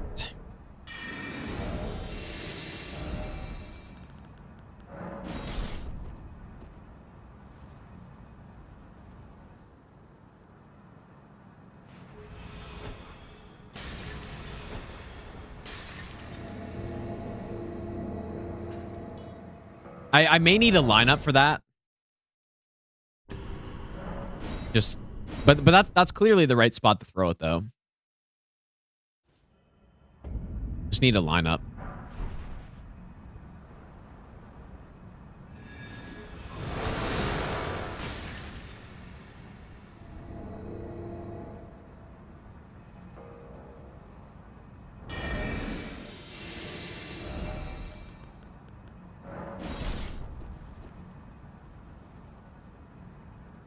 Like just maybe right in the middle of the ball, or is that too short?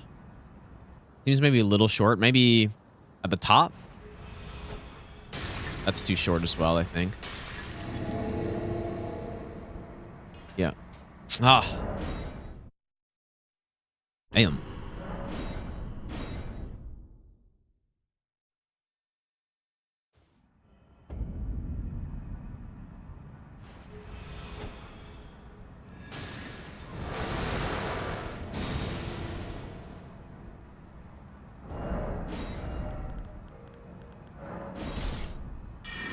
I wonder if I even need to go invisible here.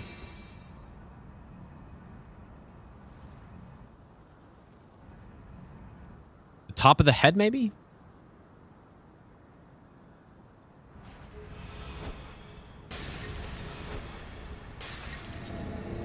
I probably do. Okay, so that seems good.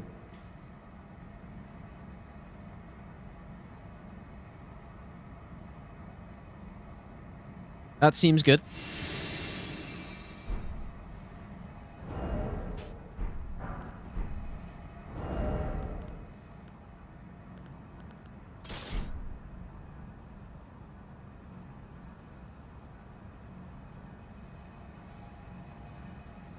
And then presumably I have a way to drop down from here.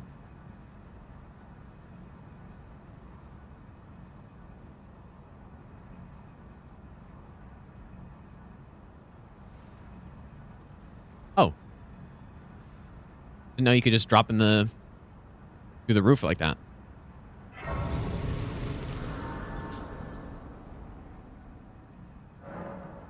Invisible Deal says invisible is always the way to go. Okay.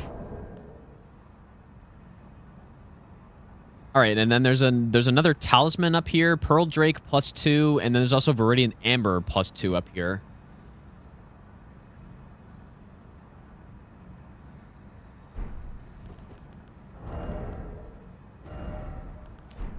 Okay.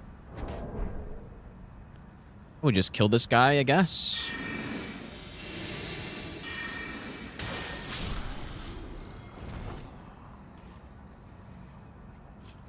I believe we need to go up here.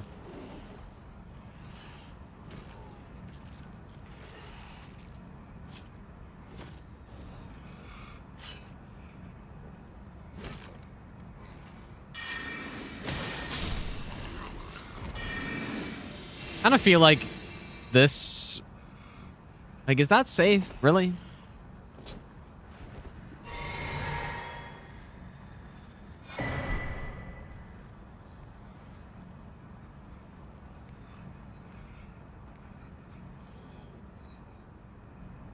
Hmm.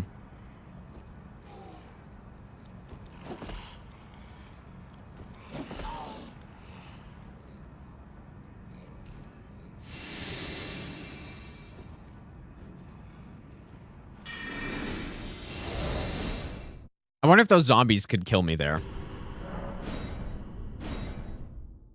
I resetting stuff by just quitting out? I'm just loading save files.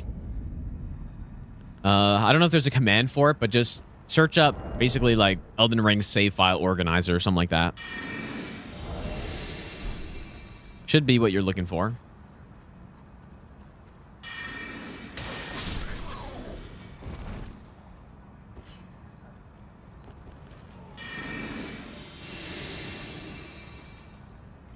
I probably just return to Grace actually after getting this and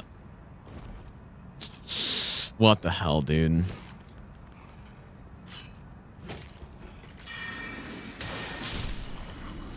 The hell is that? Problem is if these guys are alive, I can't return to Grace. Or if they're aggroed. They're not this time, so. Okay, Pearl Drake +2.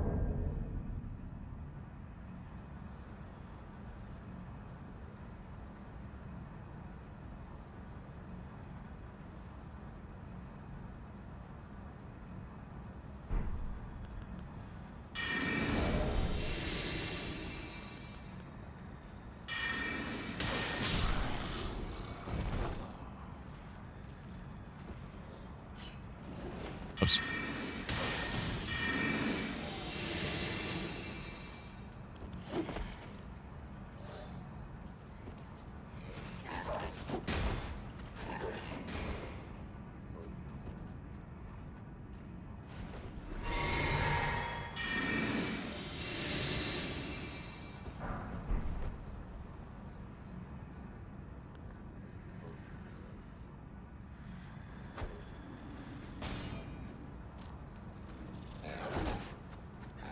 What do I do there normally? You know what? I think that Huckery Strap was with double stealth, maybe. Which I could have by now. Pretty easily.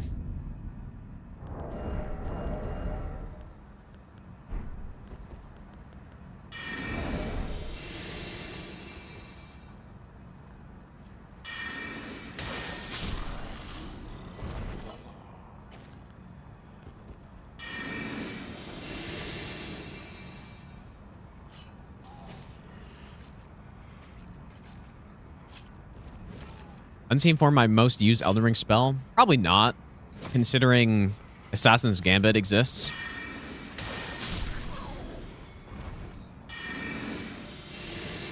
Like, I probably swung Slicer more times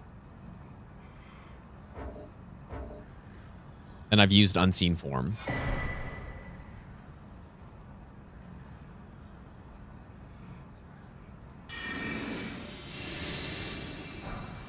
Can I... Oh.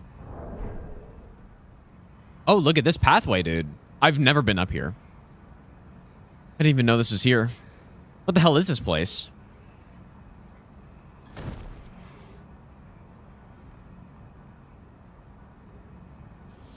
What's the point of this?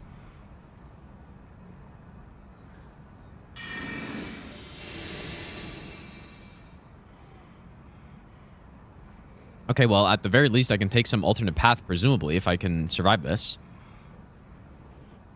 Nice. Yeah, what should I do here, though?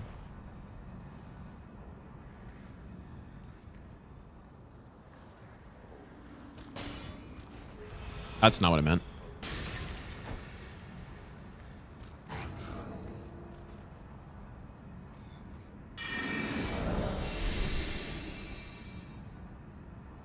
It seems fine.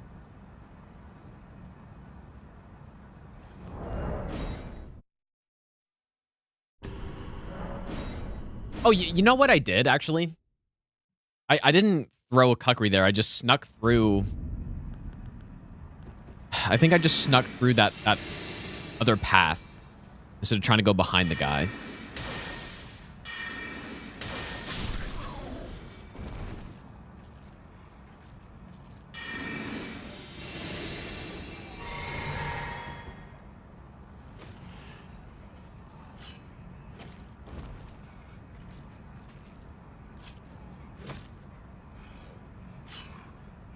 I really feel like one of these guys could just easily aggro here and then swipe me right before I get up on the ladder.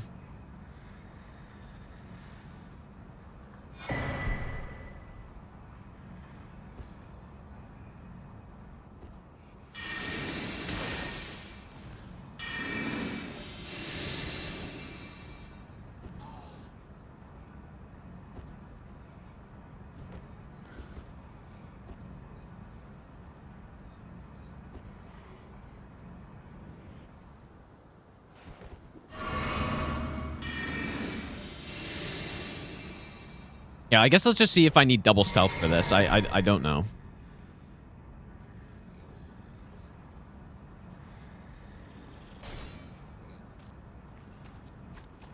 Yeah, you do, I guess.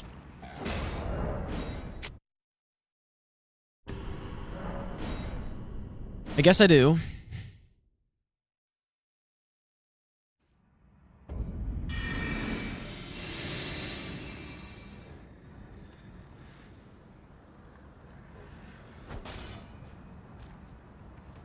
That seems pretty good, though. Yet another strat for that section. I've done that strat, done that section in probably 5 different ways over all the runs I've done. Yeah, stealth effects do stack. That is correct. So if I get Assassin's Gambit and Unseen Form, I'm even harder to detect than just if I was using only one of them. I could, I mean, I could go the ant section, but I've never really liked going through there. Unless I can, like, Loretta Greatbow them from up top, but... Okay, anyways, the next thing we need is... Wait, is it in here? No, it's not.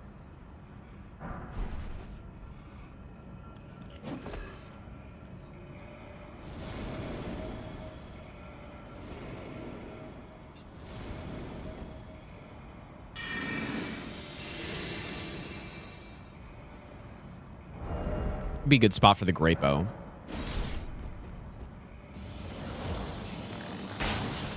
Because there's one guy behind that. Yeah, that one.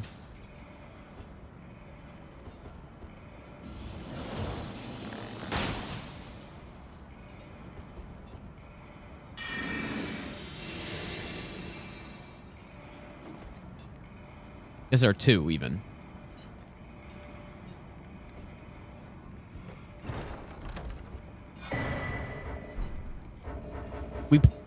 Yeah, we probably want to just Memory Grace out here, or go back to Last Grace after this, but...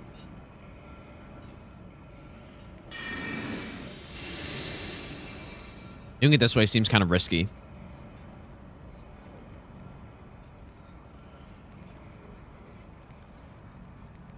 Faster, though. Let's try it again.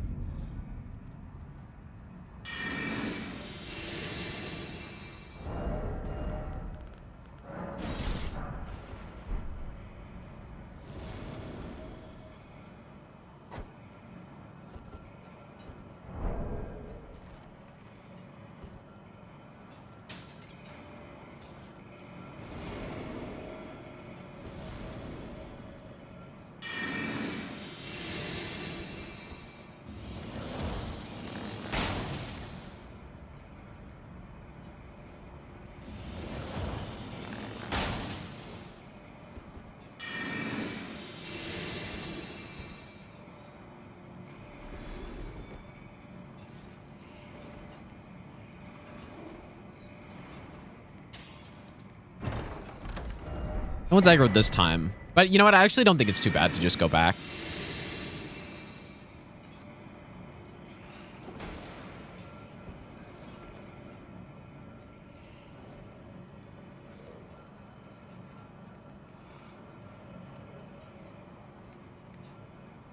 Think Elden Ring movie's going to be a prequel or not? I mean, how could it not be? I guess. What is back in here? Is there nothing here? I think we got everything. Pretty sure. Yeah, what else could it be? Even.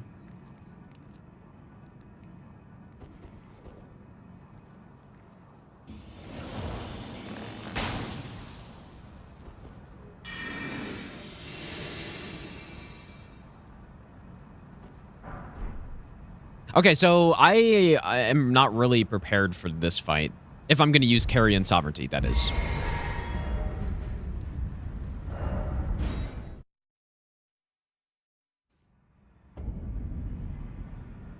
But no, I don't see how... Because who would even be included if it's after the game takes place, right? Like, you've killed everyone. So, if it's after the game, then they would just have to... like, make a bunch of new characters and stuff. So it'd be kind of weird. I think. So, how's it going, Charlie? So yeah, I think it definitely has to be before. Or maybe it'll just be like the same, right? Maybe it'll just be tarnished and going through the game. Not sure. Are we go magic? And...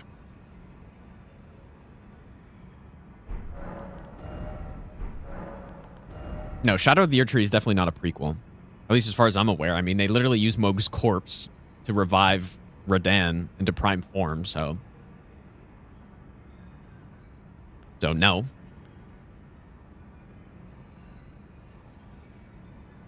I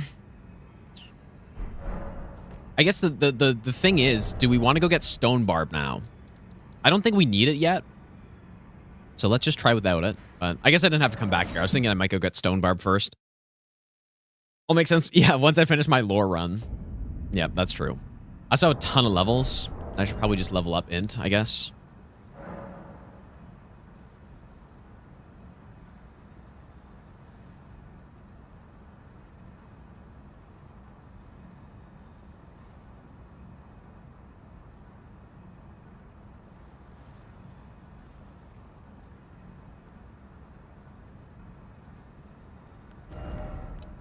We definitely want to get to 99 Int with this.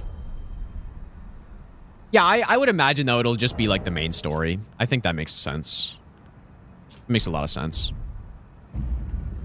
Main story of the game, or before. Because before, but definitely after, doesn't make any sense to me. You've already killed everyone. So... that would not be the smartest play for them. To be like, oh yeah, let's try to make up a bunch of stuff that happens afterwards. Alright, so the only thing we swap is Alexander Shard. Now, this kill is probably going to be hilarious, dude. Oops. Hopefully it's as good as I think it's about to be. so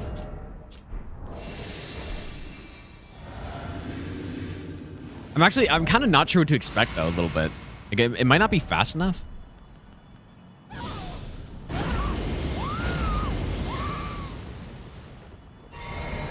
guess if we want even more damage, we go Spellblade.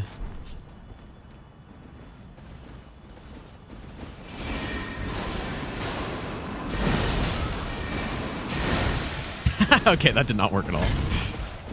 Now we're just poking with a horrible damage weapon. That didn't work.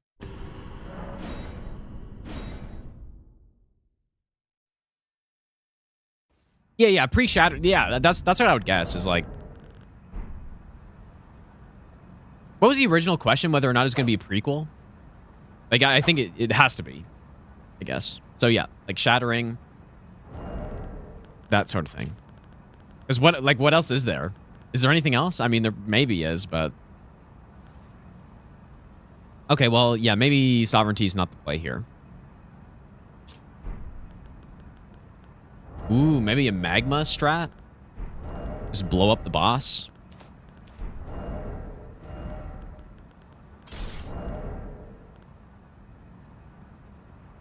Potentially?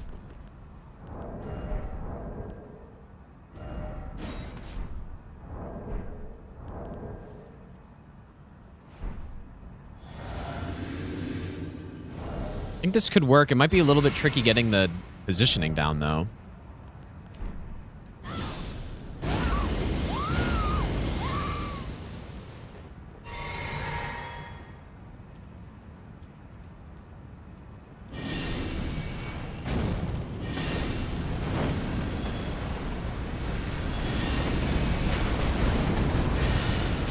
Not actually as much damage as I was hoping for. Oh, I was missing 10%, but that's it. I mean... Not as much as I was hoping for. Well, you know, we could do a stealth strat.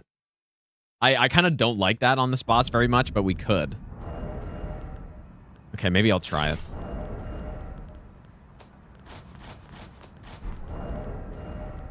Let's try it. So... Icon plus this plus this. Yeah, you can stealth this boss. So that's probably what we do.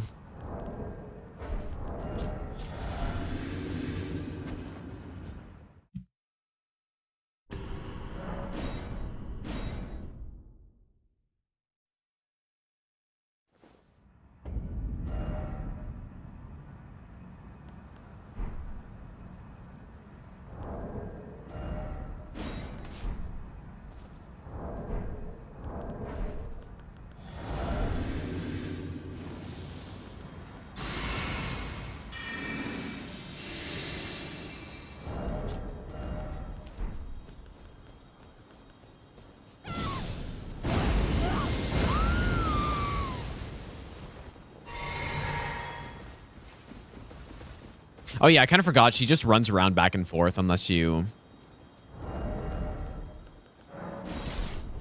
get her aggroed on something.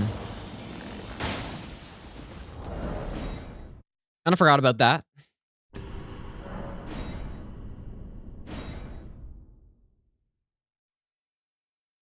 Yeah, Bloodfiend's arm is still a good int weapon, yeah. Then I think once the boss is turned,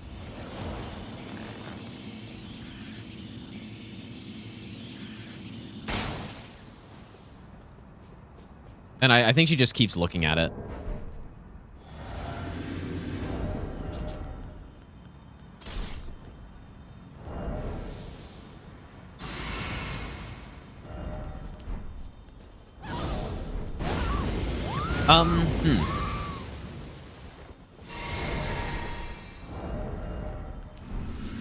Hopefully she doesn't aggro once I stand up and use the Ash of War here. She might. She probably will. Just kidding.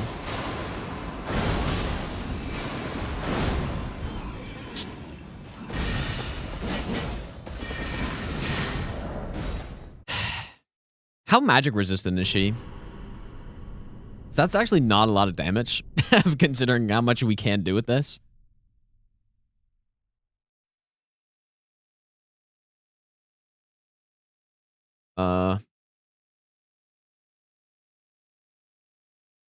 Is it the same as normal Loretta? Or like the...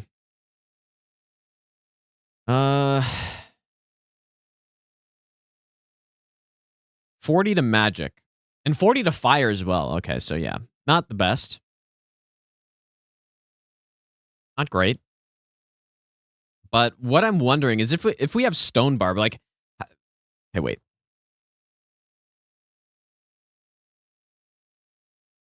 What is it? What's the... So, okay, Vextra says it's 48 and then 45 poise damage on Sovereignty. So, if I have Stone Barb...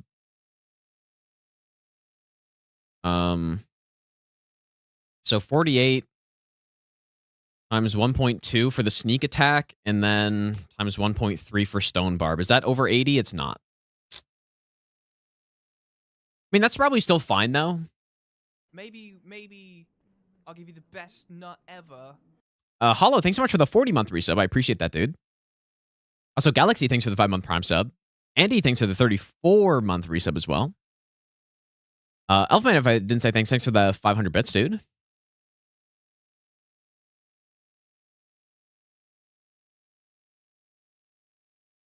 What do I do here, man?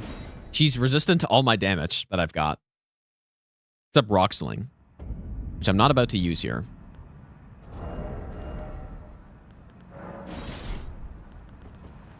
How's it going, Ellie?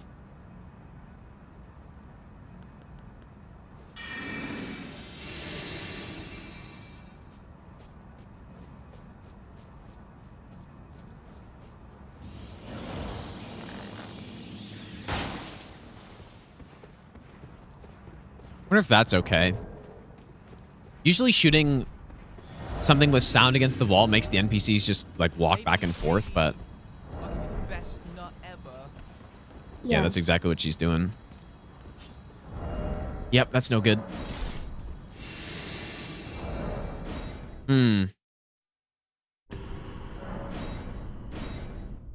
It's too bad she's so resistant to fire. It's kind of weird. Why is she so resistant to fire, dude?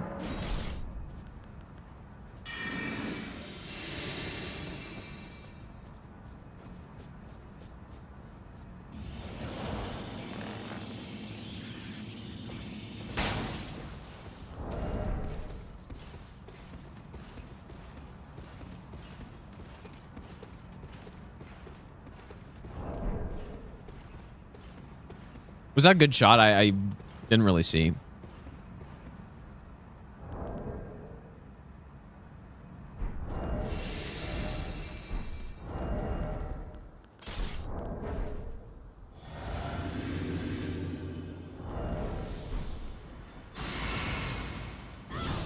Could also go Glint Blades if I really needed more poise damage, because Glint Blades are still 20 poise damage. Isn't actually that bad.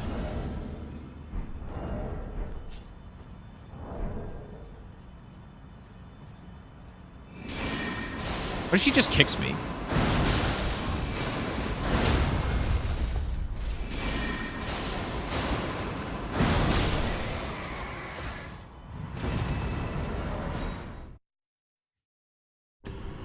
I could just do Slicer. Yes, that's true. Let's just see how a Slicer fight goes. Just to compare. I mean, it's probably faster. What am I looking for?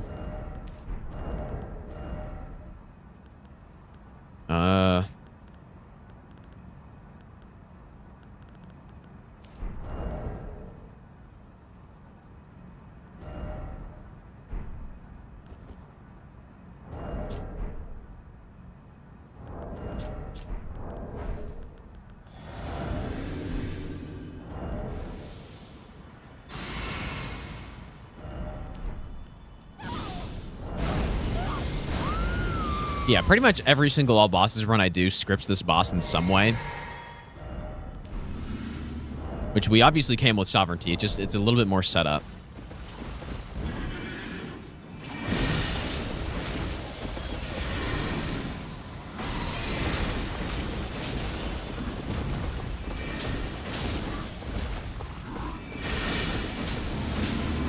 That's such a, like, that's a really nice Loretta kill, but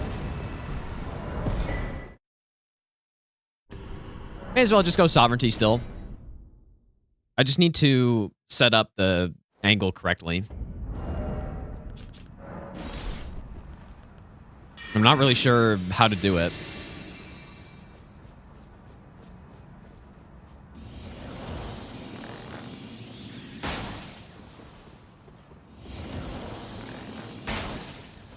It's probably good.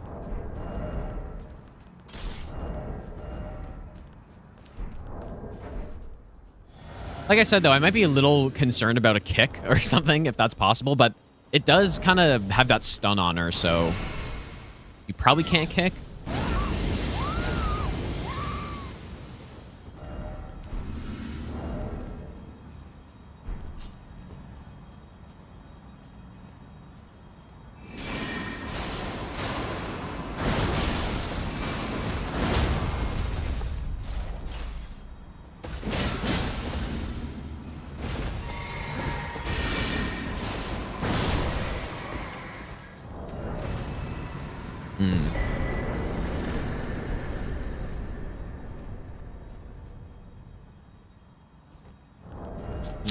I don't know if I like this, dude.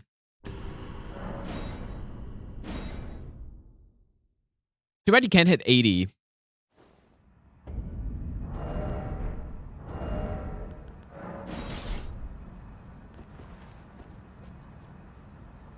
Longest no hit run I've ever crafted for a single game? Yeah, probably. I mean, the longest I've done to this point is Dark Souls 3 all achievements, which honestly was only like 9 hours of actual gameplay for the most part, or 9 hours of routing, and then 12 hours of farming.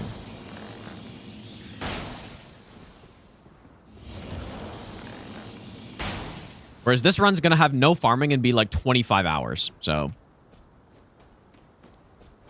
No, what I'm thinking is maybe I should go Stone Barb and then just do like a jump attack after that first swing. But this seems okay though. I maybe don't need it. I'm just worried she's gonna get away there. And then the damage of the actual rapier is gonna be pretty bad. So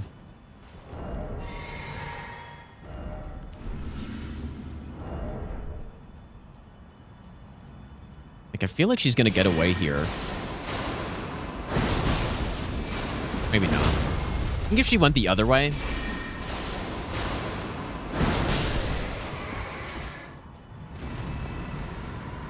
I don't know. All right, we'll say it's fine for now.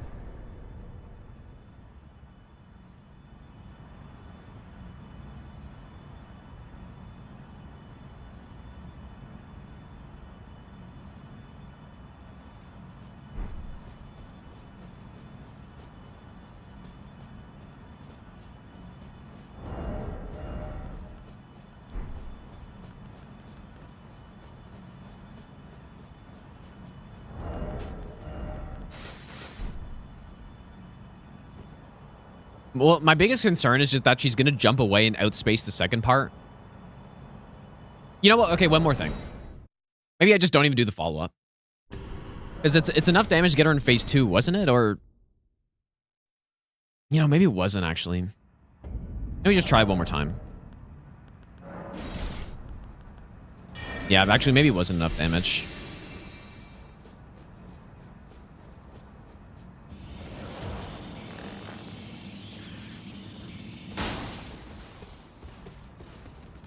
I shot that, like, way too late, but...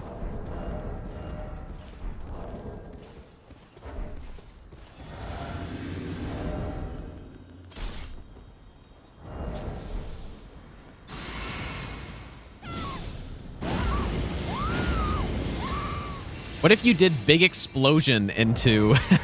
into sovereignty? Surely.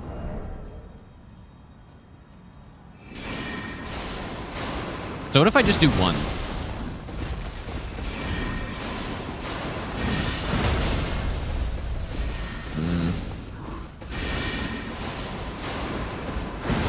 I guess it works too, but... I don't think it's better. I don't think so.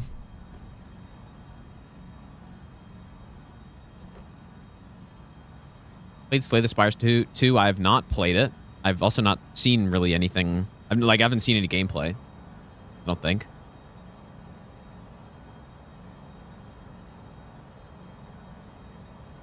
This might not be a good pick for Millennia, dude. I don't know if I'm going to be able to... Like, I'd be shocked if I can script Millennia with this. At this rate, although Loretta is 40% magic resistant. Millennia is not. I don't think. I think she's just 20. But 20, like 40 magic resist isn't actually that crazy.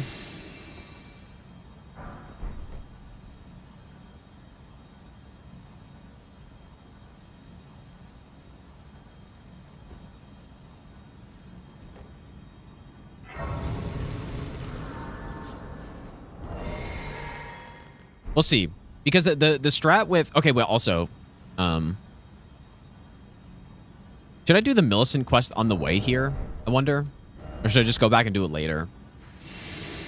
You probably just do it later, right? Like, does Millennia have to be alive or anything like that? I don't think so.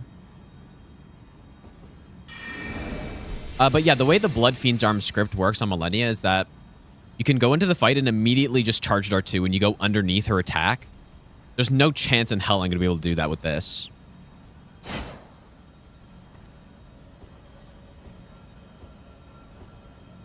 So...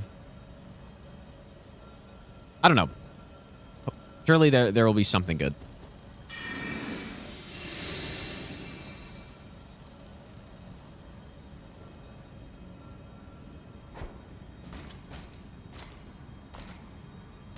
Makes sense she would still be alive.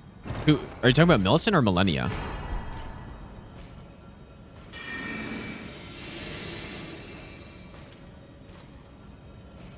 I don't know. I mean, we could just go make a save in front of her and then go see after.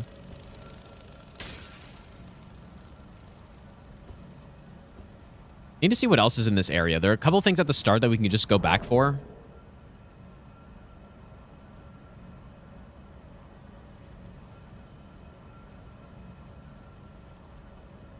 What else is here?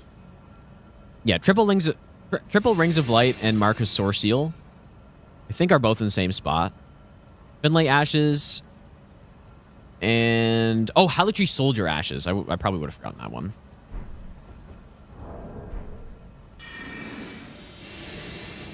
Millennia doesn't need to be alive for Millicent quest. Yeah, it makes sense that she wouldn't need to be, considering you do have to kill Millennia to actually complete the Millennia quest. She needs to be killed, so...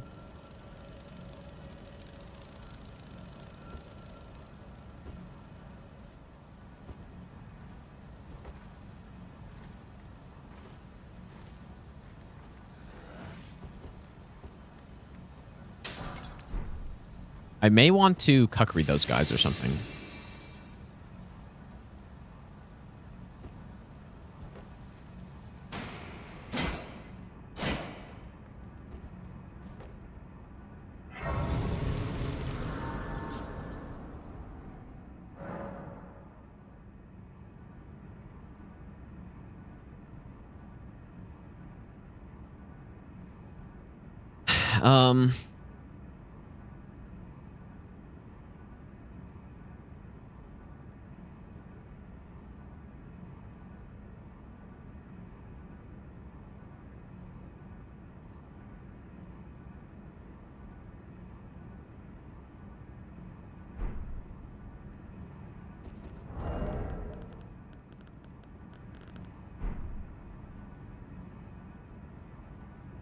Yeah, should I...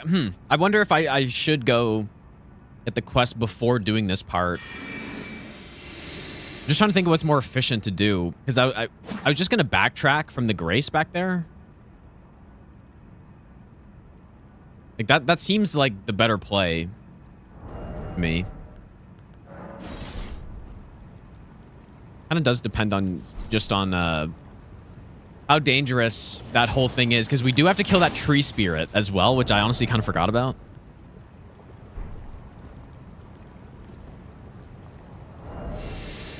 Well, I'm getting rotted here for sure, and my stealth is gone.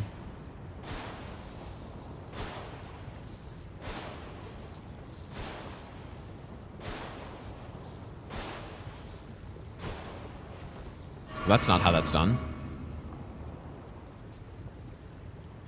Yeah, and you have to go around anyways to even get over there.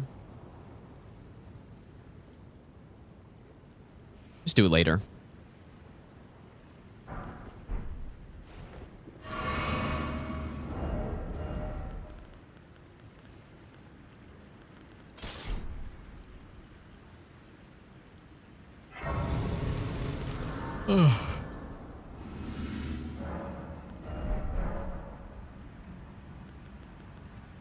Probably roiling magma for getting Dragon Crest Great Shield's pretty good.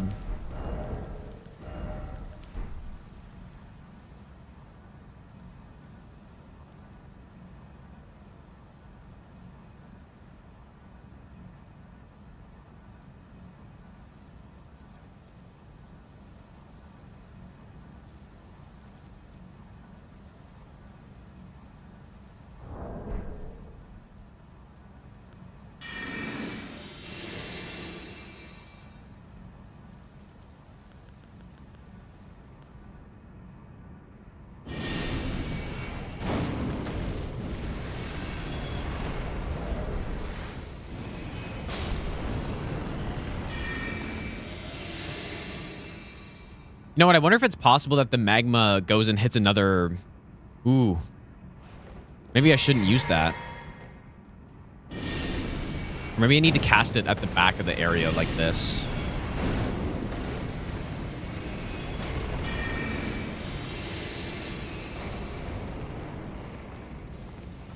Yeah. Hopefully I made a save somewhere. Yeah, probably cast at the back, because, yeah, imagine I hit with one of the magma explosions, it hits one of the guys below, and then he starts shooting at me.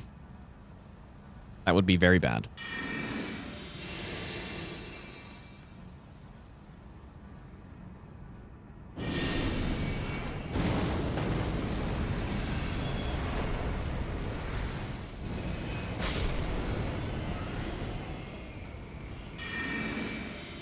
Perfect.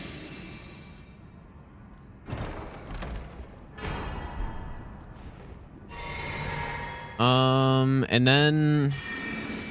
Oh. I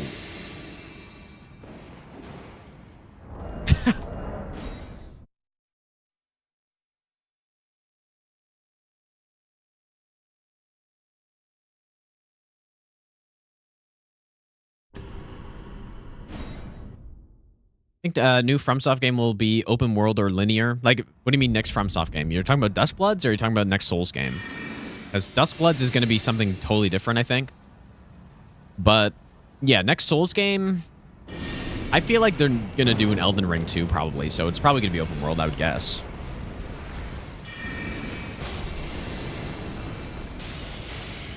Yeah, see, this is bad. Cannot do that.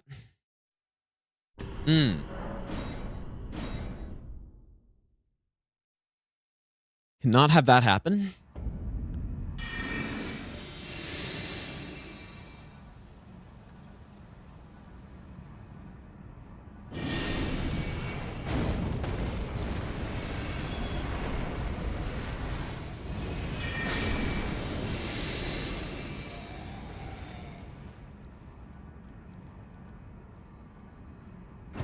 I basically have to aim at the chest, from the looks of it.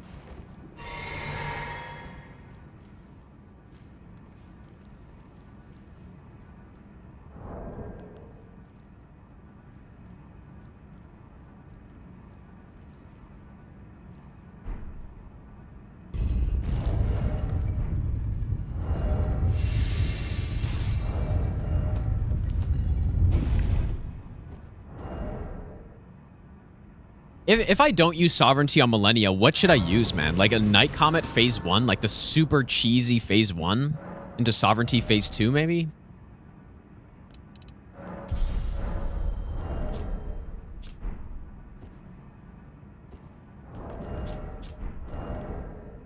But I don't know how good Slicer on Millennia is. I don't think I've ever tried that.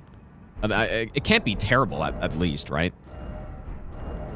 Also, probably don't want to be mid-rolling here.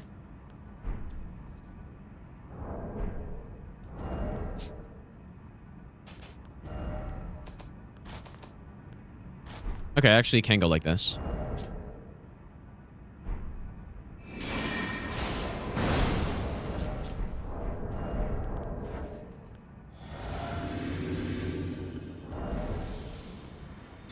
I really don't know what's going to happen here at all.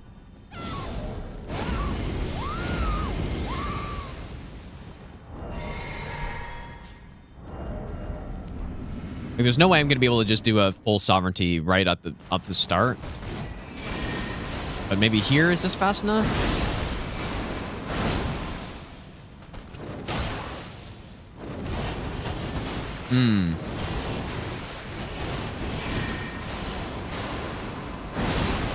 That means good damage, obviously.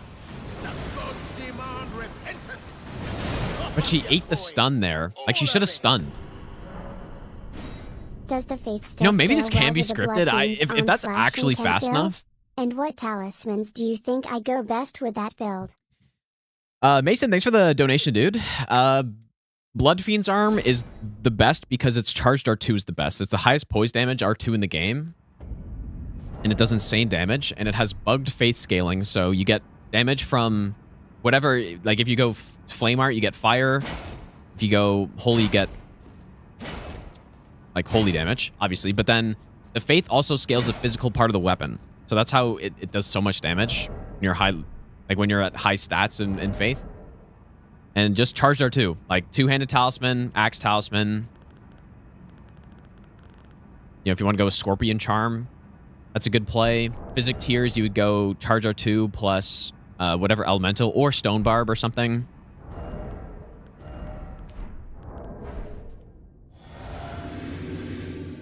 This is also without Red Feather, and this is also without... when I did my Carrion Sovereignty no hit run, I used Commander Standard, which is an extra 5% damage, so...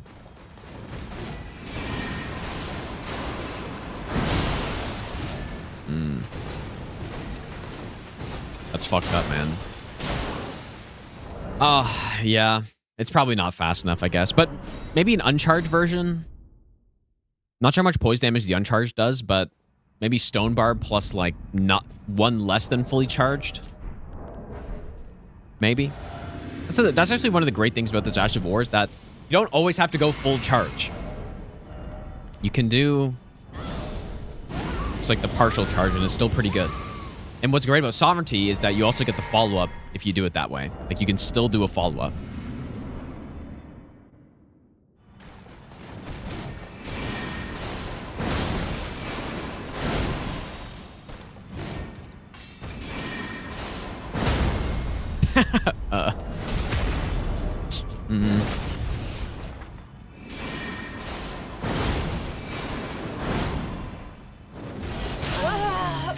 Oh my god.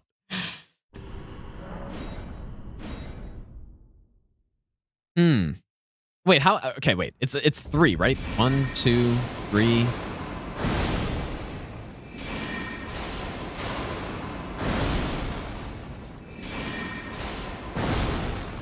I need to, like, delay it or something.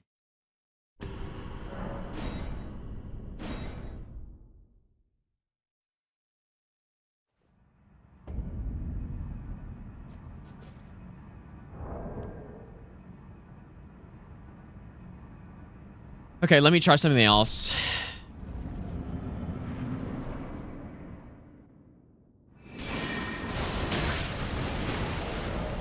Yeah, that's no good. That's what you can do with Blood Fiends. That's kind of why I wanted to use it on this run, is you just go in, immediately charge R2, tap R2, stun. Instantly.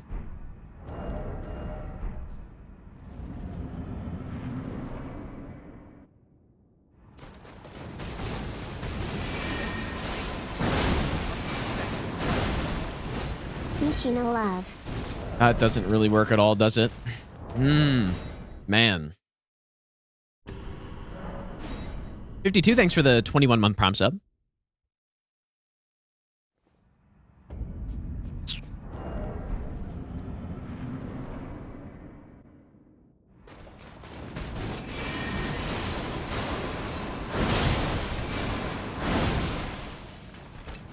That was good, but then I need to get a hit off there somehow to get the voice break.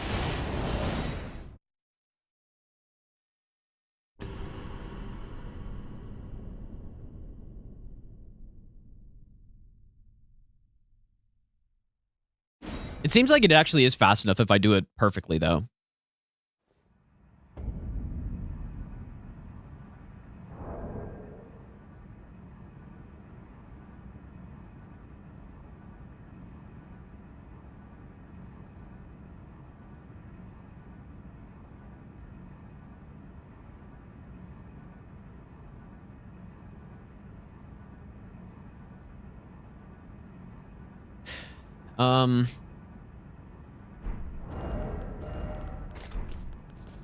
Okay.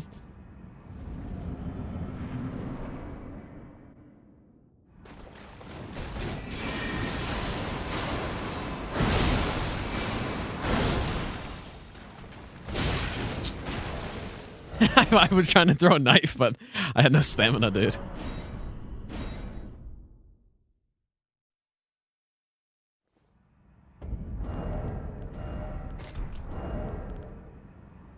Okay, well, another idea, maybe.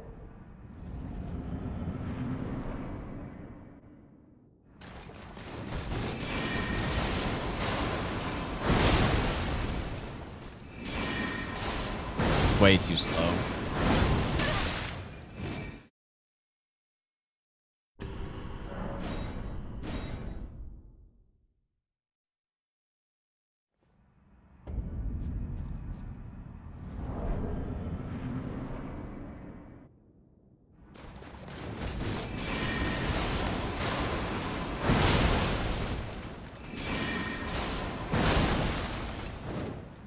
Was that fast enough?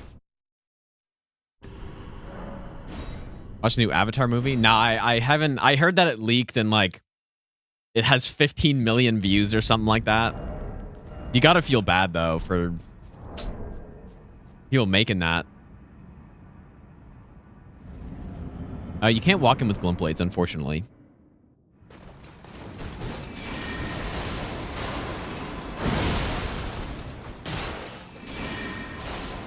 No way that's safe, dude.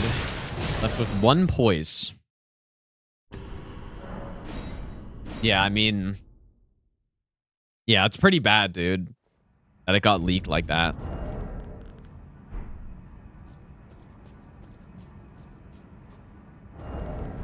Okay, well maybe Stone Barb is necessary for whatever we're doing here.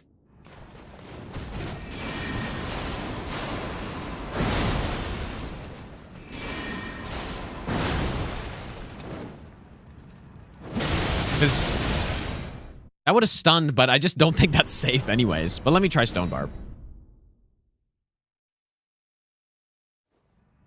We do have to get Stone Barb eventually.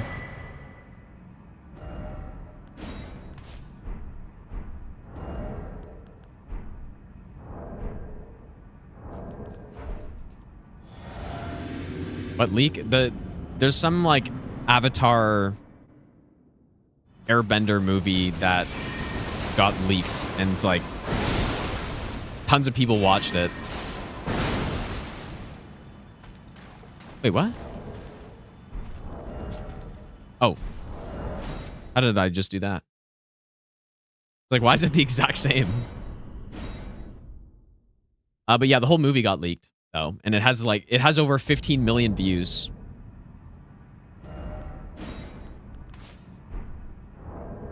So, yeah, I didn't watch it, but... Paramount sending letters to people that watch it. Dude. I mean... Again, over 15 million views, dude. I don't know if they're going to be able to do anything about that.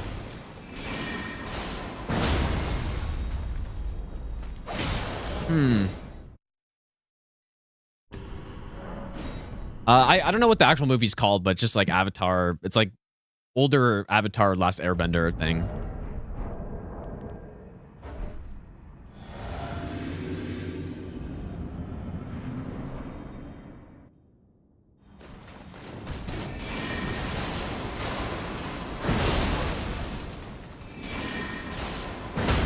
There's no way that's safe, dude. And why am I not getting that riposte either?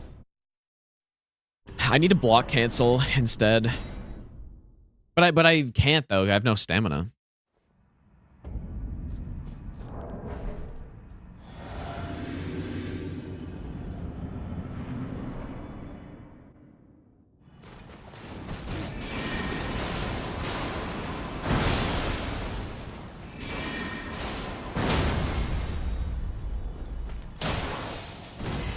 I hate how small her riposte window is.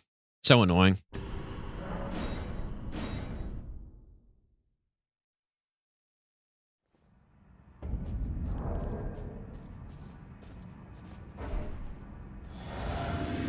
Yeah, I wonder how it got leaked. I mean, like the entire thing. And then I guess it stayed up for a long time, long enough that so many people could watch it.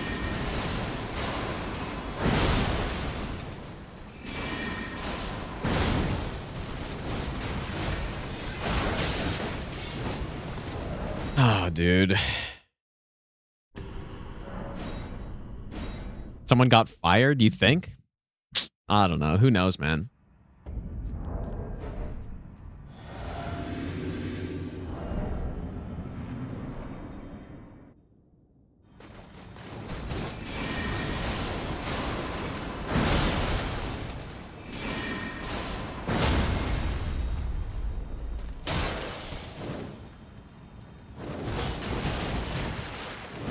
Dude, that's so annoying.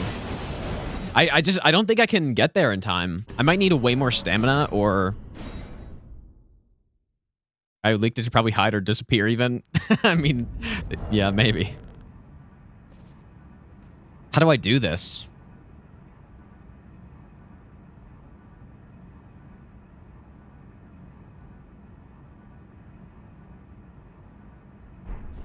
Would have bombed that box office anyways. Probably not though, right? Because it's Avatar. And like just the fact that that got so many views, that means people were interested.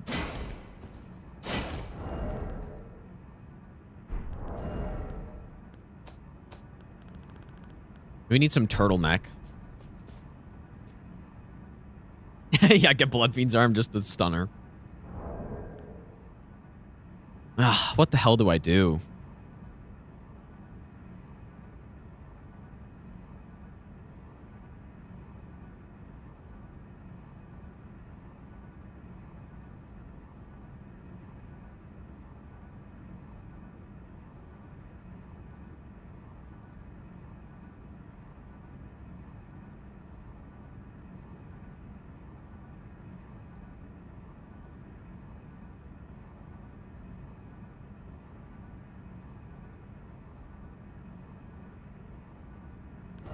I don't know. I feel like it's possible to get that riposte, but let's see what that looks like with our actual damage here.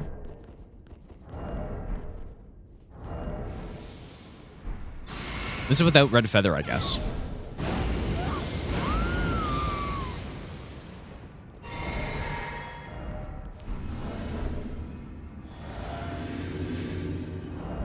I just need to get the riposte, and it should be a scripted phase 1, but she's like a little bit too far away.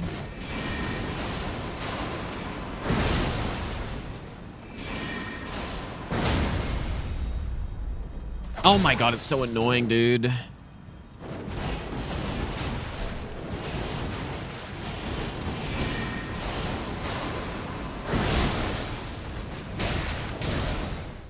You shitter boss.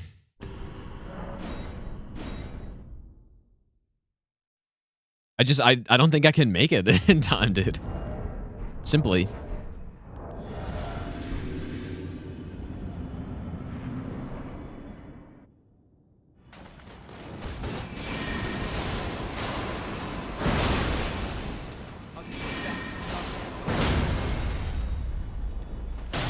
Like, how am I not getting it, dude?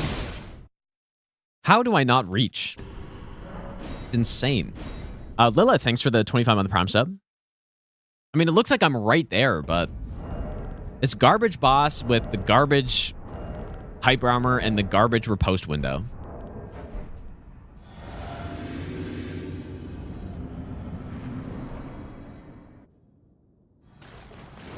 But I guess I just need more stamina.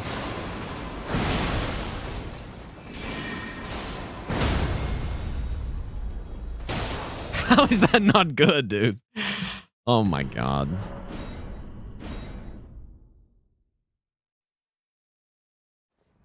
How is that not good enough?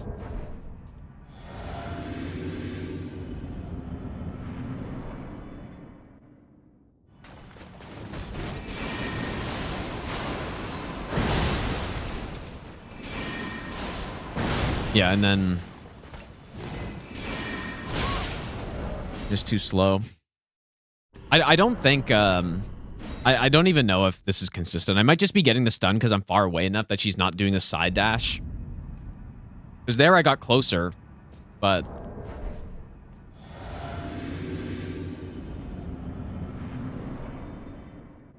I wonder if she had, like, there's no way she has to do waterfowl there.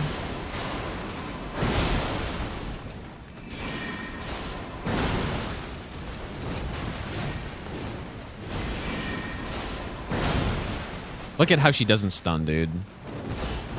Incredible boss.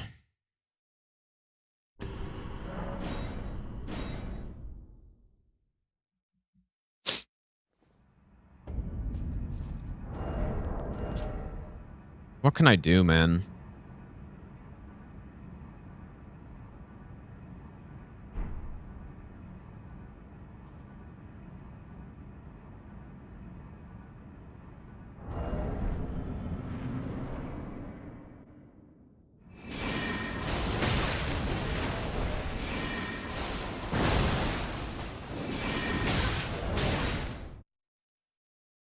I guess there are only actually 2 levels of charge on this thing, huh?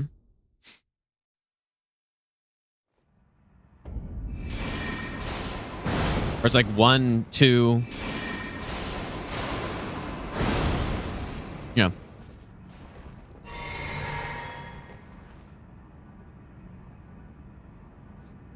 Yeah. Well, the infinite stamina tier, though, is the DLC one. And I don't know if I want to take out a furnace golem.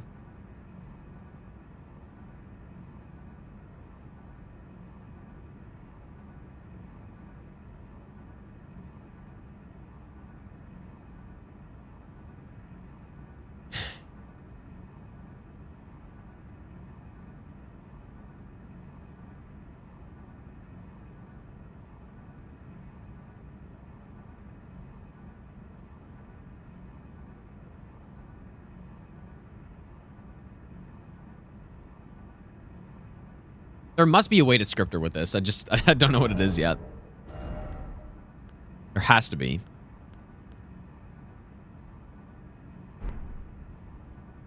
No, I didn't put Millennia S tier, actually.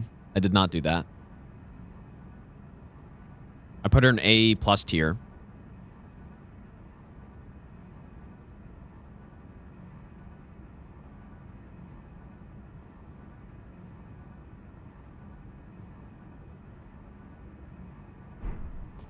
I do. Okay, let me see if I get a bit more stamina. Let's say I get to like 20. There's actually 25.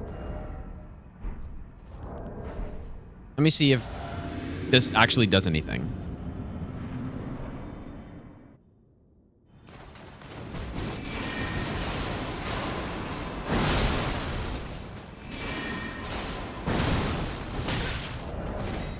I just don't think this even works, dude. I think the only reason she was getting stunned is because the I was far away enough that she wasn't really doing anything.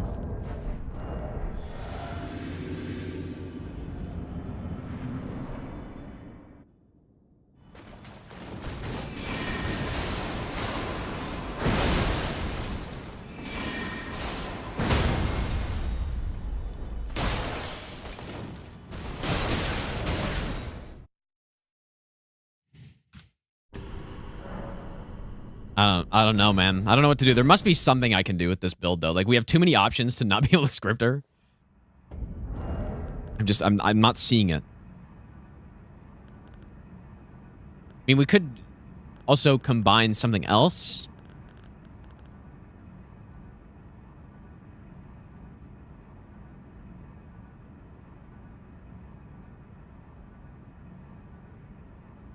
Hmm.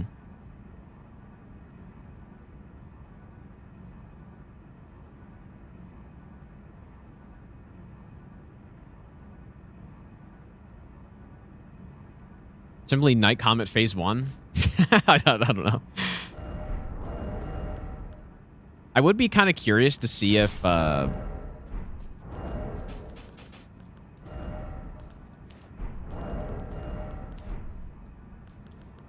want to see if Roiling Magma does anything good here, maybe. Just to see.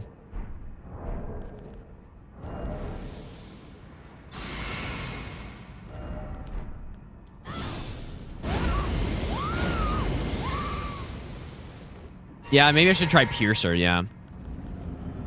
Yep, that's a good idea.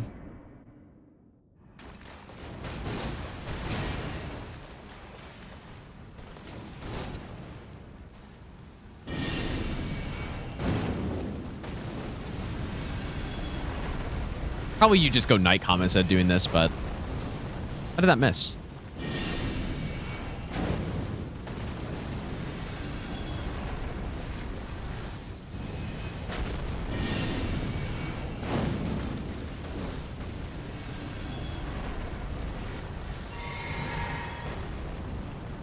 Hey, my cat. This is why I need to turn off my keyboard.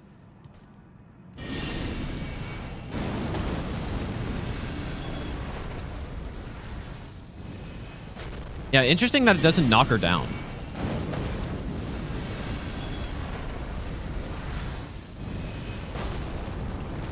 Kind of figured it would knock her down, but I guess not. Yeah, I could just go Night Comet phase 1 and then... but it's like I may as well just fight straight up with Slicer at that point. Let me see what Slicer looks like. We do have a very good Slicer build.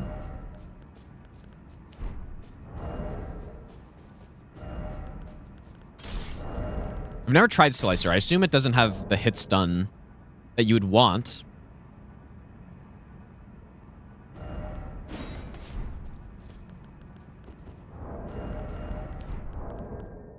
Nice. Lantern Gaming.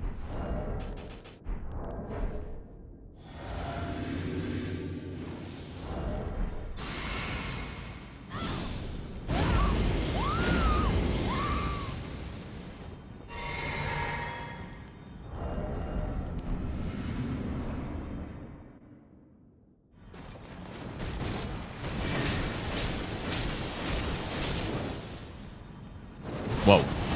How did I not get hit by that? That's insane. Does she get hit stun by that? Oh, she does, actually. Man, that's... What? Oh, my cat just did that, I guess. Yeah, I mean, it obviously works, I guess, but... Maybe not the best option.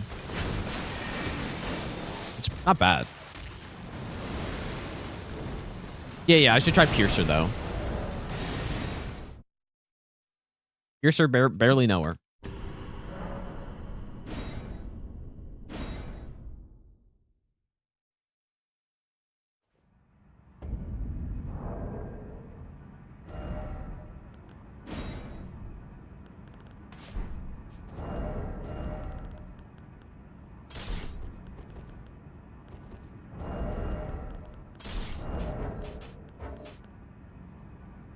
But I think only the fully charged knocks her down.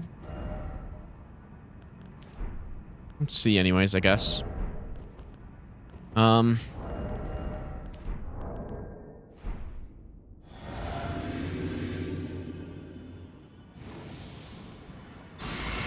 I do have Thorny Tear as well.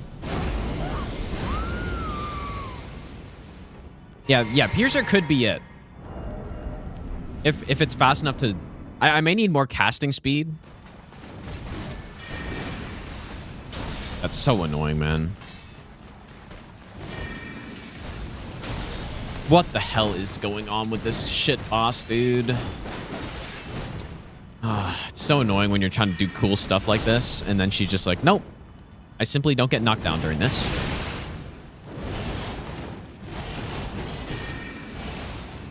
Nope, I simply don't get knocked down. Good damage, though.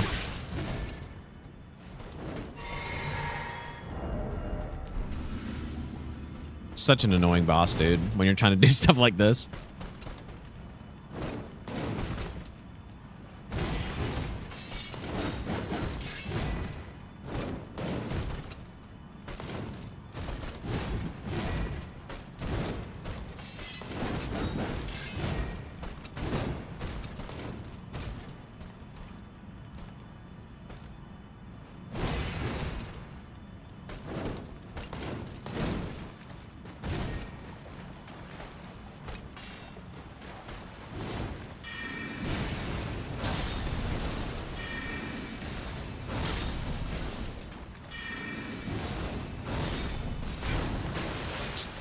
Kind of works, I guess.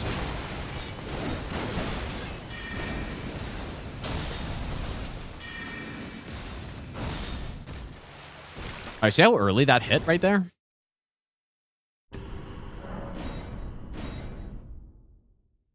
I don't think I'm going to have enough...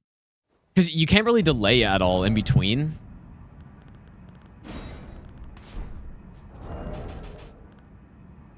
So charge... This one... Let me try this again. You have to get the opening. Like, you need to get on the opening, for sure.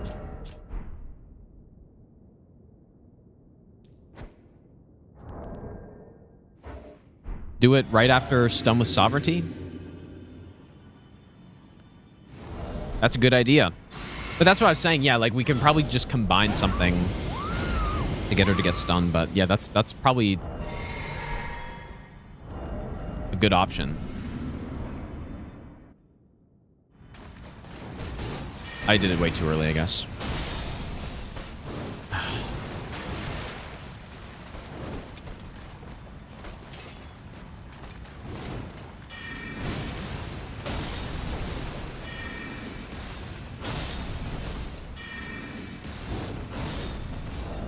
Not a full loop, I guess, with this. But yeah, that's a good idea. Let's try a Sovereignty hit into a Piercer hit. But then she's just going to end so far away from me.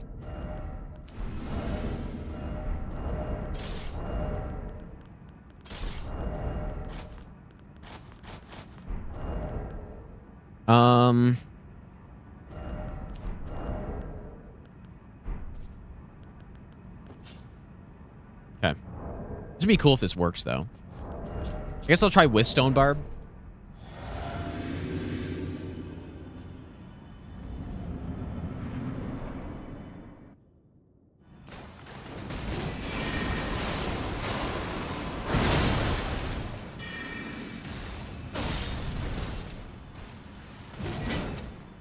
That was with Stone Barb. Oh, god damn it.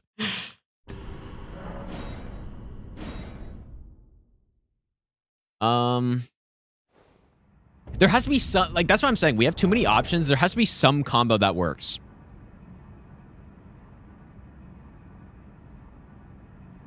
There has to be some combo. And maybe, yeah, definitely faster cast speed for a Piercer would be, like, you would pretty much need it. But what if I go no Stone Barb? Let me try no Stone Barb.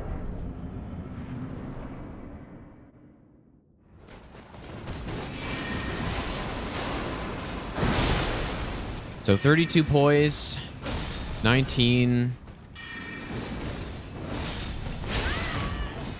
It's smoked. Okay, so it's no good.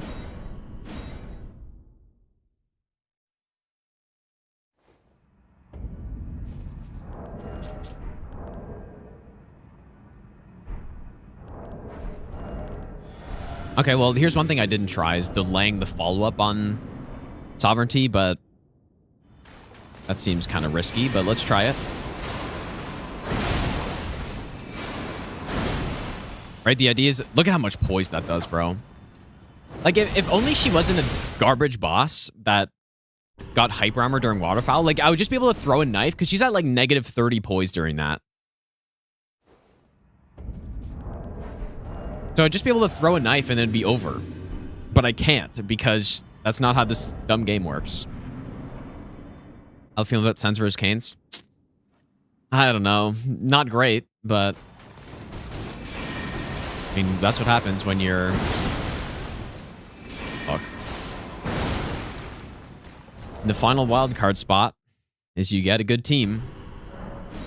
I mean, Sens have a chance, obviously, but it's just not a great one. I would say they probably have like a 35% chance to win.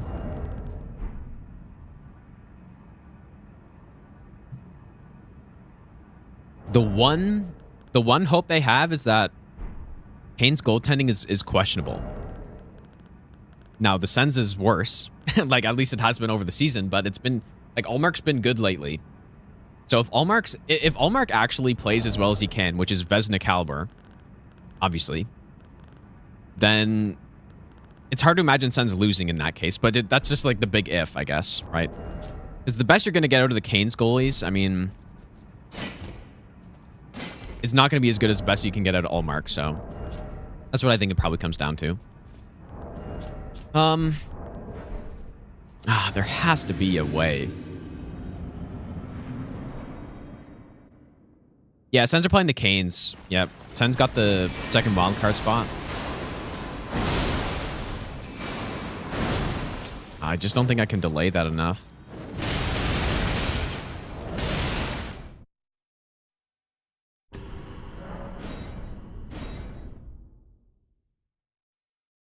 Yeah, there is one of the Stone Digger sorceries. I forget which one it's called, like something blast, maybe? I don't know. There's one of them that's insanely good, but it probably wouldn't be great here. I feel like second seed playing third seed's garbage. Yeah, I mean, you don't really get rewarded for coming second place because you're playing a really good team. Definitely, like, coming first in the conference, or yeah, in the conference, but in your division is huge, right? Because then you're gonna play a wild card team, and then, you know, in this case, like, you know, those generally are not going to be as strong teams, obviously. But I don't know. It's playoffs. Like there's no easy path to the Stanley Cup. So for anyone, really. Except I guess West is much easier as long as you're, yeah, not Dallas or Minnesota, maybe. Like whoever wins that, probably going to be sitting pretty good. Like Colorado's got a pretty easy path. Which is what it should be if you come first. She gets knocked down by the full charge of this Ash of War. I need to think of what I can do after this.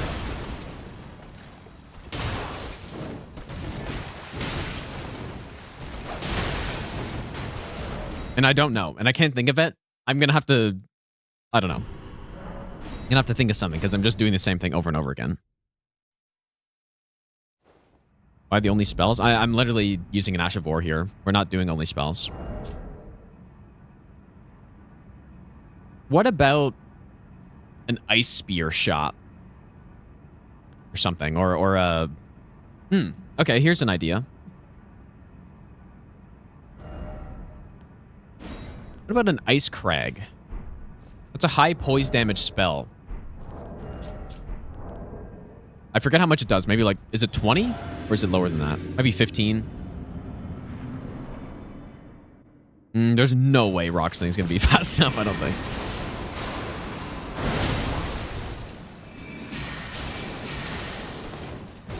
Six poise left. Oh, it was close. It was pretty close, actually.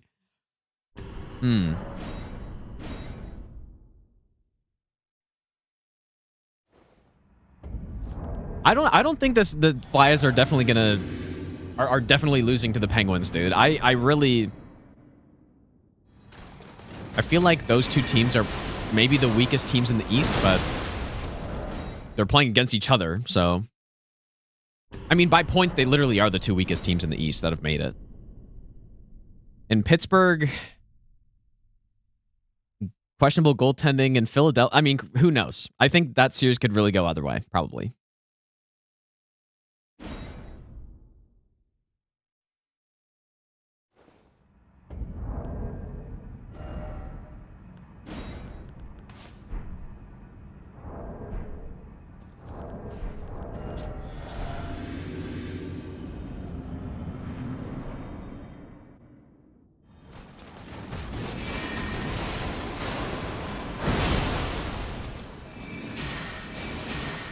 Oh, it only does 6 poise damage. Why did I think it actually dealt some solid poise damage on it? No, 15 would have been way too high, I guess, but...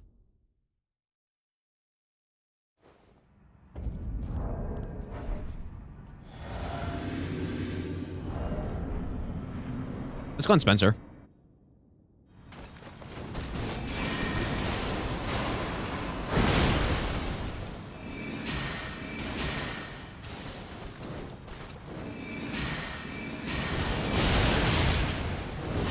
You get that frost. Like, I wonder how close we were to a frost proc there. That's kind of what I was going for. I think it was one more cast. I don't know. But yeah, I can Memory of Grace out of the fight and re-enter. I just, like, when am I going to get an opening for a full carry and sovereignty then? Okay, I don't think Ice Crag works. I could try it, like, may as well try a Rock Sling, even though I highly doubt that will work. Who knows? It might.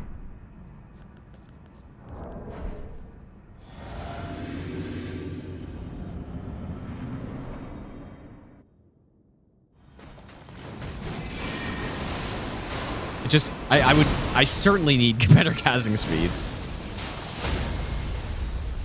Like, I don't know, maybe. Let me try it a couple times.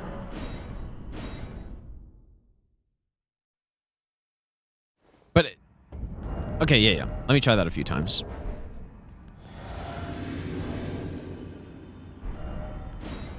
And this is only phase 1, like, who knows phase 2.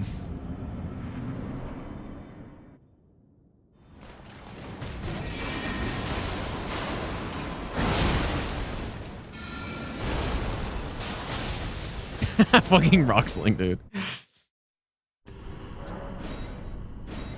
Not exactly a great mid to close range spell. Thought I made a new save.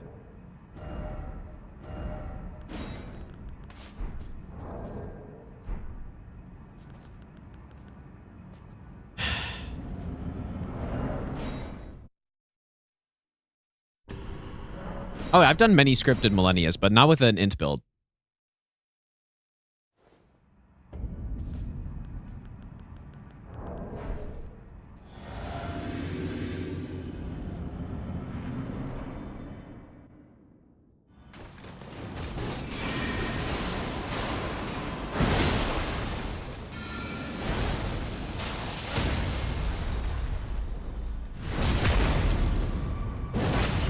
So then what would I do after this then? Can I do a full charge? Looks like you probably can if that kills, but let's even see if that kills. Maybe. I am not sold by this, but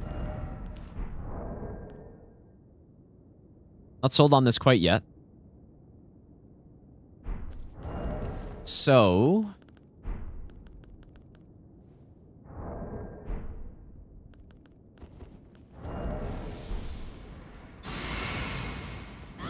Moonblade, I don't know.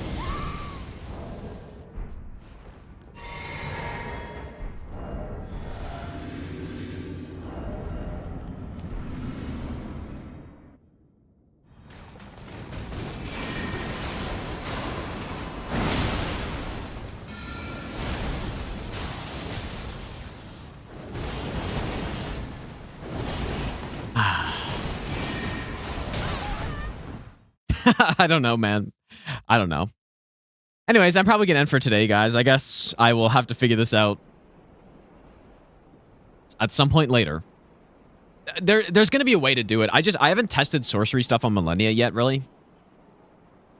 Or int build stuff on her. So, and honestly, getting a full Millennia script isn't the easiest thing to do because it's phase 2 is usually easier. Because you can open phase 2 with a stun, but it's the phase 1 part that actually is hard to get a full script. Like, I guess the only thing I know of that has gotten a full Millennia script is Bloodfiend's Arm. Did I do it with Zweihander too? I think I did with, like, a jump attack. I don't know. Usually it's only, like, the big bonk. Pretty much the best weapons in the game can do it. I'm sure this can do it too. I just need to figure out how. And I guess worst case, if I wanted to be super safe, I could just go with, like, Night Comet phase 1. Very cheesy way to do it, and I kind of don't want to do it that way, but I might. We'll see. But anyways, yeah, thanks for hanging out today, guys. I will be back on tomorrow. There's going to be more DRL commentary tomorrow at the same time at 12 p.m. So, should be fun, dude. But yeah, I'll see you guys tomorrow at same time. And take care, you guys.